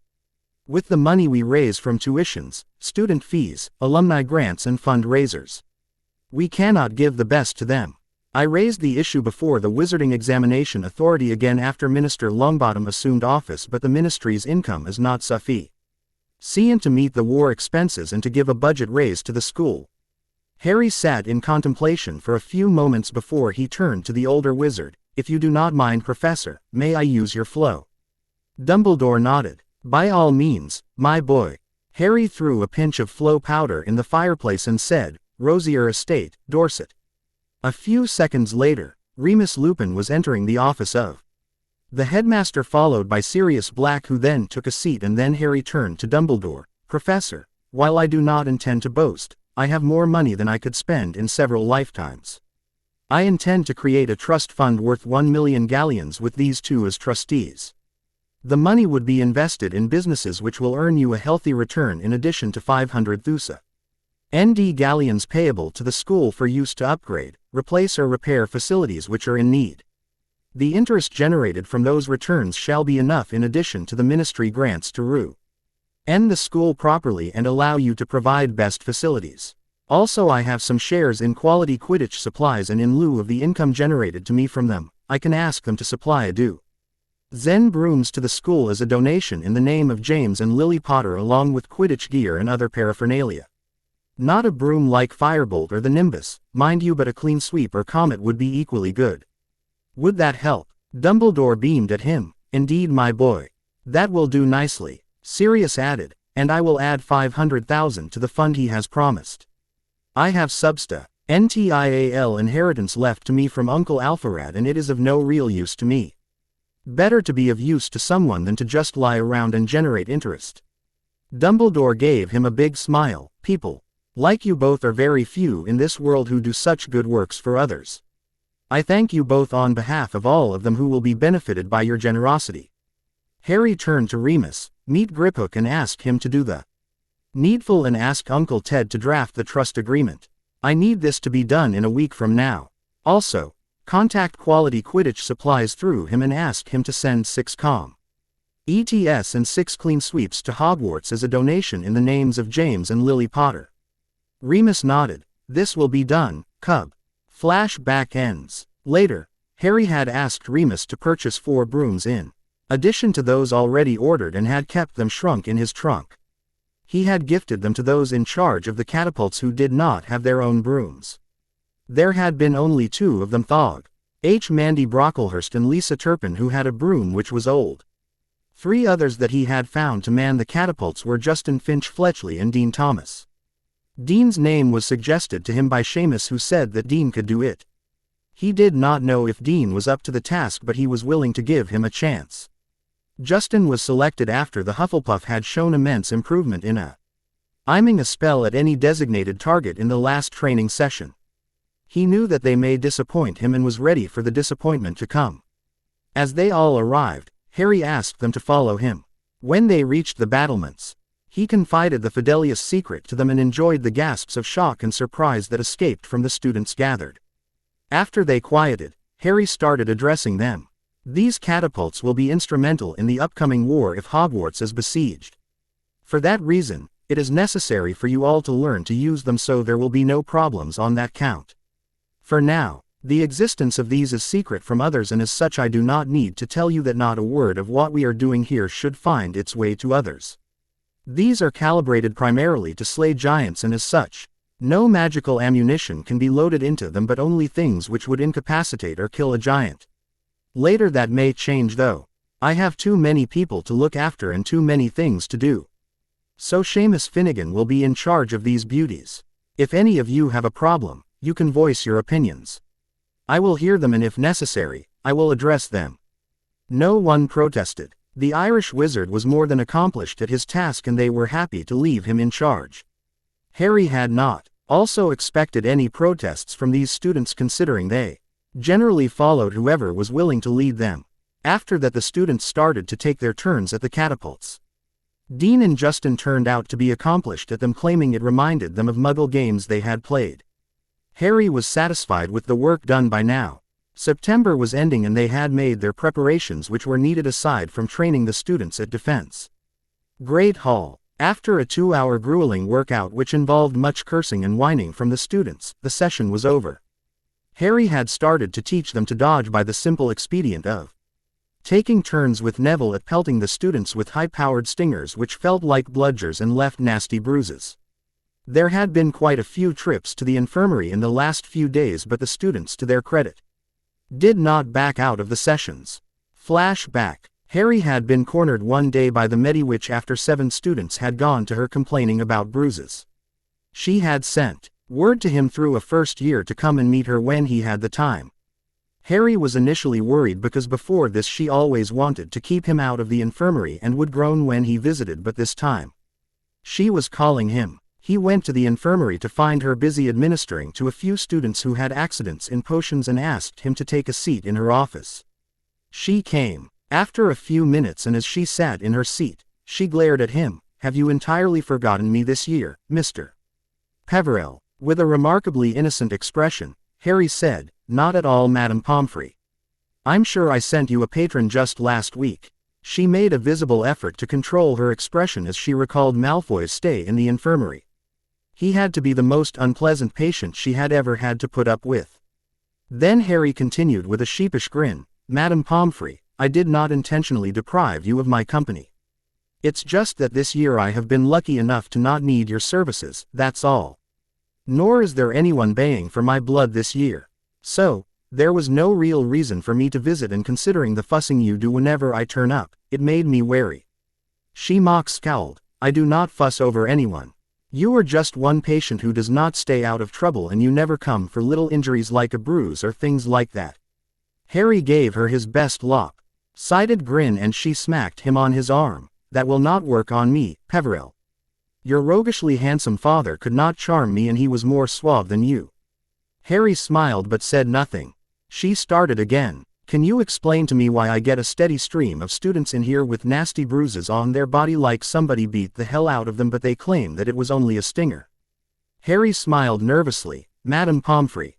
They are learning to dodge. Sometimes they are too slow. Besides, I never use overpowered hexes. I did not know that they have such sensitive skin." She rolled her eyes. "Tell that to someone who might believe it. Those bruises are not caused by ordinary but powerful hexes. Please see to it that I do not have to bother myself with such petty injuries anymore. Or I will give your bed to them to recuperate here." Harry protested. "No, that bed is mine. Mine. I won't let you give it to anyone else." She smirked. "Then please control the power in your hexes. I would rather that my potions are not used on minor injuries." Flashback ends. After the workout he arrived at the table for breakfast. This morning he sat at the Hufflepuff table with his friends soon following him.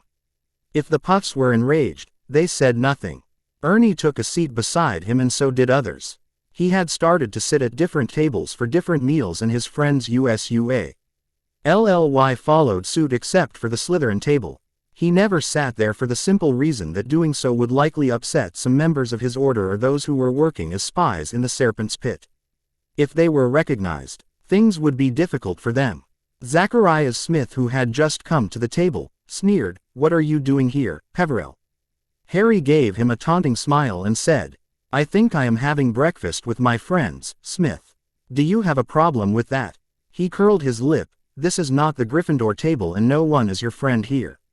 Ernie shot him down. "Smith, Harry is our friend and as such, he is welcome to sit here. You got a problem with that? Take a seat further down the table." He seethed. "I thought you were my friend, Macmillan."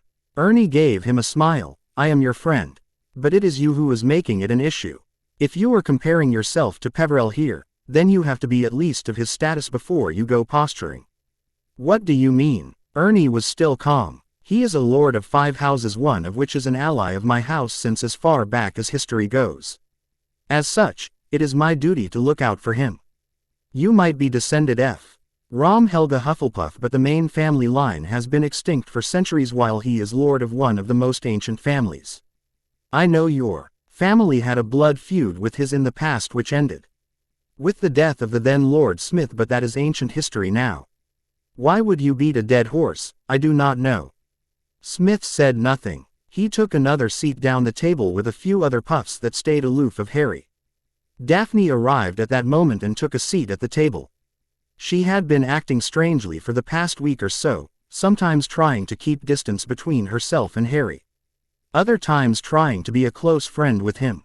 He asked her, "Daphne, what is wrong? I have noticed that you have not been your usual self for the past week or so. Is something wrong?" She shook her head and gave a look that said, "Talk to you later." The classes had been going well. He had settled into a comfortable routine.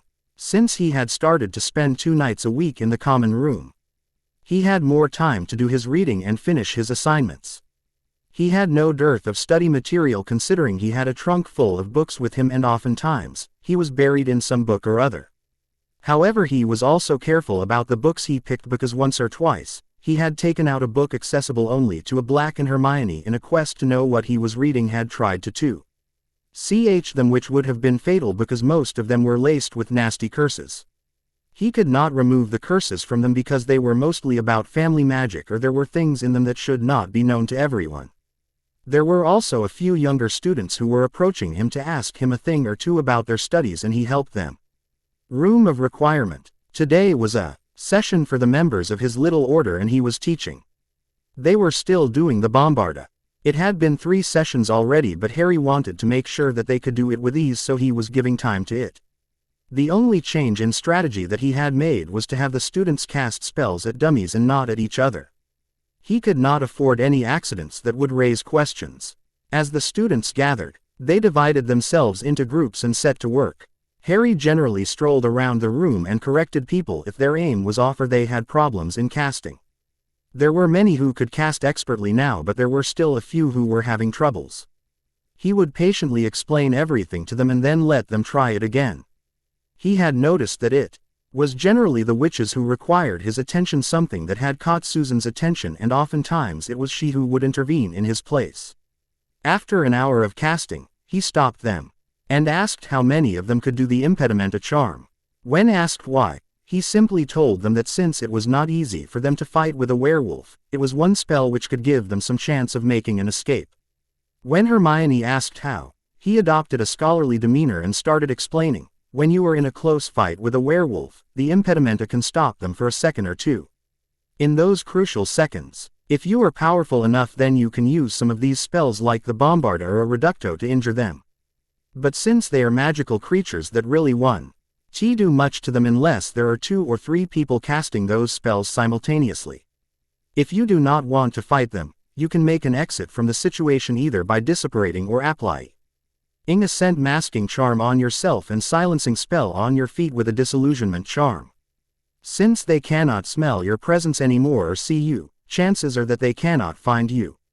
They can be killed by powerful dark curses, which you do not know and would not have the power to cast if you did. They can also be killed or disabled with silver weapons, but to use them, you would have to close to melee with them. This is dangerous for several reasons. They are fast and strong. Their bite or even their scratch can curse you with lycanthropy.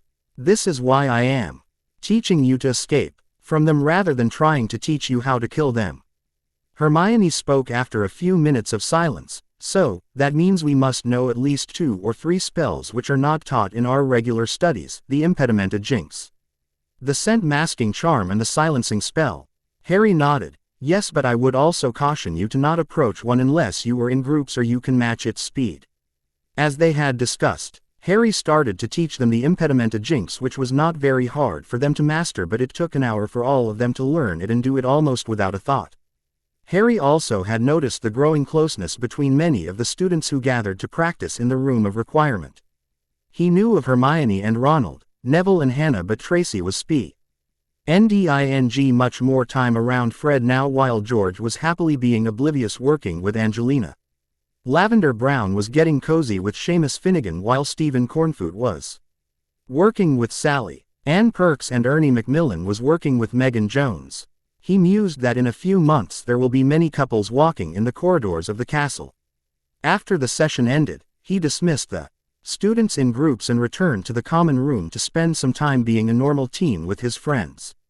This evening, Ronald challenged him to a chess match and Harry declined, saying he had no intention of losing so many matches in a go. The mystic had taught him many things, but chess was not one of them. He however encouraged Hermione to take up the challenge and for the next hour watched her lose 3 matches in a row. Hermione, deciding that she had enough, excused herself and wandered off. The next day, Harry was cornered by Daphne, who had waited for others to go while Harry finished swimming. When he came out, she was there looking anxious. He asked her, "Now tell me what is bothering you, Daphne. I have never seen you look so troubled."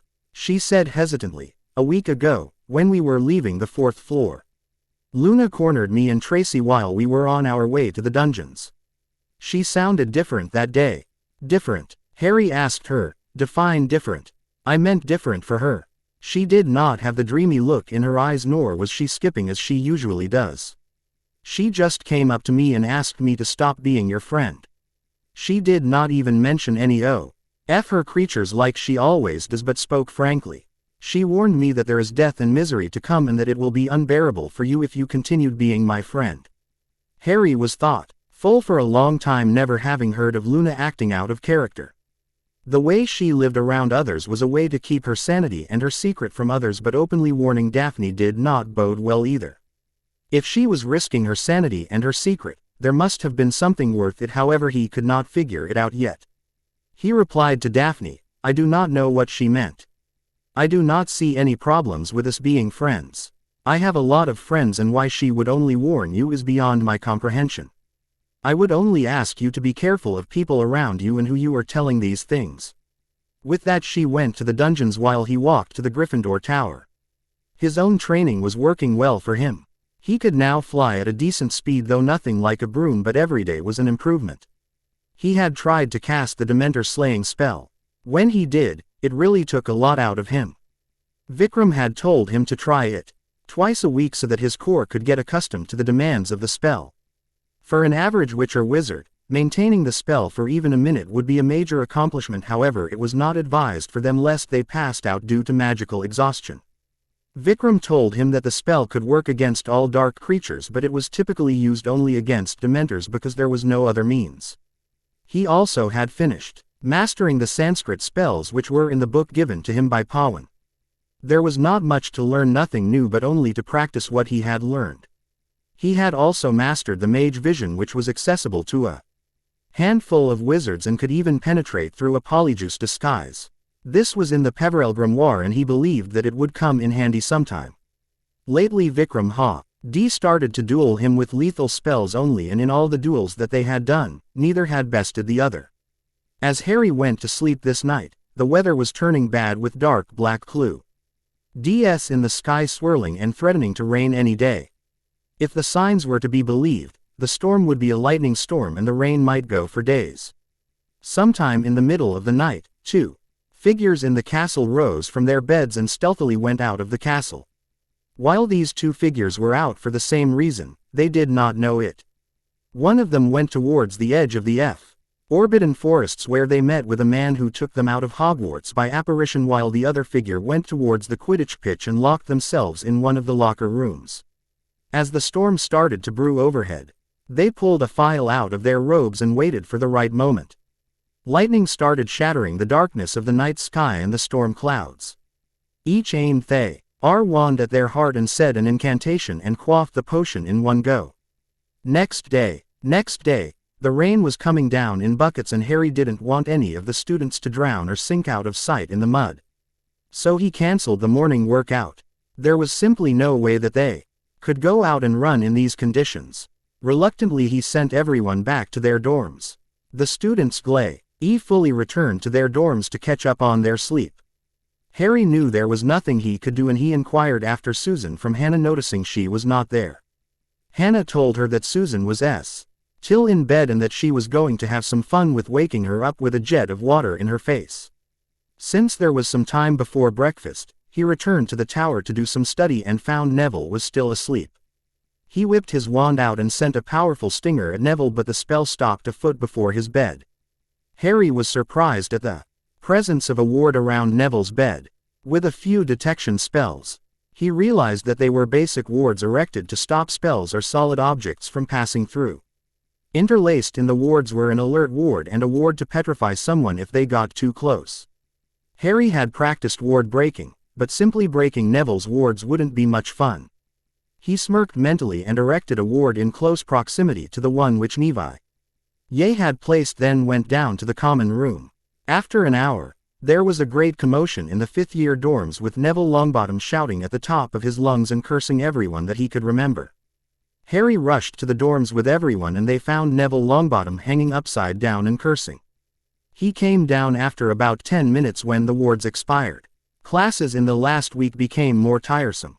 The teachers were more demanding and assigned them tons of parchment essays.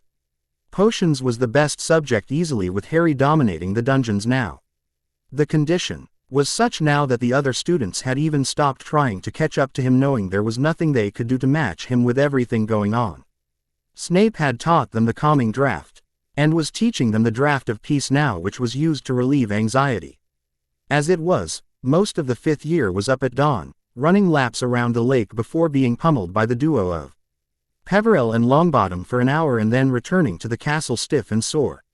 The regular classes were still onerous, and then the homework in addition to 2 days a week in the room of requirement. Those who were on Quidditch teams had 2 or 3 nights more per week for practice on top of that. Together it all made school life very tiring for them. Transfiguration was easy because he LD do all and more than Professor McGonagall required.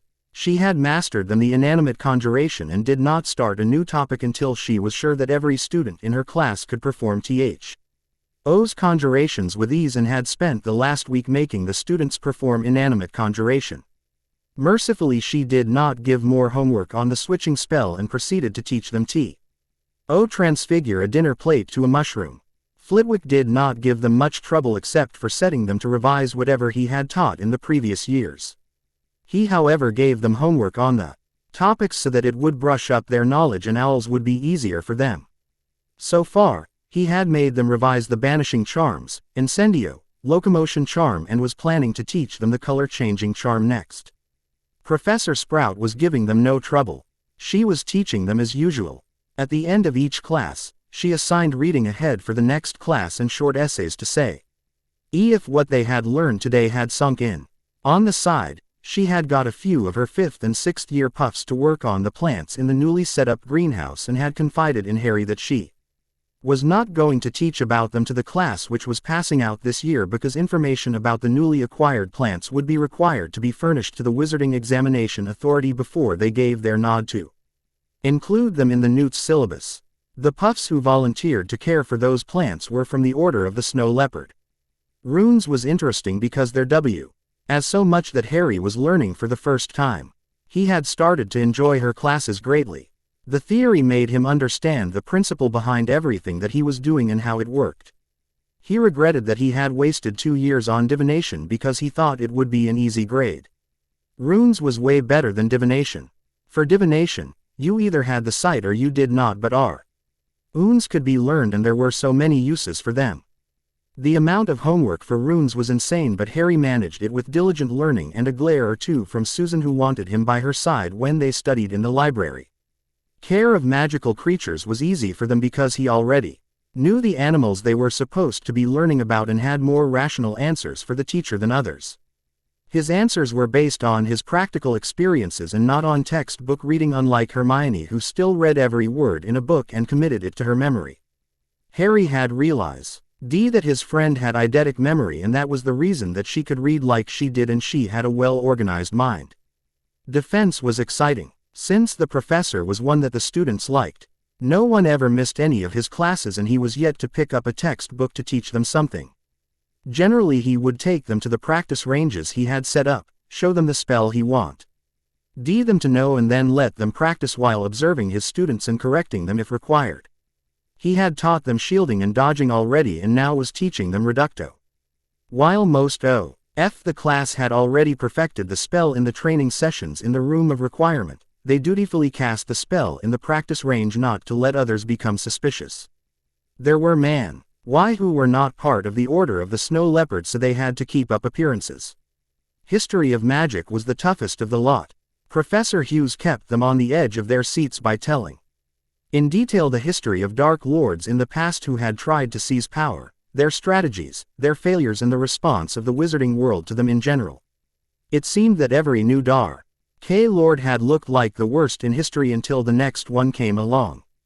After classes, she often assigned them 2 foot of parchment to write about the said Dark Lords. It required them to read a lot, but it was also eye-opening in ways. Last week had also been Hermione's birthday on September 19th. Harry had taken the others and snuck out of school after classes. They had spent the evening in three broomsticks in a private parlor upstairs. Harry gave her a book about occlumency which was in his library. The book did not give all the details about mind magic but had excellent instructio. NS about learning occlumency while purposefully ignoring legilimency. He knew that she wanted a book on the topic, but as there were none in bookstores and she had no wizarding family to give her one, he had decided to do it. She was a sister to him after all. Ronald had given her a book about numerology which was very expensive, while others also had given her gifts, of which there were books mostly. 5th floor, Hogwarts. Harry was walking from the classes alone when someone called him from behind, Lord Peverell. Harry turned to find Astoria Greengrass looking at him strangely, and he gave a slight bow to her. "Yes, Miss Greengrass. How may I serve you?" Astoria said neutrally to him. "I was looking to have a word with you without a third party being privy to it." Harry thought for a second before he nodded. "Follow me, Miss Greengrass." She followed him to a classroom where he locked it with the strongest locking spell he knew and cast the imperturbable charm upon the door. He then turned to Astoria. "How can I serve you, Miss Greengrass?" Astoria asked him. "Please call me Astoria and tell me, is there anything going on between you and Daphne?" Harry asked her thoughtfully. "What do you mean?" Astoria scoffed. "So you are just as dense as other blokes and clueless. I thought you would be better than them." Harry chuckled. "You speak the truth, Astoria. When it comes to girls, you are still a mystery to me. Perhaps if you spoke more plainly, I could understand you better." Astoria asked him frankly. "Are you and Daphne an item? Are you both seeing each other?" There was no mistaking what Astoria was saying now. He employed occlumency to keep his outward demeanor calm while he quickly rifled his own memories of his interactions with Daphne. Now that he thought about it, she had been quite forward with him. Then he put it together with that strange talk he had with her by the lake. He had to think and think fast. Daphne was a friend and a priceless ally. He didn't want to mess that up. All this took a few moments before he answered. "Astoria, if we were an item, as you put it, I am a gentleman and I would not dishonor her by talking about it, not even to her sister. But, no, we are not seeing each other in that way. I am yet exploring my feelings towards others and I am not sure yet. Maybe in a few months I will know. I am curious, though, what makes you think that we might be an item?" Astoria looked at him poker-faced. "How do you explain to me why a bloke would ask out a girl and take her to a date sneaking out of school? As far as I know, you need be secretive only if you have got something to hide. Daphne, however, has been very forthcoming about her feelings. She has been infatuated with you since I can remember." Harry felt uncomfortable. "You are right, I have been dense. I felt bad because she asked me out for the first Hogsmeade weekend and I did not answer her properly. I wanted to make it up to her, so we went to Hogsmeade together. We sneaked out because I didn't want people talking. As I already said, I am still exploring my feelings towards others. It may change someday or may not, but that is in the future. For now, she is one of the people I trust."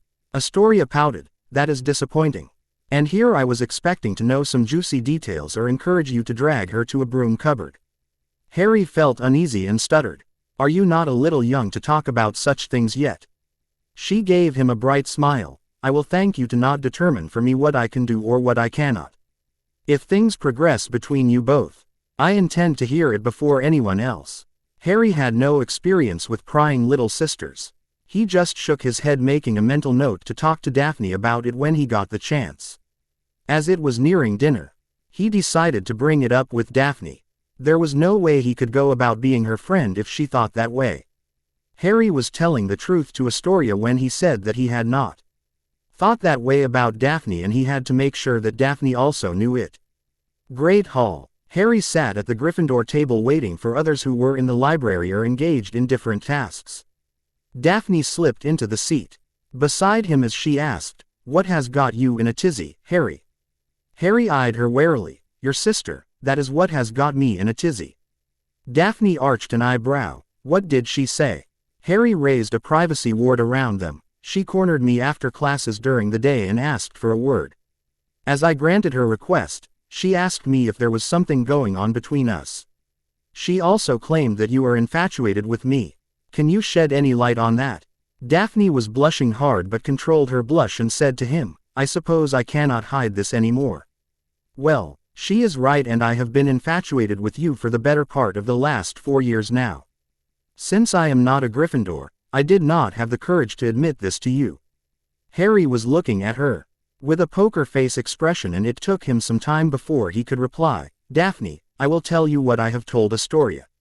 I am not sure of my feelings towards you yet. You are one of the people that I trust, but I do not know anything more than that. It may change with time or it may not. For now, I enjoy your company. I am glad of the fact that you are one of my best friends now. Daphne nodded. I understand, Harry. They could not continue their conversation further because Tracy chose that moment to interrupt them, followed shortly by others. Harry was happy to drop the conversation because he did not want to deal with it. Daphne did not push it because she knew it might erupt into a fight. Serpent's Pit. I am going to murder her, Trace.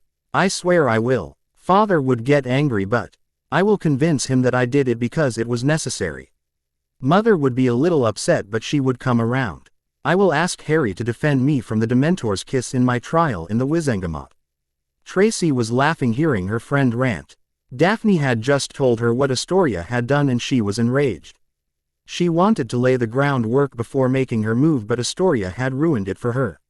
Now she could not face Harry without thinking that he knew everything and her attempts to snag him were done for. Calm down, Daph. She is a child and was only trying to help you in her own twisted way. Think about it this way. Now you do not have to gather up the courage to tell him that you have feelings for him. He knows it, and maybe he would stop being clueless now and may even start returning your affections. Daphne calmed down a little, thinking it may lead him to return some of her affections in one form or another, but all the same, she was angry with Astoria for ruining it. He was planning to write a letter to her mother anyway and ask her to reign in Astoria.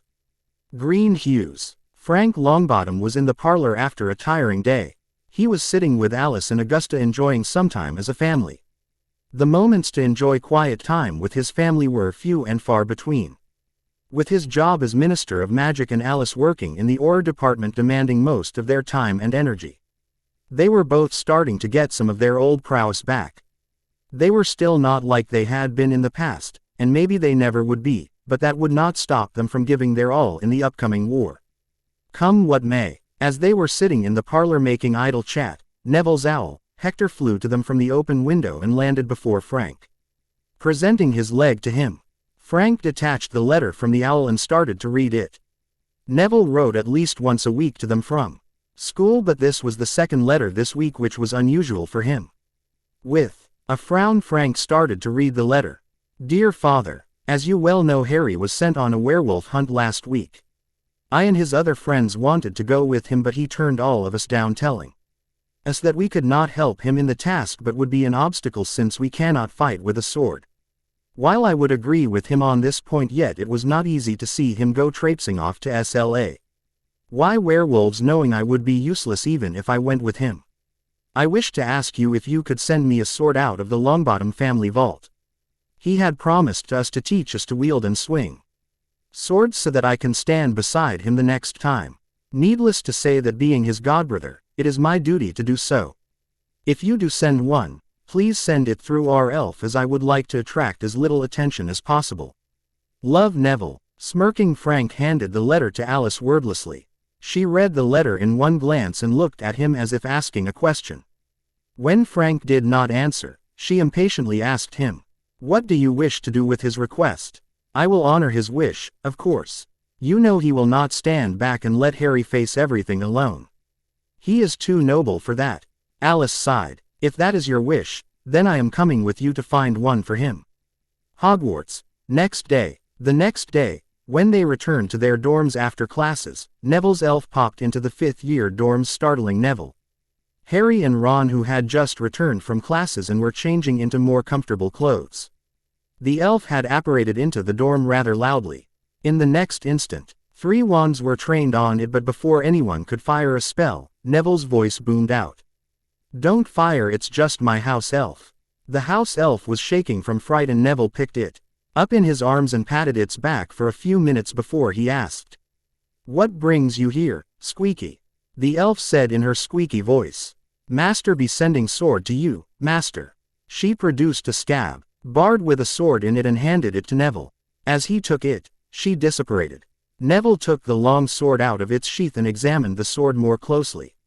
It was made in the same shape and Style is the 10th century Carolingian sword. Unlike those ancient blades which were made of welded, braided steel, this blade was of goblin-forged silver and was all one color. The blade, cross guard, and pommel were all forged in one piece with craft and skill which would have been beyond the skill of even the legendary swordsmiths of Seville. The single-edged blade was about 3 feet in length. The pommel ended in a series of 5 rounded lobes, while the hilt was decorated with costly gems and had the Longbottom crest on it. The blade was sharp and hummed in his hands. It was quite different from the sword Harold Peveril had because it did not have a basket guard. The blade was a single edge and it was clearly intended to be wielded with one hand. The hilt was rather plain except for the gems which adorned it. There were runes running through its body and just above the hilt, the house animal of House Longbottom, i.e. a hippogriff, was drawn. Harry looked at the blade in awe for a few seconds before he found his voice. "Mate, what do you need a sword for?" Neville smirked. "So you do not have an excuse to leave me behind the next time you go running to face werewolves." Harry started to protest but Neville shut him down. "Mate, this time you have to listen to me. You cannot always tell us what to do. This war is not just yours but for all of us who oppose them. You are the leader we look towards, but that does not mean that you can dictate our course of action. Now either you will teach us how to use a sword or I will obtain the services of a master." Harry looked at him open-mouthed, surprised that Neville could shut him down. He thought for several moments before a half-smile started to form on his face. He turned to Neville. "Deal. I will teach you to swing it at least provided you can find a place first to practice without others watching, and you cannot use the room of requirement for it because that place is hardly secure." Neville smirked. Harry, of course, did not know about the little room on the 3rd floor which Dumbledore had put under a Fidelius for him to practice his magic. He turned to Harry. "Deal, mate. Meet me on the 3rd floor at 9 o'clock where we had met Fluffy." Ron, who had been watching the conversation while saying nothing, realized that his friends had just planned something without including him in it, and he raised his hands. "Hang on, you cannot do this to me. You both cannot leave me out of it." "Sorry Ron, but it looks like there is nothing for it. I had already told you that you need to bring your own equipment.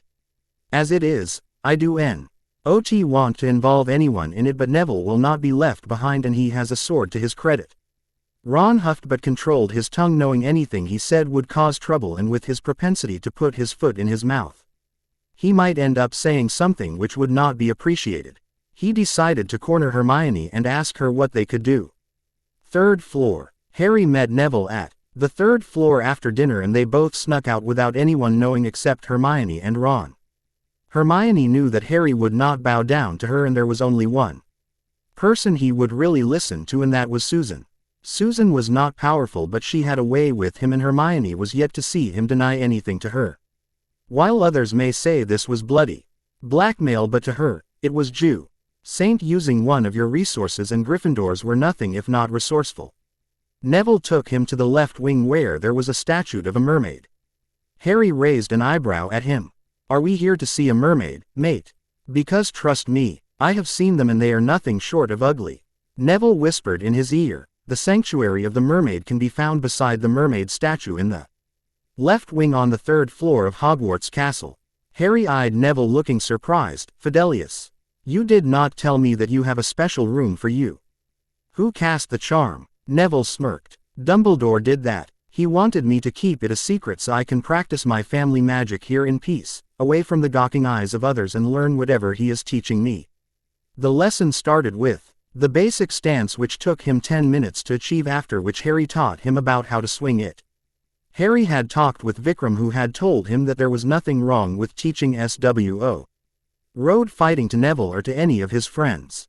The prohibition was mostly about teaching them to use the weapons to cast their magic through it. That was a long-forgotten secret accessible only to mystics now. After Neville had practiced swinging the sword for 30 minutes, Harry conjured 2 sticks which were the same length and balance as the swords and tossed one to Neville. As Neville caught it, Harry started attacking him vigorously and for 10 minutes mercilessly pummeled Neville. By the time he was done, Neville was out of breath and panting with bruises on his body from all the times that the sword had hit him, and he could swear that he was going to be sore for the next few days. Harry vanished the 2 conjured swords and turned to him. Next session will be 2 days from now. I expect you to do better than that. Also, you cannot go to Madame Pomfrey for the bruises. Let them heal on their own. This is a part of this discipline. Neville meekly nodded, wondering if he had made S. own kind of mistake when he insisted on learning sword fighting.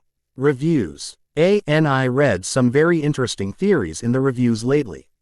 I would say that I was amused, however I am not saying anything about coming chapters just now. That would ruin things. I loved the reviews, guys, and sorry that this chapter was late, but professional commitments tend to do that sometimes. Thank you Hyper Jim for the edit. Chapter 34. A week later. September had passed into October and the mornings had become chilly. It was not raining every day, but the muck and mud never really dried out, making it too slippery outside for students to run. Harry found an alternative by having the students run through unused corridors in the dungeons of the castle. For this purpose, he had erected 2 heavy-duty, notice me N.O.T. wards in the corridors to keep uninvited witnesses from stumbling across them while they were running. They had spent a day scrubbing down the corridors to remove the cobwebs, dust, and make sure there was nothing unsavory lurking in the corners for them. The corridors were not wide enough for many students to run through at once, so Harry had limited them to no more than 2 side by side at a time. That still left enough room for them to practice dodging while Harry and Neville fired spells at them. Most of them were getting better at running and dodging at the same time, however at times Harry would surprise them by casting in a different direction than the students thought he would. That way, he was entirely unpredictable and kept them on their toes. The sessions usually lasted for an hour, but the changes were visible for the students to see. They were getting better at casting, their endurance was increasing, and that meant it increased their chances to survive. Harry realized that it was time to put his next plan into action, which meant making battle plans and making them follow it. It was necessary for the students to know what to do if Hogwarts was attacked, so they would not be clueless and could effectively deal with any threats. The mystics had taught him about formations one could adopt in battle and fine points about making strategy. It was part of this strategy which he had discussed last week with Dumbledore. Flashback. Harry entered the headmaster's office to find him trying to enter Neville's mind. Neville was doing a good job of keeping him out, however it was clear that he was struggling. He took a chair and waited for them to notice him. After about 5 minutes, the headmaster noticed him and said joyfully, "Harry, my boy.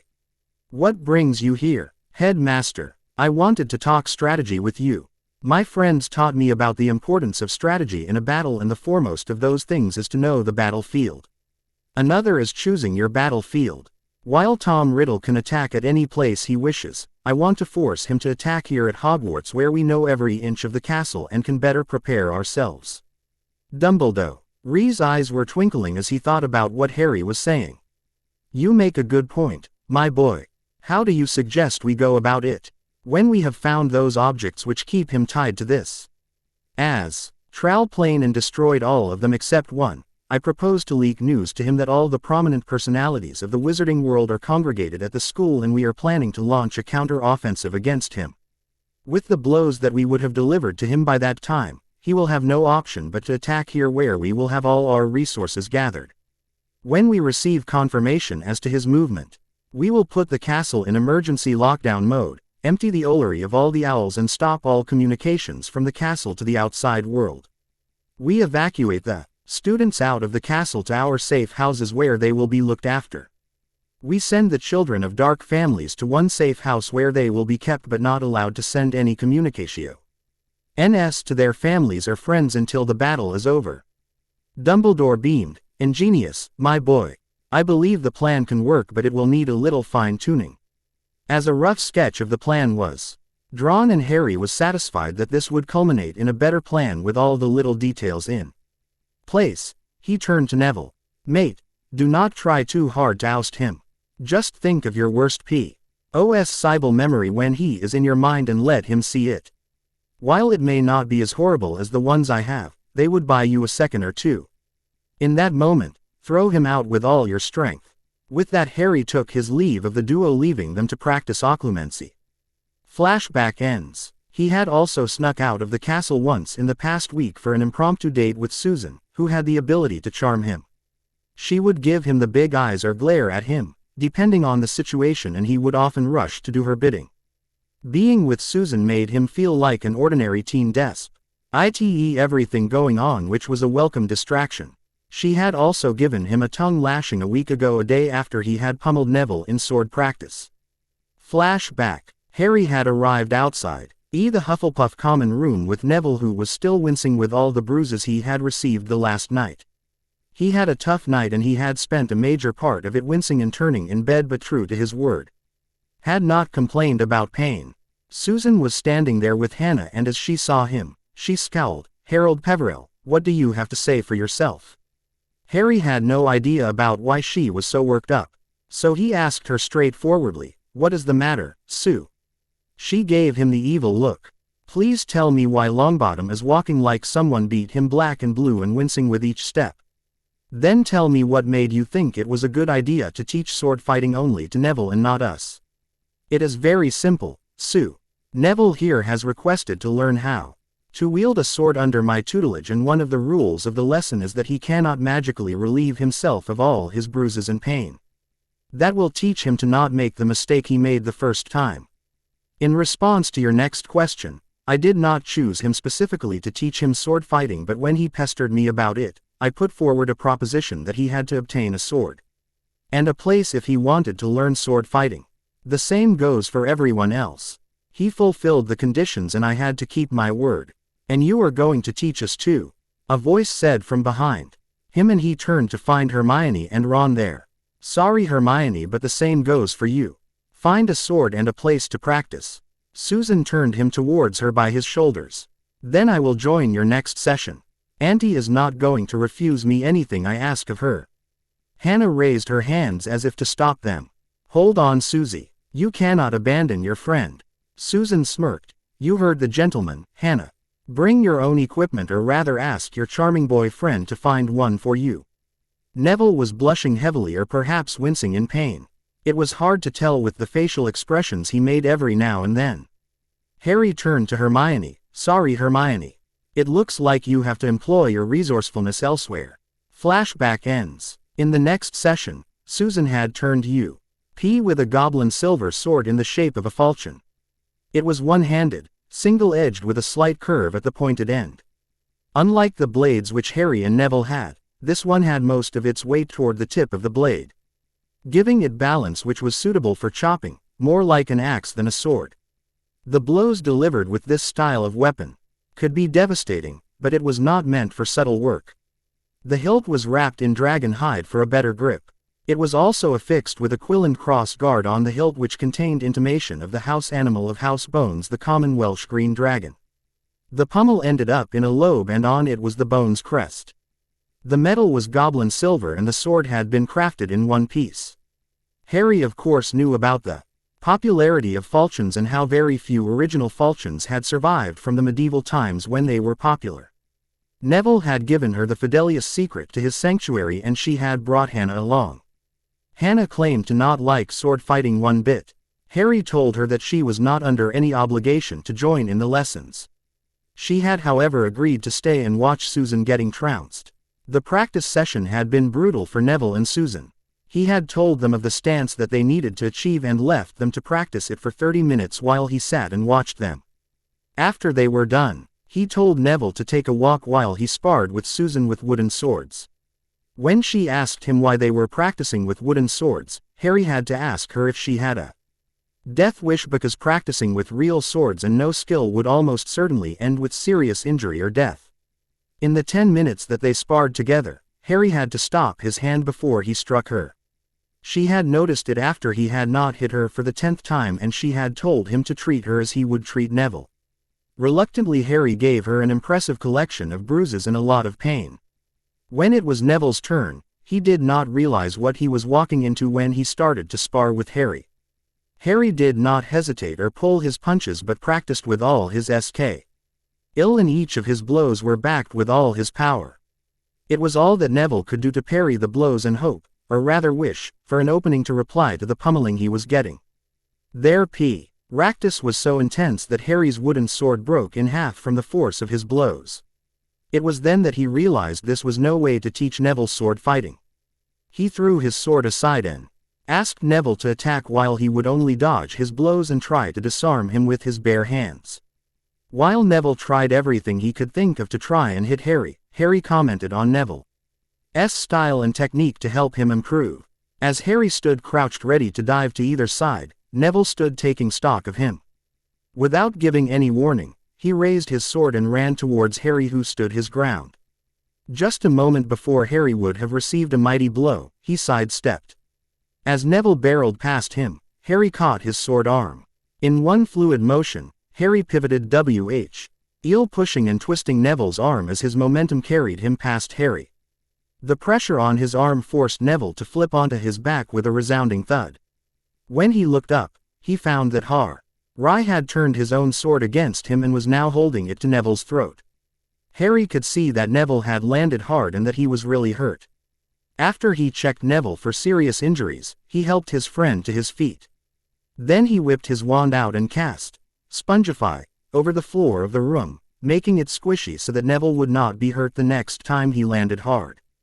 RRY made a mental note to teach him how to break fall. He turned to Neville, once more, mate. Do your worst. Neville this time was alert and did not run at him but cautiously circled him, waiting for Harry to drop his guard. Harry made a slight movement to his left and Neville swung his sword, however Harry had moved just enough for the strike to miss him. As the wooden sword whizzed past him, he kicked Neville in the chest, knocking him to the ground, and before he could stand up again, he had Neville's sword on his throat and said, "Yield." It might have looked like Harry was trying to keep his friends from learning sword fighting, but he had different work for everyone and his friends did not want to understand that. If everyone wanted to fight werewolves or put all their energy and resources in one place, then who would look after other things? Besides, none of them could keep pace with him when he was really fighting and they would only impede him. He wanted to discourage them gently, not give the bitter truth to them, but they were not listening to him at all. The training sessions in the room of requirement were going well, with the students having mastered the triplet of Reducto, Confrigno and Bombarda. The sessions were often 2 hours long and did not require much intervention on his part except for a nudge here or there. The students were content with him teaching everything he wanted to. He had discussed the sessions with his friends and they had agreed that 2 sessions a week was a bit much. Flashback. They had convened in the hidden passage on the 4th floor and Harry had sat quietly for some time observing the students gathered there. He had expanded his circle and there were a few more people around the table. Among the new faces were Seamus Finnegan, Michael Corner, Ernie Macmillan, and Lilith Moon, with a few others. They all knew each other, but they were all apprehensive about this meeting because none of them had been a part of this meeting before now. Hermione was sitting with Ron beside her, Neville was with Hannah, Susan sat on his left side while Daphne took his right, Tracy sat beside one of the twins, it was hard to tell normally which one, while the other twin sat beside Luna, who looked like she was still in a dream. Harry had wanted to ask her about what she had said to Daphne but feared her answer. Seers were cryptic and never gave straight answers. If they were doing so, that could mean impending catastrophe. Lisa Turpin sat on the other side of Luna with Terry Boot.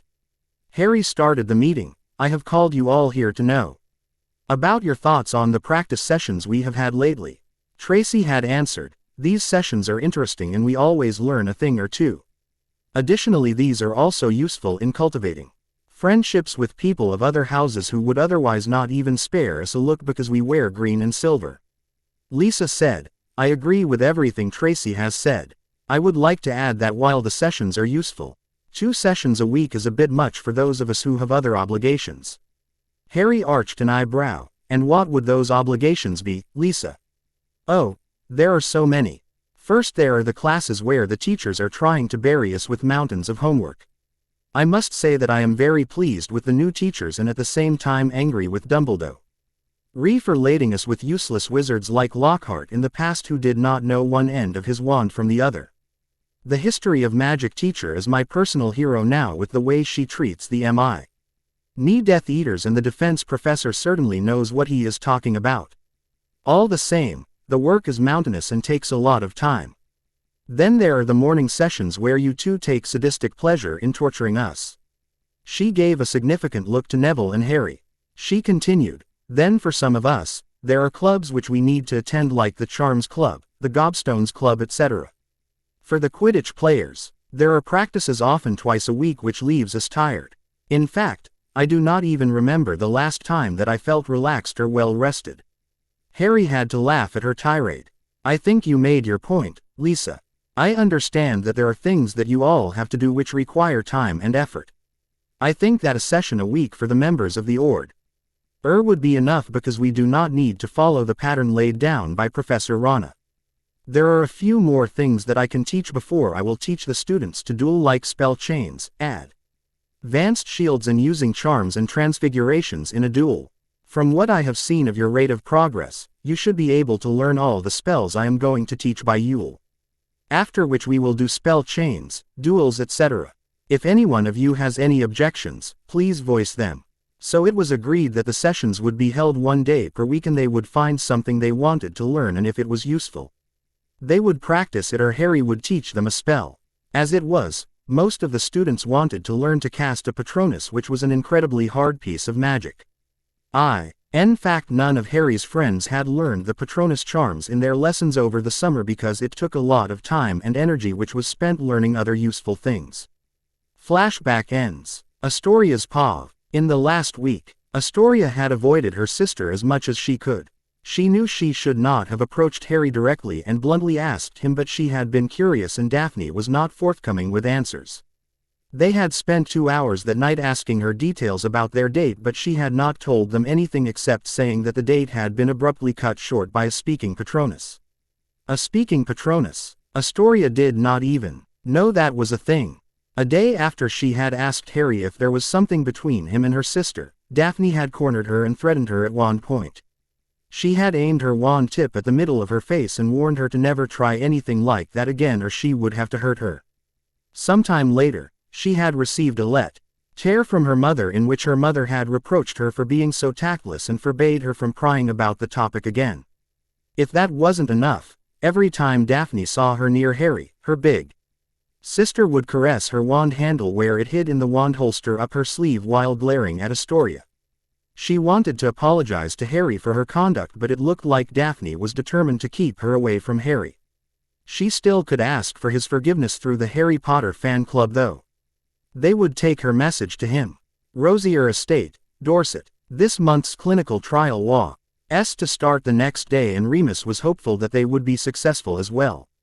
Thanks to the successful trial last month, more werewolves had joined him and were now working for Harold in the greenhouses. They were a welcome addition because there was always more work to do and not enough hands to do it.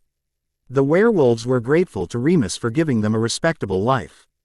Many people were still apprehensive about werewolves, but here they were being paid and respected for their work. Of course they knew that their employer was the boy who lived, and it made them admire him even more.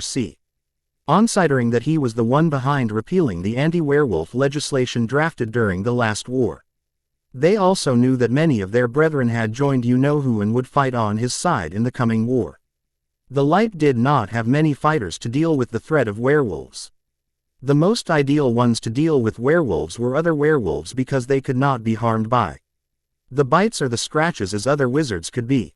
To that effect, some of those who wanted to make a difference in the coming war had met with Lupin and pledged their support to him to fight on the side of Light in the coming war. Remus was initially reluctant, but when they reminded him that this war was theirs as much as his, he had agreed to the plan. Many of the werewolves had been born in wizarding families but never had any formal training. They could be taught to wield a wand and others could still fight bare-handed. Since then Remus had started to train them. They spent 2 hours a day in battle practice. Remus had contacted a shady wand maker in Nocturne Alley who sold used wands and had fitted his employees with those wands. He was teaching them a few dangerous spells which would be useful in a fight, and also was teaching them to fight with other werewolves without the aid of magic. They had around 70 werewolves working with them now, but of these, only 40 agreed to fight in the war. Remus was also planning to obtain silver daggers for those who had agreed to fight under him so as to give them a weapon should they need one in a fight. While a goblin silver dagger was extremely valuable and could not be obtained easily, daggers made of ordinary silver could work as well and were easily available. With the insane amount he was being paid for his services to Harry, He could easily use that money to gather some resources for helping his nephew, however he decided to make it a surprise for him. Lately Promslet had a lot of surprises up his sleeve, now it was his turn. There was also the small matter of Nymphadora Tonks. He knew that the young metamorph fancied him and Remus harbored feelings toward her, but he was conflicted. He loved her but was fearful due to his condition. He could not consciously put her at risk, but she kept coming around trying to make him realize that she had fallen for him. Remus thought it was not a good idea. Black Townhouse. Sirius Black had been living an easy life since he had been exonerated. There was not much for him to do other than his exercises in the morning, practice his family magic and run errands for Dumbledore if there were any, in addition to attending meetings of the Order. He was also the liaison person for the Order for any information which was brought in by the members of the Order to the townhouse, and Dumbledore was not there to take it. Sometimes, he would visit Gringotts to meet with his account manager Ripfang to discuss his family holdings and manage his accounts. While Remus looked after the other 4 houses, Harry had left House Black and its holdings for Sirius to look after in addition to the regency of House Rosier. Harry had wanted him to hold House Black and House Rosier at the same time. But he had refused telling him to bring in Andromeda, who had felt left out of the house business till now because her lord had no assignment for her. In performing his duties as regent, he had acted in that capacity exactly once in the last month's session. House Rosier had 2 vassals who had no heirs at Hogwarts at the present moment, and they had claimed the right of sanctuary from him. As the regent, he could not make the decision and had promised to them to relay the request to Lord Rosier. Other than these occasional outings, he practically had no other work to do. If one wanted to find Sirius Black, they could find him in the library or at the Rosier estate in Dorset, where he usually flowed to when he was bored and wanted to have some good practice. The house had been remodeled entirely, but still reminded him of the years gone by. If not for the occasional Order members coming by, he would have been bored out of his mind. This fine day, he was sitting in the Lord's study and adding a book on defensive magic when he raised his head to find an eagle owl tapping at the window. With a flick of his wand, the window opened inwards and the owl landed before him carrying a letter. He untied the letter and opened it. Mr. Black, this is in relation to some formal matters pertaining to your exoneration at the hands of the Wizengamot. There were some formalities which were not filled and the error was discovered only today. You are hereby directed to present yourself to Master Auror Alistair Moody, the head of Aurors in the Ministry, at 12 o'clock sharp. Please note that failure to turn up at the designated hour would amount to presumption of guilt. Percival Weasley, Senior Under-Secretary to Minister of Magic. Sirius frowned at the language of the letter. As far as he remembered, there was nothing left in his trial. However, the letter had come straight from the office of the Minister of Magic, so perchance there was something which they might have missed. There was a little doubt at the back of his mind about the possibility that people were conspiring against him, but he shook his head at the thought. No one could conspire against him unless they wanted to risk the anger of Harold James Peverell. Last time he heard, the wizarding world doted upon his son. Casting a tempest, he ran to the bathroom because it was already 11 o'clock in the morning. Within the next 30 minutes, Sirius Black was dressed in his finest robes. The black family ring meant to be worn by the members of the family was upon his finger, his wand in the wand holster on his arm. Hollering to Kreacher to tell him that he was going to the Ministry, he ambled out of the townhouse and disapparated to appear in the atrium of the Ministry. Hogwarts. Ron and Hermione had the last week to mull things over. They had decided to find a sword because they were certain Harry would not teach them until they had their equipment. While she could write home and ask her parents for some money, she doubted they would give her money to buy a sword. The Weasley family vault, which had recently been reopened, did not contain any swords. All of their swords had been sold off in the past. Besides, Ron doubted that Mr. Weasley or Mrs. Weasley would take the news kindly that their son wanted to study warfare. As it was, they had agreed to the training last summer only because it was necessary for survival. He and Hermione were sitting in the library mulling over the problem when, in a moment of inspiration, Ron remembered someone who could help him. He turned to Hermione. Hermione, I know of someone who can help us. I do not know if he has any goblin-made swords, but he will certainly have a couple of silver swords. Hermione looked at him skeptically. Who are you talking about, Ron? Ron grinned and I whispered the name in her ear and her eyes lit with anticipation. In the next hour, a letter was written and was being carried away by Hedwig, who had volunteered for the task since Harry rarely used her for sending letters anymore. Hogwarts. Harry was in the Gryffindor Tower studying the Marauders map, trying to memorize all of the places which the map detailed so that he would know everything there was there to know about it when he saw something strange. A group of students were starting to congregate in a room on the 4th floor in the right wing. The room was a location that was rarely frequented. There were students of all the houses present in that room, and as he looked closely, there were students of almost every year there. What was more surprising was that Hermione was also a part of the crowd. He donned his invisibility cloak and ventured in the direction that the map pointed.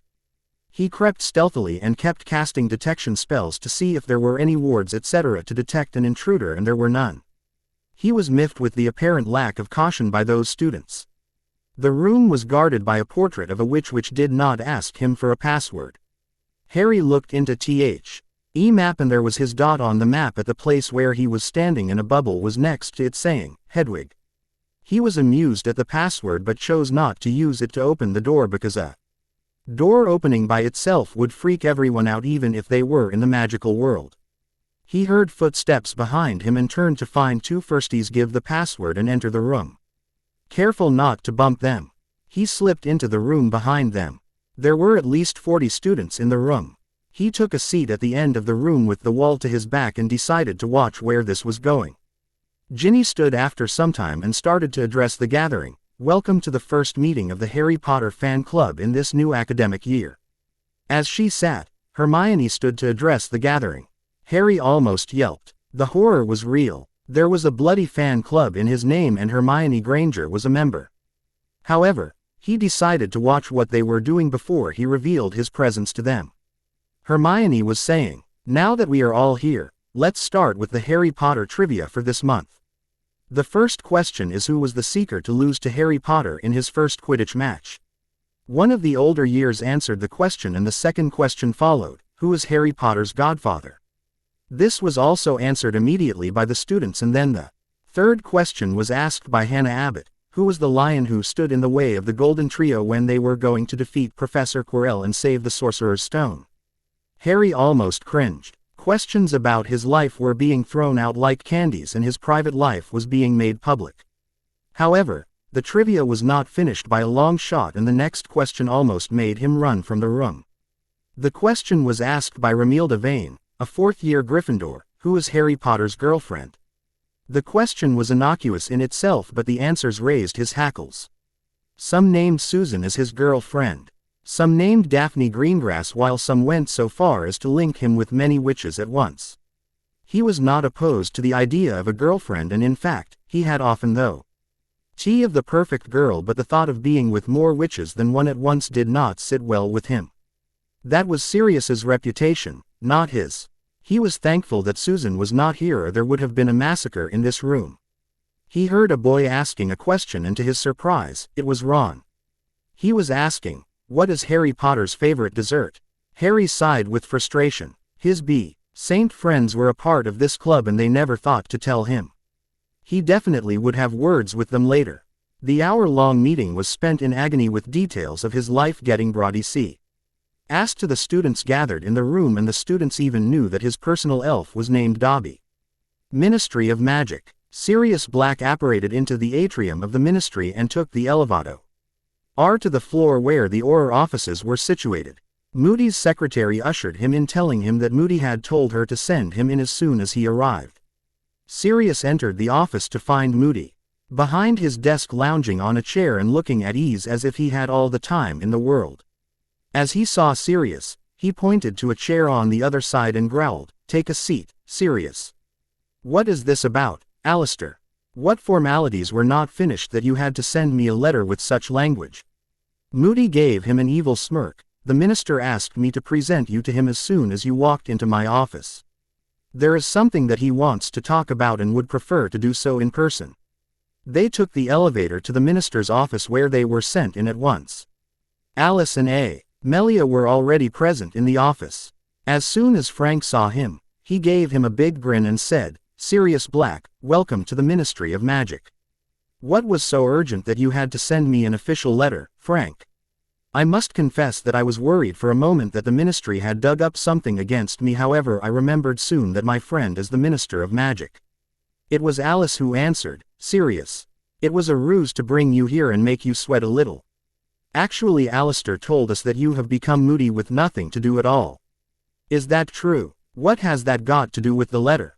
Amelia answered, simple. You were an extremely able Auror in the last war, perhaps one of the best with your formidable skills at dueling and your repertoire of spells.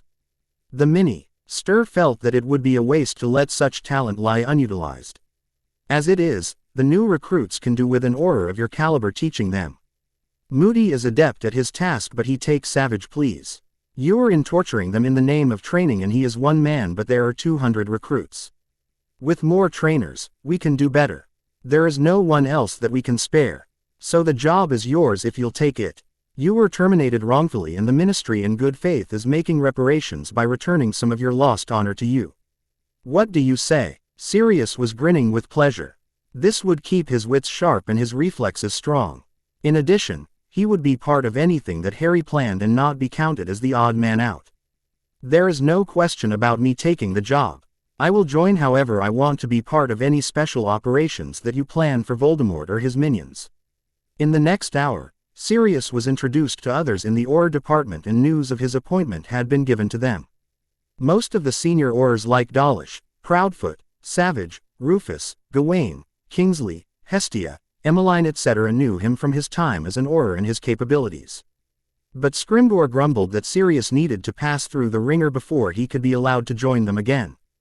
To break the impasse that at present, Frank proposed a duel between the two of them and said that if Rufus lost, Sirius would be appointed as senior Auror, and if Rufus won, Sirius's appointment would be cancelled. The duel was set for non-lethal spells only and would continue till one was not able to continue or was disarmed. Sirius was in no mood to let Rufus stand before him for long. After they bowed to each other, Sirius sent a bone breaker at Rufus, who took it on a shield. He responded with a bone breaker of his own, which Sirius dodged. Sirius went on the offensive, taking a leaf out of his son's book and started casting rapidly without giving time for Rufus to reply to his spells. He used all the spells that he remembered and kept Rufus on his toes. When he relented for a second, Rufus sent a bombarda at him, which Sirius dodged, while at the same time sent a banishing charm at Rufus. He stepped out of the way while sending a spell chain of Stupefy, Petrification, Hex and Incarcerus at him, which Sirius took on a shield he had raised hastily. In retaliation, Sirius started peppering him with Incendio, forcing him to hide behind his shield. In a stroke of inspiration, he cast the Fire Whip and snared Rufus's shield in it. With a jerk, he broke the shield. Before Rufus could answer, Sirius cast the smokescreen spell, impeding Rufus's line of sight. Rufus slashed through the smoke screen to find Sirius standing before him with his wand in his face, and before Rufus could say another incantation, he was stupefied. With the duel won, Sirius was appointed as senior Auror, entrusted with training the recruits. For the very first session, he called all of them to the training hall. As they all stood before him, he started addressing them. Most of you know me as the only person to escape Azkaban, while a few of you know me as a former Auror who fought for the Ministry in the last Wizarding War, and almost all of you have heard the story about me being a crazy mass murderer. I have been appointed by the Ministry to teach you all to duel because it was felt at the head of Aurors would be unnecessarily burdened with his other obligations. So, I have taken on the delightful task of torturing you all in order to make you ready for any contingency. He pointed to an Auror to come forward and stunned him. While others hissed in indignation, he asked them, imagine if you come upon one of your own like this, what would you do? One of the recruits stepped forward and enervated his comrade. Sirius turned to the others, if you are in a battle and only stun your enemies, do you not think that their fellow wizards can enervate them? It will bring things back to where they were. So what should you do? He paused while the recruits all looked around at each other to see if anyone would answer. What you do is hit them so hard that they do not get up again to join the battle. Ensure that an enemy who has fallen once remains fallen.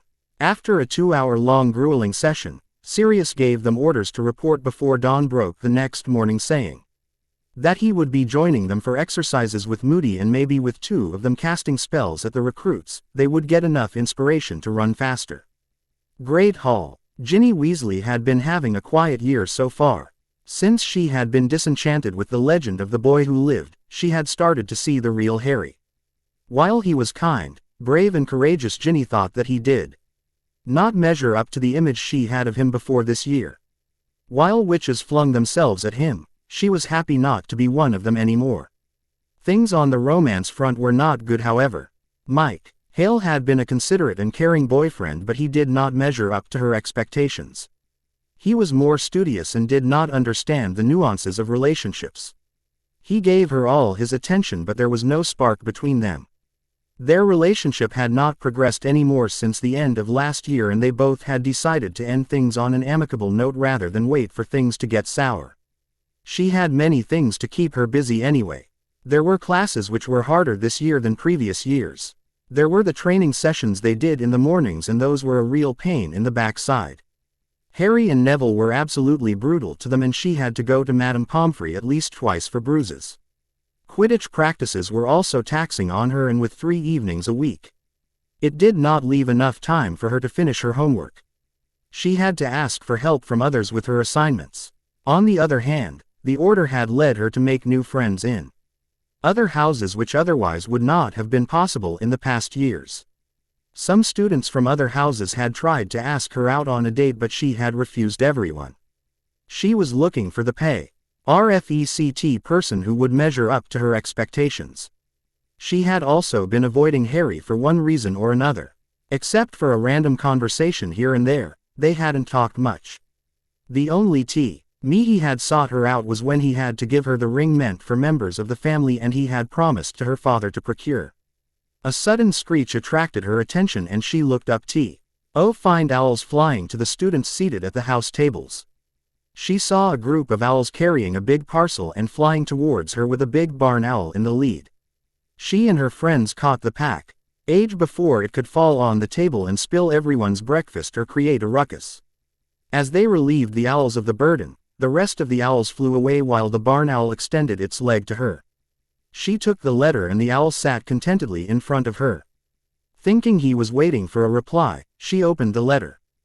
Dear Miss Weasley, I must say that I was pleased when you were selected as a chaser for the Gryffindor Quidditch team. I also noticed that you do not have your own broom, and I took the opportunity to reward your achievement as an ally and patron of your family. I have ordered this Nimbus 2001 as a late birthday gift for you and a gift for your achievement. I hope that you will like this gift and put it to good use in contributing to Gryffindor victories. This owl is your personal owl, which comes as a gift from your parents for your achievement. Harold James Black, Lord of House Black. She was pleased with the gift. She had been meaning to write to her father or a broom when she had been selected, but was unsure if Arthur had the means, especially after he had bought a Nimbus 2000 for Ronald when he became a prefect. With the gift from Harry, that trouble was over. Hogwarts Quidditch Stadium. Today was yet another Gryffindor Quidditch practice. With the howling wind and the rain pouring down by the bucket load, most of the team was not too keen on flying today. But Angelina, who was almost as enthusiastic as Wood, could not be denied. They had thought that perhaps Angelina could be persuaded to relent a little, but that just made her push them harder.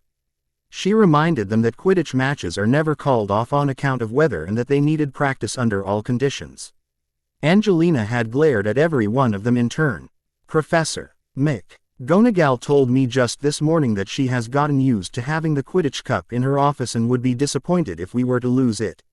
She has told me to make sure that every member of this team is performing up to your potential and leaves no stone unturned to earn a victory. Short of outright cheating in the game, I want each member of the team to do everything that they can to W in the Inter-House Quidditch tournament this year. To achieve that, she has given me a free hand to do anything that I can. As I see it, we had no Quidditch last year and there are many new faces on the team. I want all of us to synchronize and work like a well-oiled machine, because if we lost a single match to any team, then Merlin help me, I will hound you all to your crypts. Since they had included the reserve players in the practice, there were more people and she put them in 2 teams. For this practice, there would be no seeker and Harry was made a chaser with Ginny and Faye. The chasers were to try to score in the hoops past Ronald and the beaters were to stop them. While the number of chasers almost doubled, the beaters had more targets to look out for and the number of beaters bled meant more chances of being hit by a bludger. They practiced for 2 hours and in that time, the chasers were unseated quite a number of times but they had been equally successful at getting past the beaters and scoring. With the rain falling and the number of players doubled, it made it hard for Ronald to defend but he gritted his teeth and kept the goals. He let in quite a number of goals but also saved as many. Then Angelina asked others to retire to the benches and released the snitch for Harry. The sky was dark and with the rain falling, it was hard to see ordinarily but with his leonine form, he could see better than most in the night sky. He caught the snitch within seconds after it was released. Several times in a row. Angelina was pleased, but others were having trouble continuing. After about 2 hours, they were all drenched to the core and shivering with cold. Angelina still wanted to make them practice some more, saying that the first match was hardly a month away and they all needed to practice but other players put their foot down telling her they were not going to kill themselves with cold just for a few more minutes of practice. A week later, the last week had been increasingly busy for the students with everything happening. The rains had been relentlessly pouring down but had abated in the past few days. When it did not rain, Harry took the students down to the lake for a run and when it rained, they ran in the castle. The students were getting fit but it was equally true that they could not fight like Harry. For one thing, they did not have the repertoire of spells that he had. For another, he was more powerful. Lastly, no one really knew all his talents. He had proved himself to be extremely capable with every spell he cast. In the last session, he had started to teach them Selvio Hexia, i.e. spell deflection. However, not every one of them was successful at it. It was very complex and only those with quick reflexes and people who were extreme sure of their capabilities were able to do it. Last week they had the first accident of their sessions. Carmichael, who was learning to deflect a hex, had misjudged a bone breaker from Neville and it had broken bones in his wand arm. To the surprise of the others, Harry had repaired those bones in a trice and dosed him with a pain potion. Needless to say, Hermione had pestered him to tell where he had learned healing and how much he knew about it. Diplomatic as ever, Harry had told her that his friends had taught him general healing so that he would not be in a tight spot if he ever broke his bone in a duel. The news of his talent had reached Madame Pomfrey from Eddie Carmichael, who felt like he should consult an expert to see if his bones had been mended properly. Flashback starts. As he took a seat in her office, Poppy glared at him, making him squirm. After a few moments of tension, he had asked her, Madame Pomfrey, what is the matter? I did not know that you had become a healer too, Mr. Peverell. He gave her his best lopsided grin. Madame Pomfrey, I learned some healing this summer, that is all. She snorted. Forgive me if I do not believe it. You did not just learn some healing. I know of the talents of the trainee healer I had for some months during last year, and if you learned even a fraction of what he knows, then I must say I am curious to know. He eyed her for a few moments before he asked her, I can tell you a little about my abilities if you can tell me if your mind is secure or not. She nodded. As healer, we are often taught occlumency so that no one can pick information out of our mind. And it is our resort to control our emotions in case we have to treat someone who is family to us. I cannot even begin to explain how many times I had to that when I have been treating you the last 4 years. She tapped a rune on her table and said, now you can speak without the fear of being listened to. There are a separate set of wards in the hospital wing which are controlled from here. I have raised a privacy ward around the room. He contemplated things for a moment, sorting out what to tell her and what to keep to himself. Madame Pomfrey, my friends are not just healers. They can use it to save someone's life as easily as they can use this art for killing anyone. One of my teachers taught me to kill in 30 different ways without making one bleed. While I abhor killing or using the art of healing to kill, I can understand their point and learned everything they wanted to teach to me. Flashback ends. The sword practice sessions were going well with Neville. He was learning to parry, dodge and swing. He was starting to use his bulk in fighting and learned many of Harry's tricks. However, Harry knew of so many of them that Neville always ended up losing to him. Susan was also progressing well, but not as much as Harry would have liked. She could hold a blade, swing it if necessary, but she was no expert swordswoman. Ron and Hermione had got the answer to their woes sometime during the last week when they had snuck out of the castle during the day to meet the newly minted Lord Pruitt, who had not wanted to give a sword to Th.M. But when Ron had told him about Harry's conditions and his need, he had produced 2 silver swords for them. They were plain swords with no distinguishing feature but were sufficient to serve their purpose. Hermione and Ronald had cornered Harry in the common room and repeated their request that he teach them sword fighting.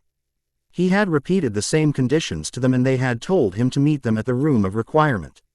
He had initially protested that the Room of Requirement was hardly secure for their purposes, but Hermione made a good point. She told him that not even all the members of their order knew about how to access the Room of Requirement, and therefore the possibility that anyone would walk in on them was very small. He had reluctantly agreed but had told them that Hay could not go to anyone regarding any bruises or pain that they might suffer at his hands. In the session in the Room of Requirement, he had set them to practice the stance for 30 minutes while he dueled with Neville. Neville was wary of him and knew how tricky he could be, so he crossed blades with him when he knew that Harry would not try any tricks but have an honest duel. They had been circling each other for some time before Neville started attacking him, which he lazily parried. Neville was no real challenge for him, but he could test his agility with the other boy. After Neville had attacked him for some time, he had taken the aggressive stance and started to attack, making him cower before him. Sometime during the duel he had disarmed Neville and made him yield. After that he started to teach Ron and Hermione about how to swing the sword, how to avoid a blow and other important things when Ron impatiently asked him if he considered him weaker than Neville. Hermione was mortified with the idiotic question and had tried to dissuade him, but he was not deterred. Neville gleefully asked Harry to duel with Ron. Suffice to say, Ronald had spent the next 2 days in great pain. Susan was not dueling with him either, but learning to swing a sword before she would duel. She said that she was not a foolhardy lion who just jumped into the thick of things without thinking them through. The classes had settled into a routine and thus, the students were able to cope and keep pace with them. Potions class was the same as usual except for Harry, of course. Snape was still being obnoxious, but the vitriol was absent now. He would sneer at the students, but his heart was not in it. And he had started to take points off his house too. The history of magic teacher had slowed her pace so that the students did not feel overwhelmed. While she gave them homework, it was not as much as it had been a week before. She was still giving the highest number of detentions though, and students from all houses were her victims. Students kept quiet in her classes unless they had a question for her. She would answer every question which came to her. The defense professor had taught them a number of things or made them revise things they had learned or should have learned in the previous years and which he was sure would feature in their OWL exams. He was quick to award them points and as the only one who was yet to give a detention. He was a favorite for students from all years, and it was surprising to see firsties so accomplished at defense. They knew more than other years did in their first year at least. Dorset. The clinical trial for this week had been going well, and it was believed that it would go well with the full moon being tomorrow. Remus was gearing up for mass production, which he felt was not far away now. Griphook had finalized the deal with a company whose finances were in shambles, and the company's ownership had been transferred to the name of Lord Potter. The company was ready to begin its production, and since they had no outlets of their own, Lord Potter was looking for contracts with companies which owned apothecaries or were in the business of potion making. Even when the potions were to be sold at a lot less margin than the Wolfsbane, it was expected to bring in sizable profits for them. There was also some apprehension that Voldemort would try to attack those selling the new potion because it could make him lose his followers, and they were thinking of ways around it. Harry had wanted to give the potions away for free, but Remus had dissuaded him by telling him that with the general conditions for werewolves improving, most of them were in a position to pay for them as opposed to those in the employ of Tom. A batch of potions for a month cost them 10G, which was lot less than Wolfsbane, which was available at 10Ga dose, i.e. 70G for a month's supply of Wolfsbane. Remus was also planning to hire a few potion masters and apprentices because there was a lot of work to be done and he could not do it all by himself. By his own admission, he was not a dab hand at potions. Ministry of Magic. Sirius Black was a menace. That was the general opinion of the recruits who had the misfortune to be his trainees. He was more ruthless than Moody when it came to training, and every day, he would select a recruit to duel with him. None of his duels ever fought with stunners and disarming hexes, but bone breakers and bone crushers. Whoever dueled with him on a given day expected to break at least one bone. A few of them had been able to get the MP on him, but had paid dearly for it the next time they crossed wands with him. Sometimes he even fought with senior Aurors and gave them a run for their money. There were a few though who never yielded to him unless they were unconscious. Sometimes, the minister himself descended to the Auror offices where he dueled with Sirius Black, and none of their duels ever had a winner. Almost all of them ended in a stalemate. Alice Longbottom too had crossed wands with him on occasion and showed her prowess. Seeing them fight was often thrilling for the recruits. As Moody would always tell them, they were all that remained of an age gone by where Aurors were feared by Death Eaters in the last war. The Death Eaters were cowards who would apparate in, do their raid and were gone before Aurors could arrive. The reputation of Aurors was largely due to the fact that the well-trained Aurors in that age were more powerful, sophisticated, and knew their spells like the back of their hand. Sirius often called all of them in early morning, and after a grueling 2-hour session of running, they were set to practice spell casting. Those who were better than others would be exempted for the day, but those who failed would be set to cast again until they got it right. After spell casting, he would let them go to their other obligations and reconvene them in the evening for duels. If he ever noticed any recruit using a stunner, he would duel with them himself and teach them a lesson, often by breaking a bone or two. An interesting wrinkle was Emmeline Vance, who was a hit witch for the ministry and would go through the same training regimen as other senior Aurors. Since Sirius had joined, she looked for reasons to be around him and would seek chances to duel with him. Whenever Sirius went home for the day, she went with him. Almost everyone was certain that something was going on between them and were waiting for a signal that indeed, they were dating. 2 days later, the clinical trials for this month were over and the reports had been sent to the ICW. Preparations were being made in anticipation of the patent coming to them next month. Remus had also written an article to be sent to Pot Ions today as soon as the patents were granted. Harry had spent the last night at the Rosier estate in Dorset as the Snow Leopard keeping company with Moony and Padfoot. In Hogwarts, students were preparing for the next Hogsmeade weekend today, and Harry was going with Susan. Daphne had not asked him about this time, but he knew that he would have to make up for the ruined dinner last time. He just was looking for an appropriate time. He also had received a letter from Colin Creevey which had been given to him by Astoria, in which she had asked his pardon many times and asked him if he could keep Daphne off her back and patch things up with her sister. Daphne was ready to hex Astoria every time she saw her, and it was grating on the nerves of the younger Greengrass girl. ANI received some reviews from a user recently in which they liberally criticized the first few chapters of this FIC and pointed out some flaws which I tend to agree with. The first few chapters were a little hasty and DI did not take time to show things as others might have thought. Here is a proposition for you all. If you all want, I can edit those chapters and add some things here and there to make it more likable. However, that would depend upon how many people actually want me to do it. Also, I kind of feel let down that despite giving chapters regularly, this story has not attracted attention like other fics. Am I really writing that bad? Lastly, thank you to all who dutifully read my FIC and give their valuable reviews. Chapter 35, Hogsmeade. Harry arrived at the village with Susan in tow. They had decided that they would keep the day for themselves. Most of the time there were others around, or Harry was busy with his own plans, and as such they never had much time to spend together. To his surprise, Harry found Tracy going to the village with one of the twins, he presumed Fred, and they were talking happily. Fred was saying something to her and she was listening to him and would occasionally nod in agreement. Harry was pleasantly surprised with this new development. He presumed that she had succeeded in getting Fred for herself. Some other couples had been formed in the last few weeks, as he saw. Hannah and Neville were a given as they spent all their time together. As he knew, Ron and Hermione were seeing each other, though they were yet to come clean about their relationship to everyone else. Ernie Macmillan, who had become a good friend and was loyal to Harry in his own way, was often seen around with Lilith Moon. Harry did not even know that they knew each other before this year. As it was, there were more broom cupboard busts this year than previous years with the 5th years. Or maybe, he had just started to see things this way. Luna Turpin was buzzing around Terry Boot, and if Seamus was to be believed, those two were going to find a broom cupboard any day now. Seamus himself was quite besotted with Lavender Brown, who did not reciprocate his feelings with equal enthusiasm. Dean Thomas was seen in the company of Faye Dunbar often.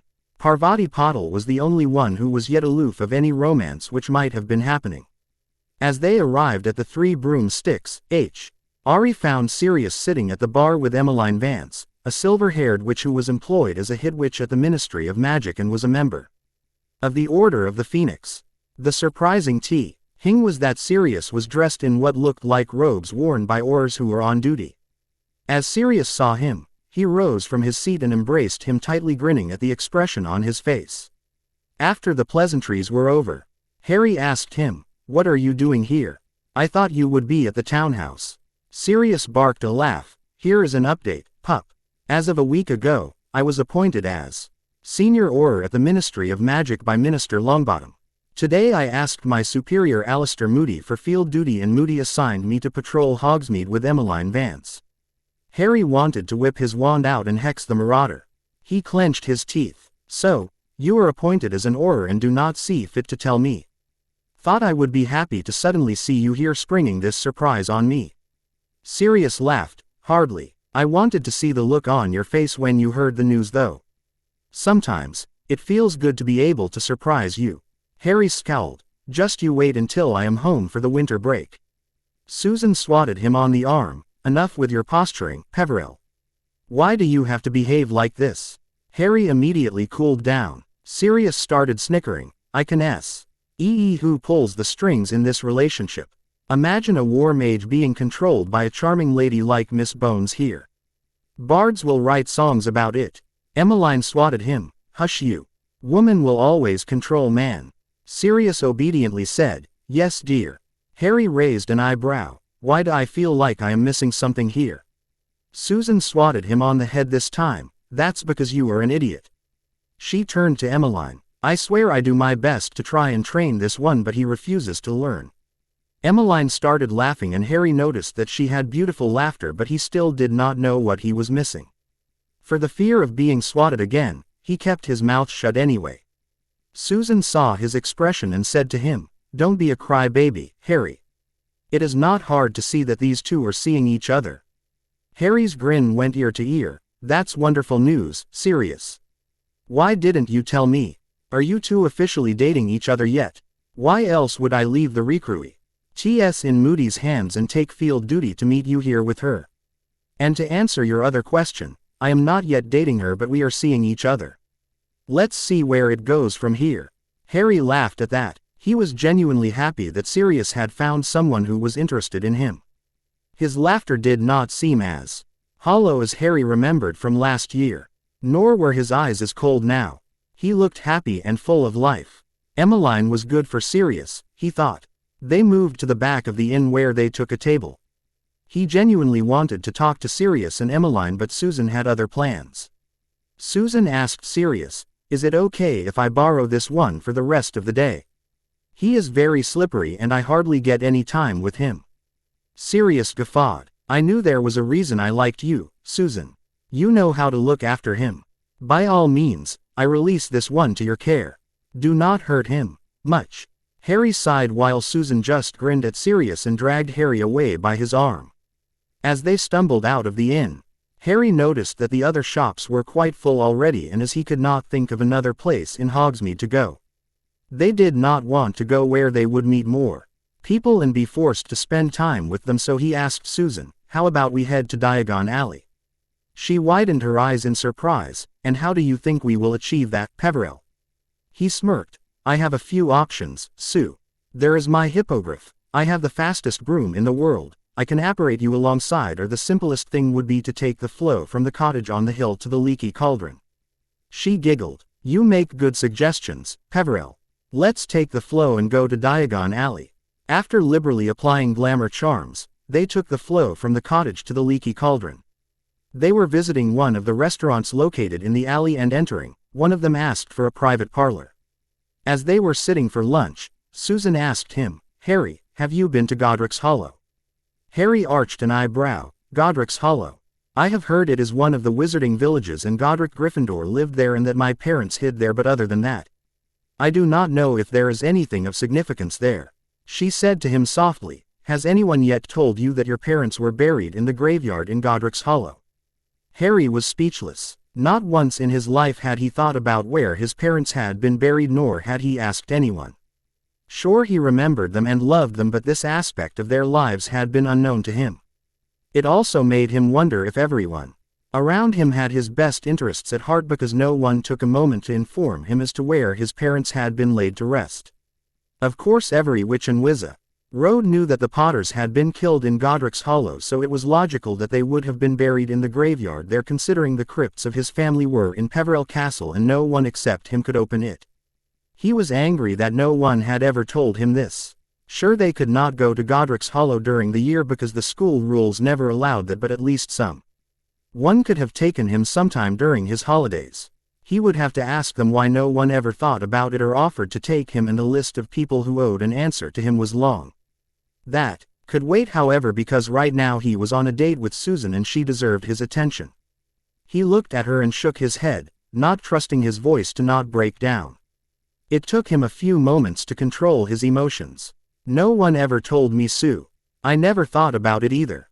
Before this year, I did not even know that there was a place called Godric's Hollow. I suppose there are many people who owe me answers." Her tone was still soft. "I know, Harry. Godric's Hollow is a rather famous landmark for having been one of the earliest settlements for the wizarding families in Avalon. In fact, many families were settled there before they started spreading out later. In the graveyard, you would find most of the names of the old wizarding families on the gravestones. As to no one telling you before, I don't claim to know their reasons, but I suppose that they had your best interests in their hearts. Speaking of interests, I would be interested in seeing your home," he said. "Sue, you have seen Black Townhouse. That is my home." She shook her head. "No, Harry. That is the townhouse of the ancient and most noble House of Black. I mean your family home, like Potter Manor or the fabled Peverell Castle." Comprehension dawned on him. "Oh, I have not lifted the stasis charms from them yet, Sue. Since I was in no urgent need for accommodation, I did not bother with that. I think there was a clause about my coming of age before I could lift those charms, though Griphook would know better." She brightened. "Then what are we waiting for? Gringotts is a stone's throw away. Let's meet him and ask if it is possible for you. I must say I want to see the castle." Harry smiled at her antics. She had a knack for brightening his days and she knew it. She never missed an opportunity to try and make him smile. He liked her company and felt that there was something between them, something inexplicable, but it was there. The way his heart would start thumping faster when she was around. He was delighted when he did something for her, and her simplicity kind of charmed him every time, making him bereft of his senses. He responded to her, "Well, I think we have a bit of time before we have to go back to school. A quick visit would not hurt us." They arrived at Gringotts and he went to a teller and flashed his lord ring of House Peverell in his face. "I am here to see Griphook." The goblin closed his register, jumped from his stool and said, "Follow me, Lord Peverell." When they arrived at Griphook's office, Harry entered with Susan trying to follow him inside, but the teller stopped her. "She is not related to you, Lord Peverell. She is not allowed inside the office of your personal account manager." Harry calmly entered the office and dragged Griphook out with him. Is not allowing my friend to enter your office, Griphook." Griphook glared at the young goblin. "What were you thinking?" The goblin muttered, "Those are the rules, account manager. Only the account holder is allowed to go in, or those who are related to him or are in his employ. Eris Bones is none of those." Griphook bared his teeth at him. "This is not a random interloper. This is the heir of House Bones and Lord Peverell's guest. I am astonished at your audacity. You know that he is our most important client and she is heiress to an equally important house, and yet you tried to stop them. Do you not love your head on your shoulders? Do you want to see it rolling on the ground?" Because that is what Lord Ragnarok will do when I tell him that you stopped our ally Harold James Peveril and his guest. Now be gone. Your fate will be decided later. The young teller ran back to the lobby while Griphook ushered them in. I apologize, Lord Peveril and Heiress Bones. I hope you will not hold his conduct against the bank. As they sat, he started. Now I would have thought that the two of you would have come to the bank years ago. Have you finally come to see a copy of the marriage contract? Harry looked puzzled. Did you say, marriage contract? What are you talking about? The goblin eyed him suspiciously. Are you trying to take the mickey out of me, Lord Peveril? I am talking about the marriage contract that your father drew up with Edgar Bones. Surely in your over 4 years of studying together at Hogwarts, Heiress Bones must have mentioned that the two of you are betrothed. Harry's mind reeled in shock. A strange sense of unreality came over him. Was this a dream? Was this some sort of joke? He pinched himself to make sure that he was awake. He looked at Griphook's face. The goblin didn't look like he was joking. He turned to look at Susan sitting beside him.